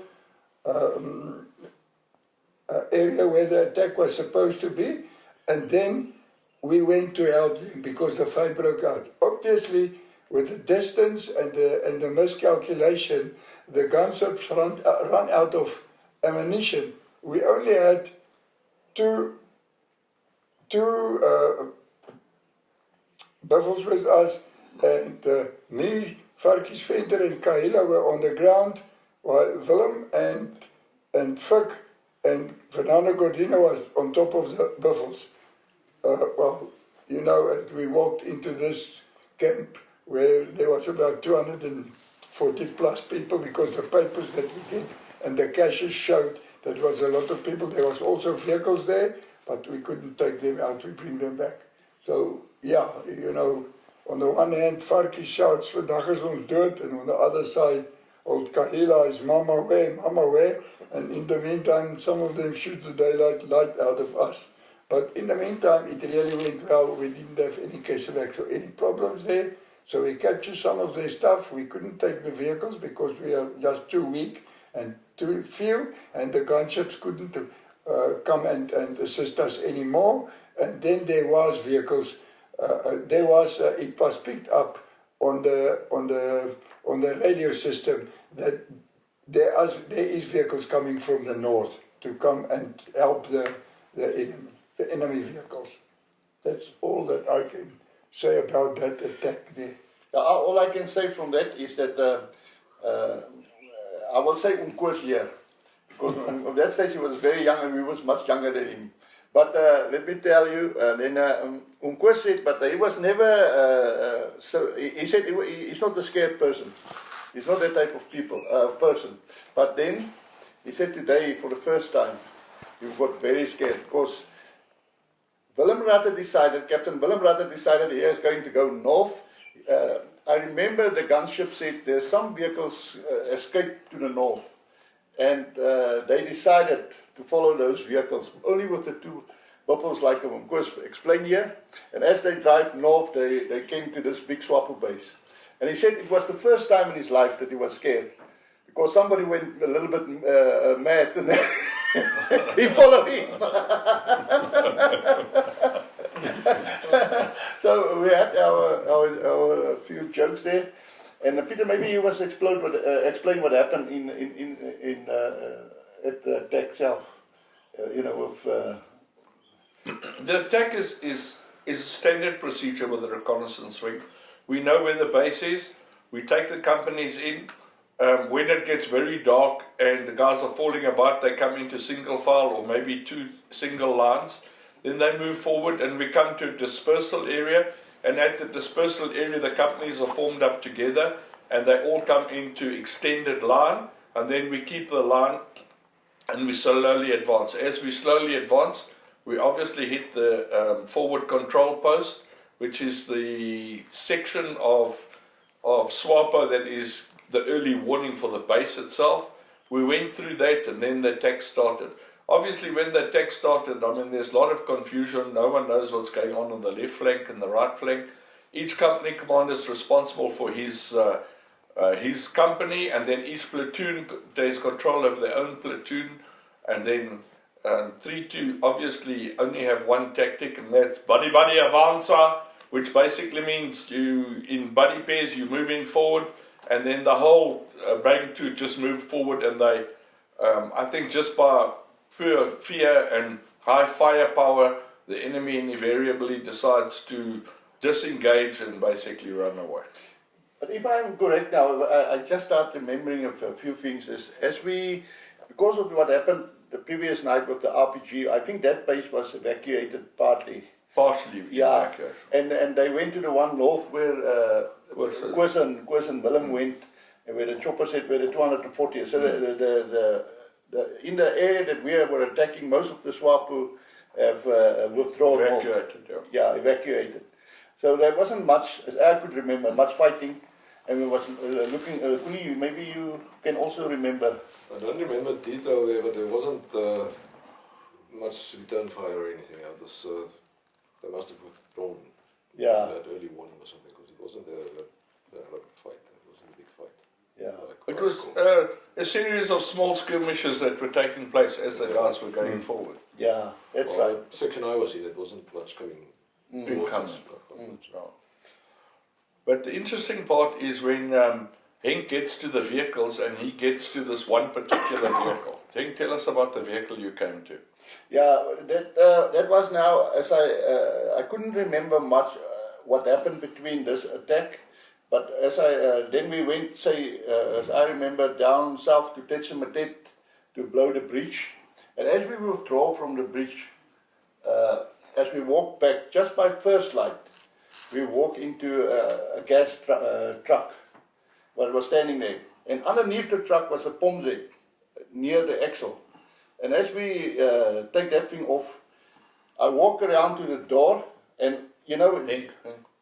Couldn't you just tell us what a POMZ is, please? POMZ is a tripwire operated shrapnel mine, anti-personnel, anti-group actually, because it's designed to fire in 360 from a central position, and it's lethal up to maybe 10 meters or so. Tripwire operated. Tripwire, and how is it initiated? With a detonator from the top. Tripwire, And so you've got a tripwire through a little hole. Oh yeah. And then, how would you disarm it? You unscrew the detonator. Okay.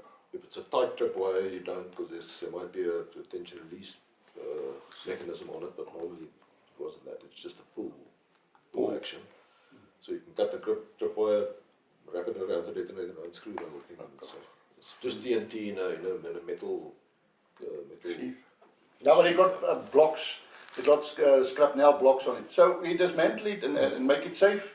And now we thought that was now safe. So I walk around to the left door, and as I open it, the wire from a trip wire that came from the direction of the engine underneath, there was an engine cap over the body there. The trip wire came out to the door handle. But as I opened it, and when I looked, the trip wire came loose.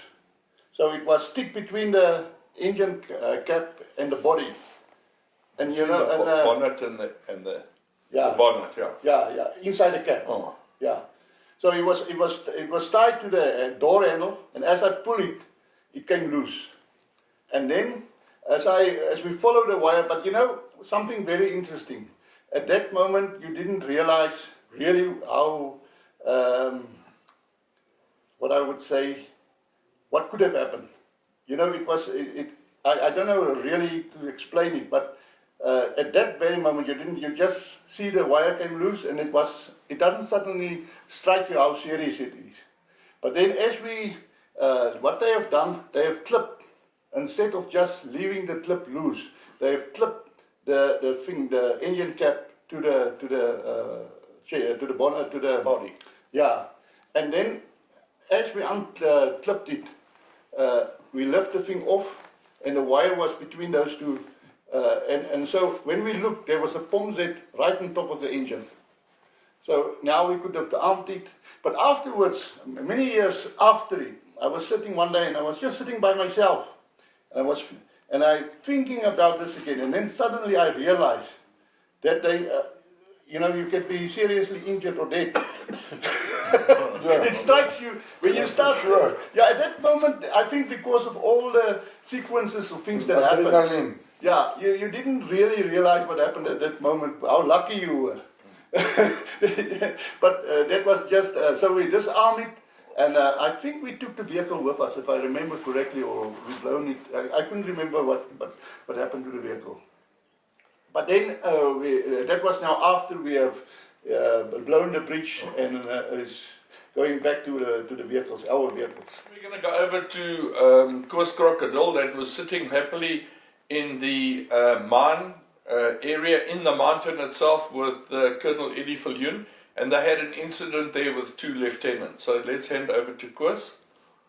What happened is the troops that do the all-round observation around Tech said that they hear people coming from the south, and that people is talking Portuguese, and that they are complaining that the South Africans is coming with a big force from the south, and that they on their way, and that a company of them had the previous night came forward with a tank to, okay, they didn't say it at that stage. Then the Colonel, Eddie Viljoen, Victor asked him, okay, but talk to them Portuguese, we are all dressed in camouflage clothes, so let them come in. And then they say, but must we disarm? Say, no, don't spook them, let them come in. So the 2 lieutenants came in, or the 2 personnel that was talking on the road came in. Some people believe they sergeant, but it was 2 lieutenants. They came up, and then they handed them over to me, so I took them to if Echo Victor and then start talking and asking them questions and okay, but what happened? Then they explained to me, listen, a company last night was coming in with a tank. The tank was taking White Russians out of the fight, so that if anything in the south happened and they lose the fight there, that nobody will pick up that there's Russians in Angola. Okay, obviously everybody knows that there's Russians and Cubans, and they know we are also there, but they didn't know where exactly because they expected we are part of the people from the south. So they still thought that the base at Summertet belonged to their FAPLA command. They still believe it's their base and the people are there.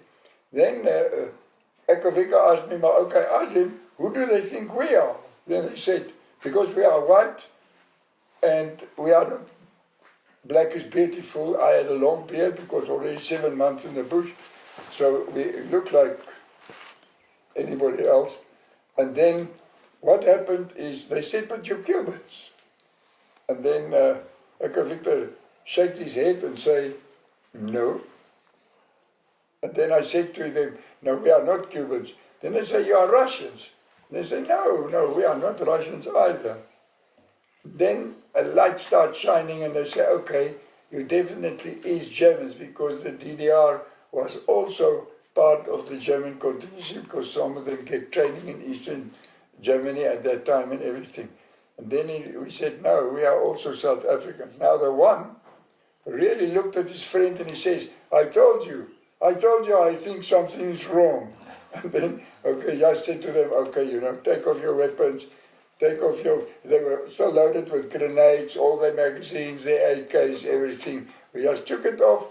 I took them down to our place where we locked them up, kept them there, and then afterwards, after about 2 or 3 weeks, Sector 10 Brigadier Joubert said, I must not send him any more captures because there's no space in all the... What is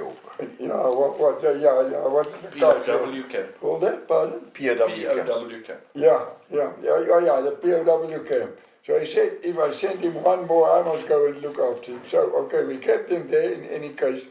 And then after 2 weeks, we just let him off with the other troops, It's Chris, can I just ask you, how do you actually let the guy go? Does he walk away or what's no, the we obviously it's irritating because now they start eating our rest that we took from them, which is always much nicer than the ones that sometimes we had, because they had rice, they had fish, they had chorizo, they had sausages from Portugal, they had condensed milk from France, the nicest biscuits you can dream of from Netherlands. So they have all sorts of very nice food, and now we have to share it back with them because we don't want to show them that we have red packs and we are South Africans. But in any case, we locked them up. Down there was already more. It's not only that 2 lieutenants that was there, there was more people there. Then when Echo Vicker said to me, okay, the fight is over, let them go. Then I just walked down, opened, me and 2 soldiers, walked down. They didn't believe me at all. They walked reverse. I said, listen, you can go. Listen, it's fine. The fight is over. There's no more war. But they still don't believe it because they thought we're going to shoot them. Because I had the 2 soldiers with me, and And then they walked back, and at 400 meters they just stopped and thanked me like hell, and then they turn around and they disappeared like lightning. They run like hell, all of them. But well, they're gone. I don't know what stories they have to tell their families today. But that was the end of the battle in Chamutet. In the same time, while about a day after this 2 people was captured, we had at night time we had a truck down in the town, just west of the hospital. Says, okay, it's not one of our vehicles because we know where our vehicles are. It's not the ones that we captured already previously, So we decided, okay, investigation, sent a reconnaissance team out. Also, the nice thing about it, our troops could speak Chokwe, Mbunde, all of that language. There was always one of them that could speak to them in their native language as well as in Portuguese. So, ask them, what are you doing here? They say, no, we just come to collect some rations and some stuff from our cash. I said, hey, but this doesn't belong to you anymore, my friends. Now it's ours. And obviously they were also very surprised. So yeah, we took the truck, we took them, and it was a big disappointment for whoever they were supposed to take the rations and the clothes and the things and the clothes and the things back to. But in any case, yeah. Then the war in the south escalated. A lot of them ran away, and from that day onwards, there was just stacks of civilians walking north and trying to get out of the war zone. Thank you very much, Koos. I just want to go back to Kuni now, because a very important incident occurred while Kuni was doing an ambush or lying up position next to the road, and he got involved with the capture of one of these FAPLA members that were trying to escape and evade from Kuwalai North. Kuni? Ja, ek kan nie onthou presies wanneer die proses hierdie gebeur het nie, maar ons is op die pad nie in 'n ambush posisie of enigiets nie, ons het op die pad gestaan oop en bloot. Want al die mense wat uit die suide uitgekom het was siviele ou vrouens en kinders meestal. Dit was net nadat ons daai FAPLA basis. Ja, daai flapjacks Dit was geplaas die het. volgende dag gewees, na die myn is af. Nadat ons die voertuig geskuif het. Ja. Nie? Nadat ons alles daar waar hulle groensgedeelte gehad het, het die ouens opgestap. Ja. En dan nou kan jy nie vertel wat daar gebeur het. Dit moes toe gewees het, want ons was nog nie op die, ek was nog nie op die berg nie, ons was nog onder op die pad. En hierdie klomp mense het van vooraf verbygekom en ons maar nou kyk na hulle obviously. En so ek sê, daar was net 'n paar ou mans tussenin en vrouens en kinders, maar nie jong mans dat nou 'n moontlike militêre persoon kon wees nie. Buite die een nou. Hy het bietjie suspicieus gelyk en hy het 'n kombers om hom gedraai gehad. En ek het vir hom gesê om die kombers af te haal en toe onder die kombers het hy in 'n vol uniform, hy het net sy skoene uitgetrek en die broek opgerol sodat hy dit nie kon sien onder die kombers nie. Ek het toe sy wapen net afgevat en hom aangestuur. Ek weet nie wie hom ondervra later nie, was nie ek self nie. Ek het hom net aangestuur in die lyn afbasies. Maar dis die enigste ou wat nou wat is die ou wat ons daar gevang het en hy het blykbaar toe informasie deurgegee wat nogal waardevol was. Okay, then we'll go to Willem, because Willem obviously spoke to this particular person of interest, and he had some good information to inform them about what was happening in Kuwalai. Yeah, what I remember of this is that guy then told us that the commander, I think we've covered that before, but the commander at Kuwalai had called everybody together and said they still got no problem with the attacks from the south, but they haven't received any reinforcements from the north. Obviously they couldn't because we've been in that area for a few weeks now. And if there's no reinforcements and resupply coming, they have to evacuate. So that's how we knew that there is going to be movement out of Kuwalai North. And that was basically part of the whole, let's call it the conquest of Tetsmatet. And then can I just tell something interesting? When the tank drove off the road that night, when the 23s was firing and the mortars was firing, and what was interesting, the next morning we went there, and as Willem explained earlier, there was a little drizzle. So everything was wet, the soil was wet. And what was very interesting for me, one of our buffalo vehicles, troop carriers, got stuck. I saw him. He was driving on the out of the road, just on the turf, and as he drove, he just sank away into the mud. It was so soft that he just sank away. And then what was interesting, there was a Urul. Urul was the one with the double X. Yes, yeah. Yeah, They hooked a Russian Urul truck in front of him, and with rope, and we tow him. And the Urul just tow him out easily. It was just so easy for Urul just to. The Urul didn't get stuck. He didn't sink into the mud. There was a six-wheel drive vehicle, Yeah. and obviously where the Ural stood, because I did it, I pulled the buffalo out, Yeah. because there's not a lot of people who can drive a Ural.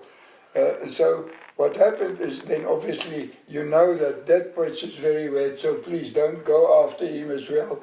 Just stick more to the roadside where it's less wet. Yeah. But yeah, Ural is a very strong vehicle, and it was also very interesting that was the first, or some of that Urals were the first Urals that was diesel and not petrol.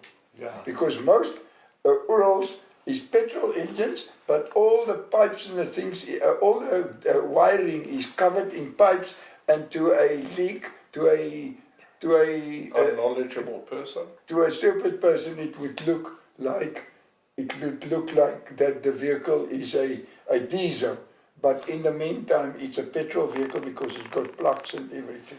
But yeah, there was the first that I also see diesel Ural. Yeah. Can Koos maybe tell us how you got the tank out? Yeah. Okay, the tank ran out of fuel. That specific night, that's why we heard it wah, and then stopped again, and wah, and stopped again. Every time when it wah, we shoot at it. What happened is that it ran out of fuel. Then me and Papa Whiskey Peter Williams went to try to get it out. Obviously we followed we didn't know it's without fuel, so we tried to start it, and okay, obviously with Peter and his lot of fingers, he pulled the wrong switch and we get locked into the vehicle for some time, and then after about make it half an hour, it's quite scary to, in a war situation, being locked up in a tank, especially if it's an enemy tank. But in any case, it's embarrassing. It's very embarrassing. But in any case, after some time, it released itself. It opens itself, and we get out. And then the main force from the south came in, and they pulled the tank out with recovery trucks. I see. Okay. We couldn't move it because it ran out of fuel, and we didn't have, with the little bit of vehicles we had, enough fuel to supply the tank. But because the Rattles and the people, they come with bunkers, so they had enough fuel, they just filled it, and then they gave it all to UNITA. All that vehicles, even my nice little GP. I'm still pissed off. Tell us about that GP a bit. That was a unique vehicle, wasn't it? It's a command before vehicle. you go on with the Jeep, can I just ask you, was that the first T-54 caught then in southern Angola? That's the first T-54, 55, because to be honest, I'm sure the armor will be able to tell you exactly the difference between a 54 or a 55. But that's the very, very first T-54, 55 that was captured in Angola. The very first. Before that, in the Operation Protea, it was only T-34s. Okay, well then... And then was we talk about that we went south in the direction of Kualai, where we had that skirmish. Yeah. Can I continue with that? You don't want to finish the Jeep? Oh, maybe. Okay, you want to say something about the Jeep, Koos? The Jeep, you know, with the €4, the two IFAs and the four gases, we also got the command Jeep. Now, you know, we all like the big vehicles, but I mean, a command Jeep is, you know, nice and fast, driving up the mountain there at the mine itself and coming down, and it was brand new, and it was loaded with Russian signal equipment. It was a real command Jeep. That's why we also estimated that it was a battle group laying down there in that base, and not just a anti-aircraft position or something small, because the kitchen were big, the amount of trenches was quite a lot, and you know, the tracks and the spoor and everything that you find there. Yeah, so I'm sorry, I can't say how many people at the base that we captured in the north of that. it was easy because there was logistical papers and everything, and then the caches and the what do you call it, their bivvies, their sleeping places and the tents was easy to estimate how many people was in there. But down, I don't know, but it must definitely a company plus this HQ part, and they would not have had that command jeep if it wasn't for some people high. So probably Russians, probably Cubans, but it wasn't definitely not only Angolans. So after, I'm not sure about the dates and stuff, but after that incident, we, as the recce group with our vehicles, our 6 Buffles and stuff, as I remember it, we was driving south in the direction of Kuvelai now.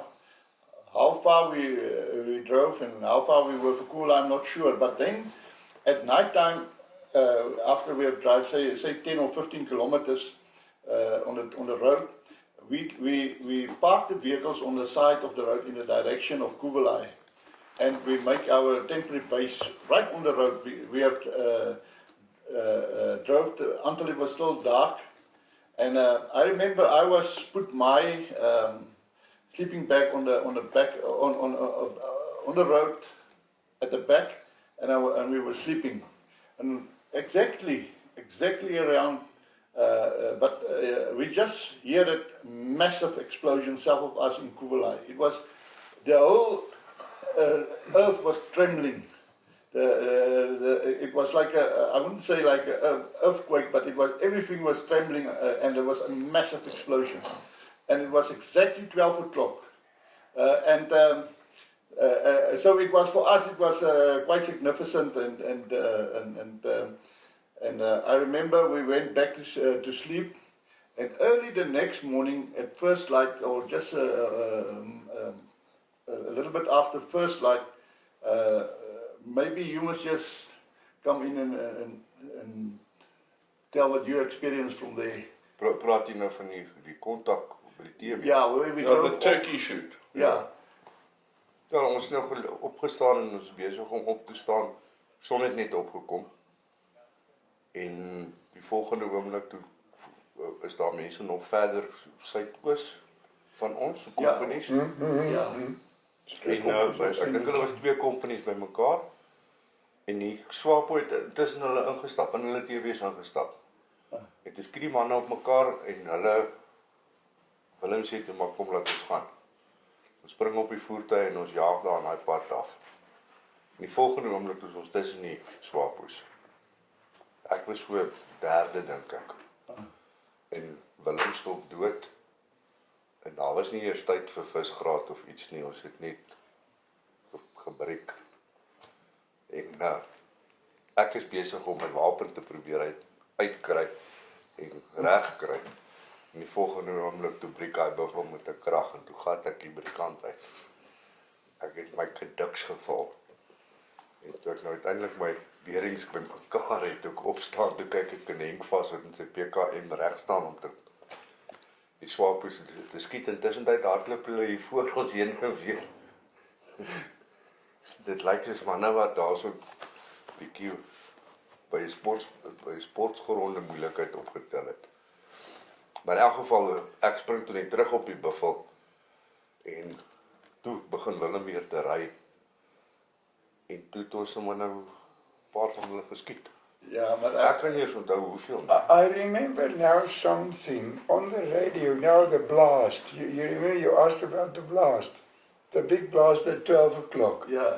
I remember now something. What happened is the commander at Kuvelai have ordered his own people to blow up their cache. So that we don't capture, not we, but the South Africans coming up didn't capture the ammunition. That makes sense. Yeah. That's what happened. I remember it now starting when you spoke about it, then I remember that's what happened. The Kuvelai commander told them blow up everything so that the South Africans doesn't get anything. Yeah, but I just want to say the other story, what we heard, it was exactly 12 o'clock at night. I remember it as clearly as I sit here. And wasn't it New Year's Eve? Yeah, it could be New Year's 31st Eve. of December. Yeah, I don't and I 31st remember it December. was right on 12 o'clock. And the thing that what I remember, what I heard about it, it was that the South African Air Force was bombing Kuwait exactly at 12 o'clock at night, that night. That's the story that I remember about it. But as he said, as Noel said, we was now off the vehicles and we was, SWAPO was running around in front of us and me and Farkis is next to each other. And so we a little bit of a firefight. And then Willem told us that if we can get one of the SWAPOs alive, we mustn't shoot him.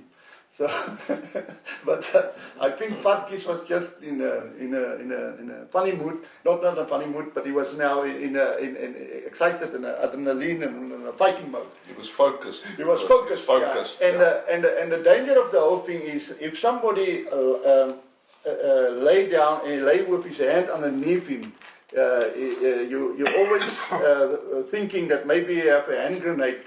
So if you're rolling over, you will have the hand grenade.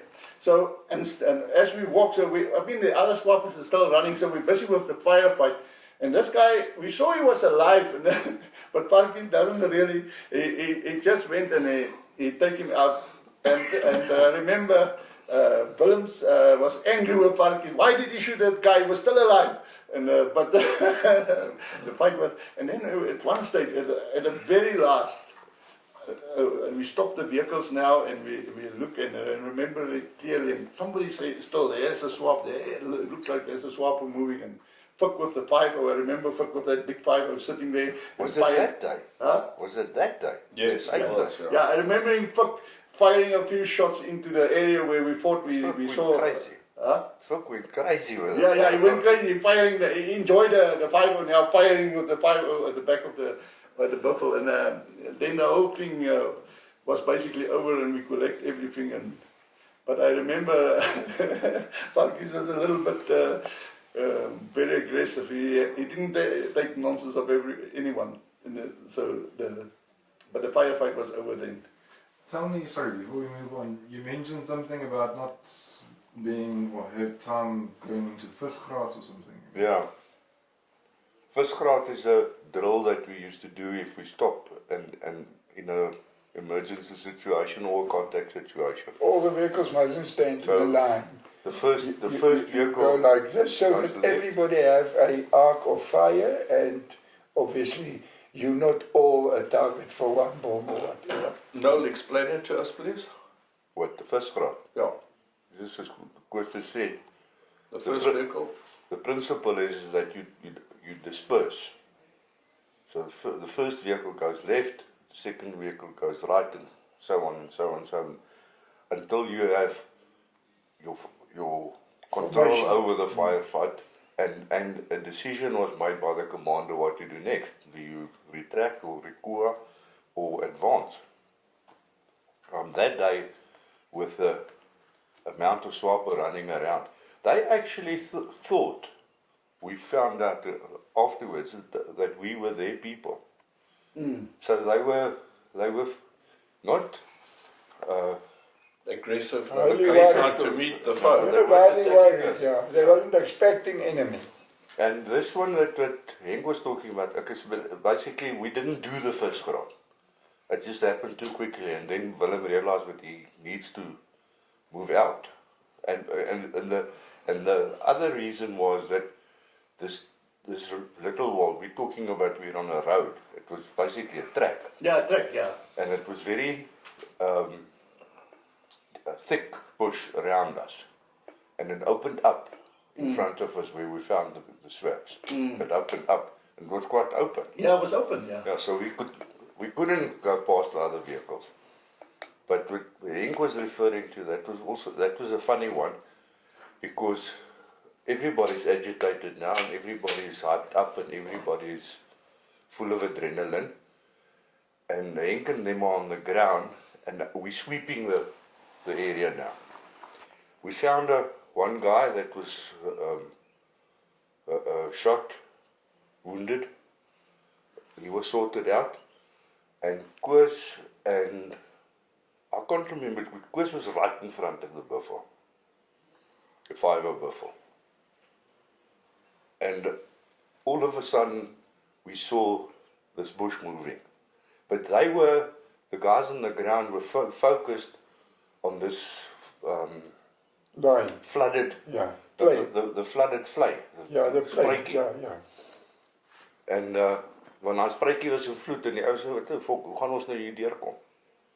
En die volgende oomblik begin daai bos te beweeg. En ek skree vir Fikkie, kyk daar en hy sien dit nie. En ek vat die AK en ek skree, "Volg my truiser," en ek skiet in die bosse en daar. Trek vir los, jefes. En hierdie manne op die grond draai om en wat gaan aan? So those guys they were shooting at, were they own forces? No, they were SWAPO. But they were enemy forces. It was SWAPO, but SWAPO didn't know it was enemy shooting They at thought it was them. friendly They forces. thought it was MPLA, to be honest. Yeah, there was, as I understand it, as we drove, then, I mean, we didn't see them first, but when then suddenly, as we drove, they came running up. Is that right? Yeah. Yeah, and then everybody said SWAPO, and we're just jumping off. And I didn't remember that I was nearly killing him. But one day on one of the media platforms, I read about it. He said, "Henk, you nearly killed me." But I couldn't remember such an incident. But now that you talk about it, when in such a situation, you just focus on what's happening in front of you because you just have to do the job. The main thing is Techimatete was taken so fast that none of their own forces known that Chamutete has already fallen. That's the main thing. That's why SWAPO didn't know that it was the South African forces coming from the north. That is the problem. They only heard from South African forces coming from the south. So it was a process of elimination. You aren't Cubans, you aren't Russians, you aren't Germans, obviously. Nothing makes sense, and then they didn't really know what we are. We had to tell them we are South Africans. Okay, well, okay, that was now Tech and Kuvalai, which evacuated, basically fell apart, and from the south they then eventually entered Kuvalai. And in the north in Techimatete, we were basically in charge. But from the north, we got intercepts that there's a big force coming down the road from the north. Correct. Now, because we'd already moved fairly far north on that other op that was mentioned before, when we ended up in that camp, we knew the road and we knew there was one specific bridge north of Kasinga. Otherwise there was to stop something coming from the north, or to delay it, to try and delay it actually. There was only one place we could delay it, and that was a rickety makeshift bridge that FAPLA had built across a little streamlet. And we decided to blow that, just to delay them. If there were force coming down, we can delay it. Now that was done. And I think, Peter, you played a big role in placing the charges and blowing that bridge. Maybe you can just talk about that. At some stage, we blew that to try and delay any reinforcements coming from the north. Yeah, I had relinquished my 5.0 Browning vehicle to Noel, so he had come in, he was in there. But there's a very nice picture of us from above on the bridge. You could actually see the 5.0 vehicle below you. And with the help of the engineers, which was Leon Margberg and so on, we had some anti-tank mounts that we placed there, but we had a lot of PE4 in boxes that we moved on, and a ring main was made, and I think that we overestimated the amount of explosives we needed, and we obviously blew the bridge to Kingdom Come. We withdrew about 400-500 meters back. But it wasn't enough. And the next thing, when the shot parts of the bridge piles, all the debris and everything was coming down between us, and everyone was scurrying for cover. And that's why I said that we'd used too much explosives. Can I just go back to one thing, Noel? Can you just clarify? You said you got a wounded soldier on the way in, and then you sorted him out. Now, what did you mean by sort him out? He was taken Well, away. He was He evacuated. was medically attended to. Okay, I just want to make sure He was that we know what we're medically talking attended about. and Evacuated. given the full treatment a la UN regulations and park klapper and Okay, I just want to come on to another maybe controversial subject now. But the story that I heard later, first of all, I spoke to Farkis after this incident, and he said he was only aggressive because a couple of days before that SWAPO guy had shot his weapon and burnt his face and everything, so he was just getting his revenge. But I subsequent to that heard another story, where Farkis during the Turkish shoot got hold of two guys. And the one guy was the commander and he had the Mac case, and the other guy had a pistol on him. And Willem was on the radio and he said, I've captured a commander or some important people. And Willem said, sort it out and get us the capture. And then Farkis took the one guy at the back. Now what was common then was you take one guy at the back, pretend to shoot him but not shoot him, and tell the other guy that your mate has now just been shot. You better tell us. And Farkis shot the wrong guy there. He shot the commander by mistake and not the guy carrying the map case. But I don't know how true that is, and I don't know if you people can enlighten a light on that. No, what I remember is, I hear clearly Willem said, if we find somebody alive, we must capture him. And I remember this guy, me, Farkis was on my right hand side, and we was now moving forward in the contact. And this guy was lying in front of us. Me and Farkis linked up to him. And then Farkis give him some attention, and we keep going. Instead of capturing him, yeah, he gave him some attention. And then Willem was angry with Farkis about it. Willem was angry with everybody. Yeah, It was not. It was just. It's about information. The reason. If you can capture anybody alive, you can get such a amount of information out of him. That's so, right. Obviously you're disappointed if your target is not available for questioning anymore. Because with that incident with the guy in the bush, after we sorted that out, the gunships were in the air. Yeah. And Willem was asking me, did you catch him? Did you capture him? And I said, no. And then I couldn't hear Willem anymore. And that's when I clapped Fikkie. And he was the mooring with me because I clapped Fikkie. Yeah, but you mustn't say clap Fikkie because that sounds like you shooting. You must say, I really hit him. So after these skirmishes that have taken place, a new plan comes to the fore, and we're going to ask Willem to explain to us about the left hook movement. Now, as said before, after Kuvelai basically had fallen, Tetshematet, we were in charge of Tetshematet, the threat that remained was from the north, and we knew that there were reinforcements on the way. And we'd blown that makeshift bridge, as said before, but now some time had elapsed after that, and then, while I was still there, Echo Victor was in charge in Tetshematet, we got notice from the brush guys, from intercepts, that the reinforcements have arrived at Kasinga. So they must have made a plan with that blown up bridge, because it wasn't much of a bridge anyway. And they crossed it, and they're now sitting, these reinforcements were now sitting at Kasinga. And we assumed that was a big force. Later, it turned out to be so. It was a big force that was sitting there. But we knew they were there at Kasinga.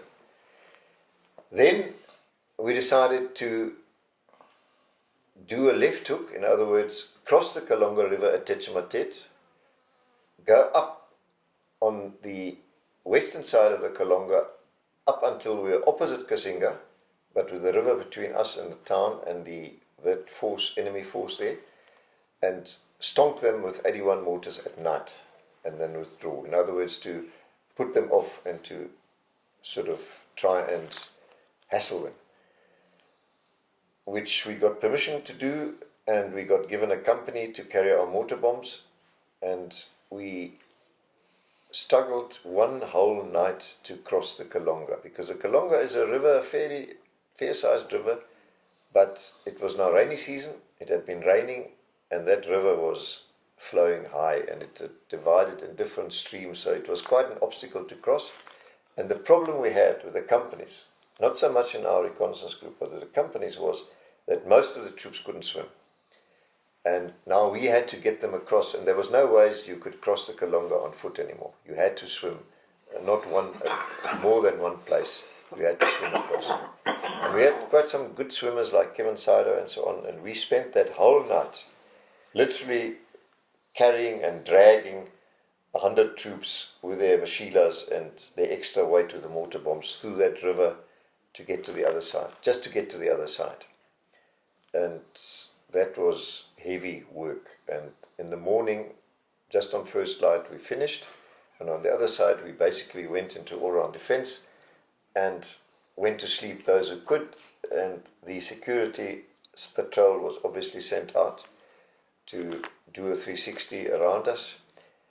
And I was sort of half asleep already when the radio came on, and the security patrol said to me, "Listen, are you sitting or standing or lying?" I said, "Well, I'm nearly asleep. What's the problem?" He said, "Well, at least make sure you're at least sitting down, because what I'm going to tell you now is going to be a bit of a shock to you."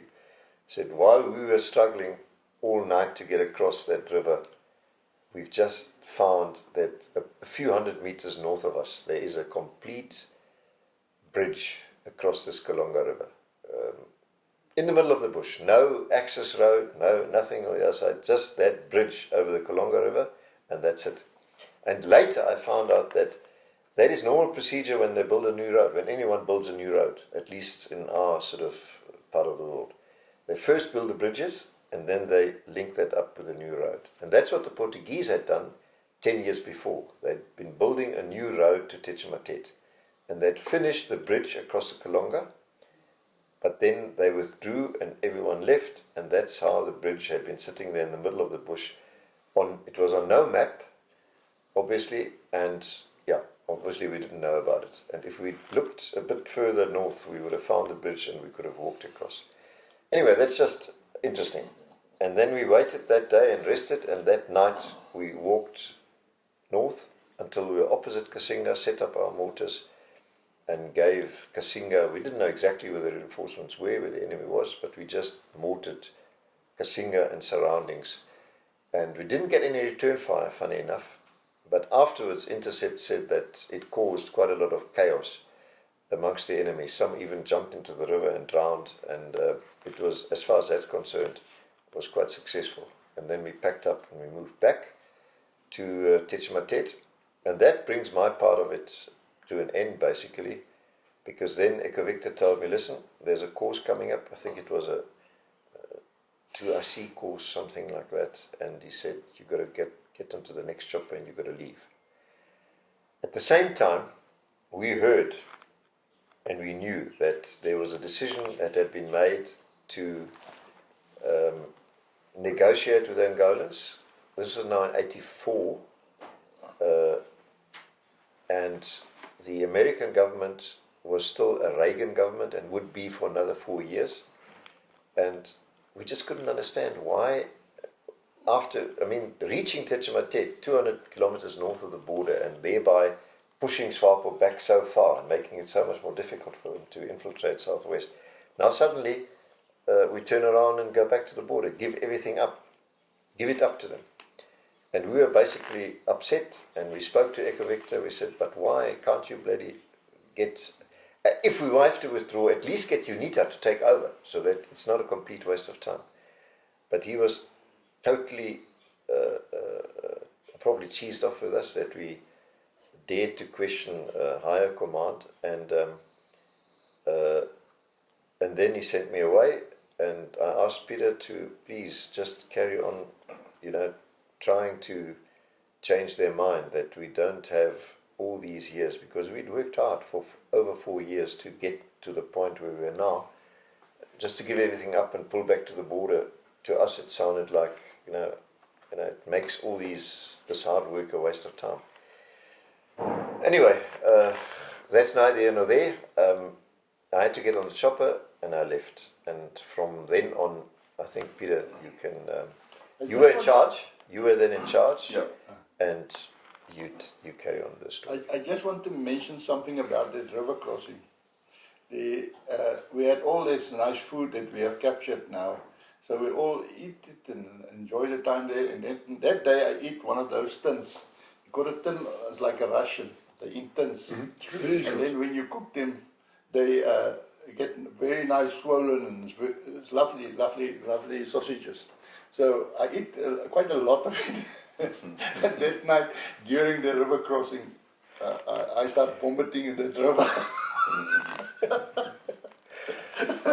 So it was quite with the crossing and everything, all the struggle to get everybody over it, I was vomiting. All the nice food out again. Yeah. Just before Willem finishes, I just wanted to, you earlier on told us about the Milan span that was brought in from the Parabets. Can you just add that, finish that? Well, at some stage... You didn't know that. No, I was, you do, I was you're still there. at least in the planning stage, because part of us trying to delay this, on the map, the Kalonga River comes down and the road runs parallel to the Kalonga River. And just south of that makeshift bridge, there was an ideal spot to place an ambush. There was high ground between the river and the road, just far enough from the road so that small arms fire couldn't reach it, but within range of the Milan.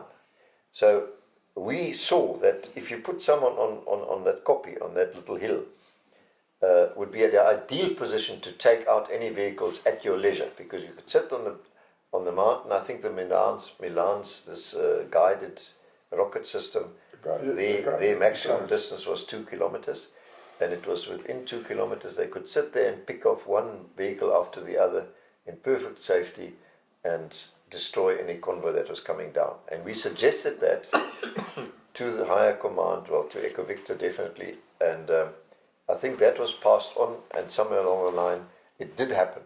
But I think it only happened after I left. So that's that. The Milan went with us to the mountain. We went to the top of the kopje, and when we withdraw, we were still at the Milan, and I think we had one missile, as I remember it, and we fired it. Before we withdraw, we fired the Milan. But that was probably after he left. Can I just explain something? With Peter. Can I just explain something? Yeah. There were 2 Milan teams, okay? Yeah. The one Milan team was that Corporal Withers, Yes. and he was deployed by Neil Wallace onto a kopje, and he was on the wrong kopje, so he moved himself to the other kopje. The other Milan team was walking with us, and they walked in with us. Yeah, when we crossed the river. Yes. That's right. Yeah, Yes, they walked with us, they did the river crossing, yeah. and then we deployed them onto the other kopje. So Yeah. there were 2 different teams. Yeah, but I remember that one that went with us. Yes. We was then on the top of the kopje, and the next morning when we decided to withdraw, and instead of just taking the Milan back, we were firing one missile in the direction. So the Milan team came back with us. Yeah, they came back with us. Okay. So it's Peter Williams again. We're continuing with the ASKARIE, and some information came up about the Milan teams. There were actually 2 Milan teams of the Parabats, and the one team actually moved, did the river crossing over the Kalonga with the 3-2 guys. They then went forward and they lay up on the mountain, but no vehicles came, and before they withdrew, it was decided to shoot that one missile that they had up there. But the other team was deployed by Puma, and we have Neil Wallace here, who was the Puma pilot that deployed the team. So we just want to ask him to fill us in about what happened. And he also has an interesting backstory that happened much later after that. Over to you, Neil. Yeah, thanks, Pete. We were deployed at The Hague, and it must have been about 3 o'clock in the afternoon. They approached me to go and deploy a Milan team north of Kuvala, north of Techimatet, between Techimatet and Kasinga. There was a mountain, there were 2 little mountains, and I was told to deploy, I think it was 6-man team, Milan team, to a specific latitude and longitude. And I plotted it on the map, and it was on a specific mountain, Gormal, a little rock outcrop. So we loaded the guys up, and I don't know why, but that particular day they only sent 1 Puma, which was very unusual. So set heading and landed on the top of this koppie and told the chaps they must get out of the aircraft as quickly as possible because it was hot area and I needed to go back to Ndangwa, which was hundreds of miles away. We screamed up the side of the mountain, went into the harbour, didn't even find a place to land. The guys jumped out with the Milan team and dropped off the side of the hill and flew back, refueled and went back to Ndangwa. Didn't hear anything of it again. And then in 2006, I moved my family to Port Elizabeth. And my daughter went to Woodridge High School. She was in grade 8, standard 6 at that time. And she arrived home after a week at school and said, "Dad, were you a helicopter pilot in the Air Force?" I said, "Yes, I was." She said, the next day she said, "Dad, my best friend at school now, Dad wants to talk to you." So I said, "Well, why don't we have him over for a braai?" So that Sunday they arrived at our house, and as Alan Withers, who I found out later was in the Milan team, climbed out the car and he said to me, "I need to talk to you." Used a couple of foul words, but then said to me, sat me down and said, "You dropped me on the wrong mountain." That particular day, it was the 6th of January 1984, Ops Askari. And he said they cursed me like you have no idea, and it took them 24 hours to walk down that mountain and up the other mountain. And as I said to him, the army brass gave me latitude and longitude, I plotted my map, and I took you to exactly where I was told to drop you. And are you still great friends now, even though you dropped him off on the wrong copy? Fantastic friends. Lovely stuff. Neil, thank you very, very much for your time and your input here today. And I must just say for the record that you're one of the best Puma pilots that we ever worked with. And you didn't moan too much about the smell that came from the back. Well, we moaned to each other. Yeah, well, thanks very much. You guys were great. If it wasn't for you, we wouldn't have had a job. Lovely. Thank you very much. Thank you. Thanks. You go well.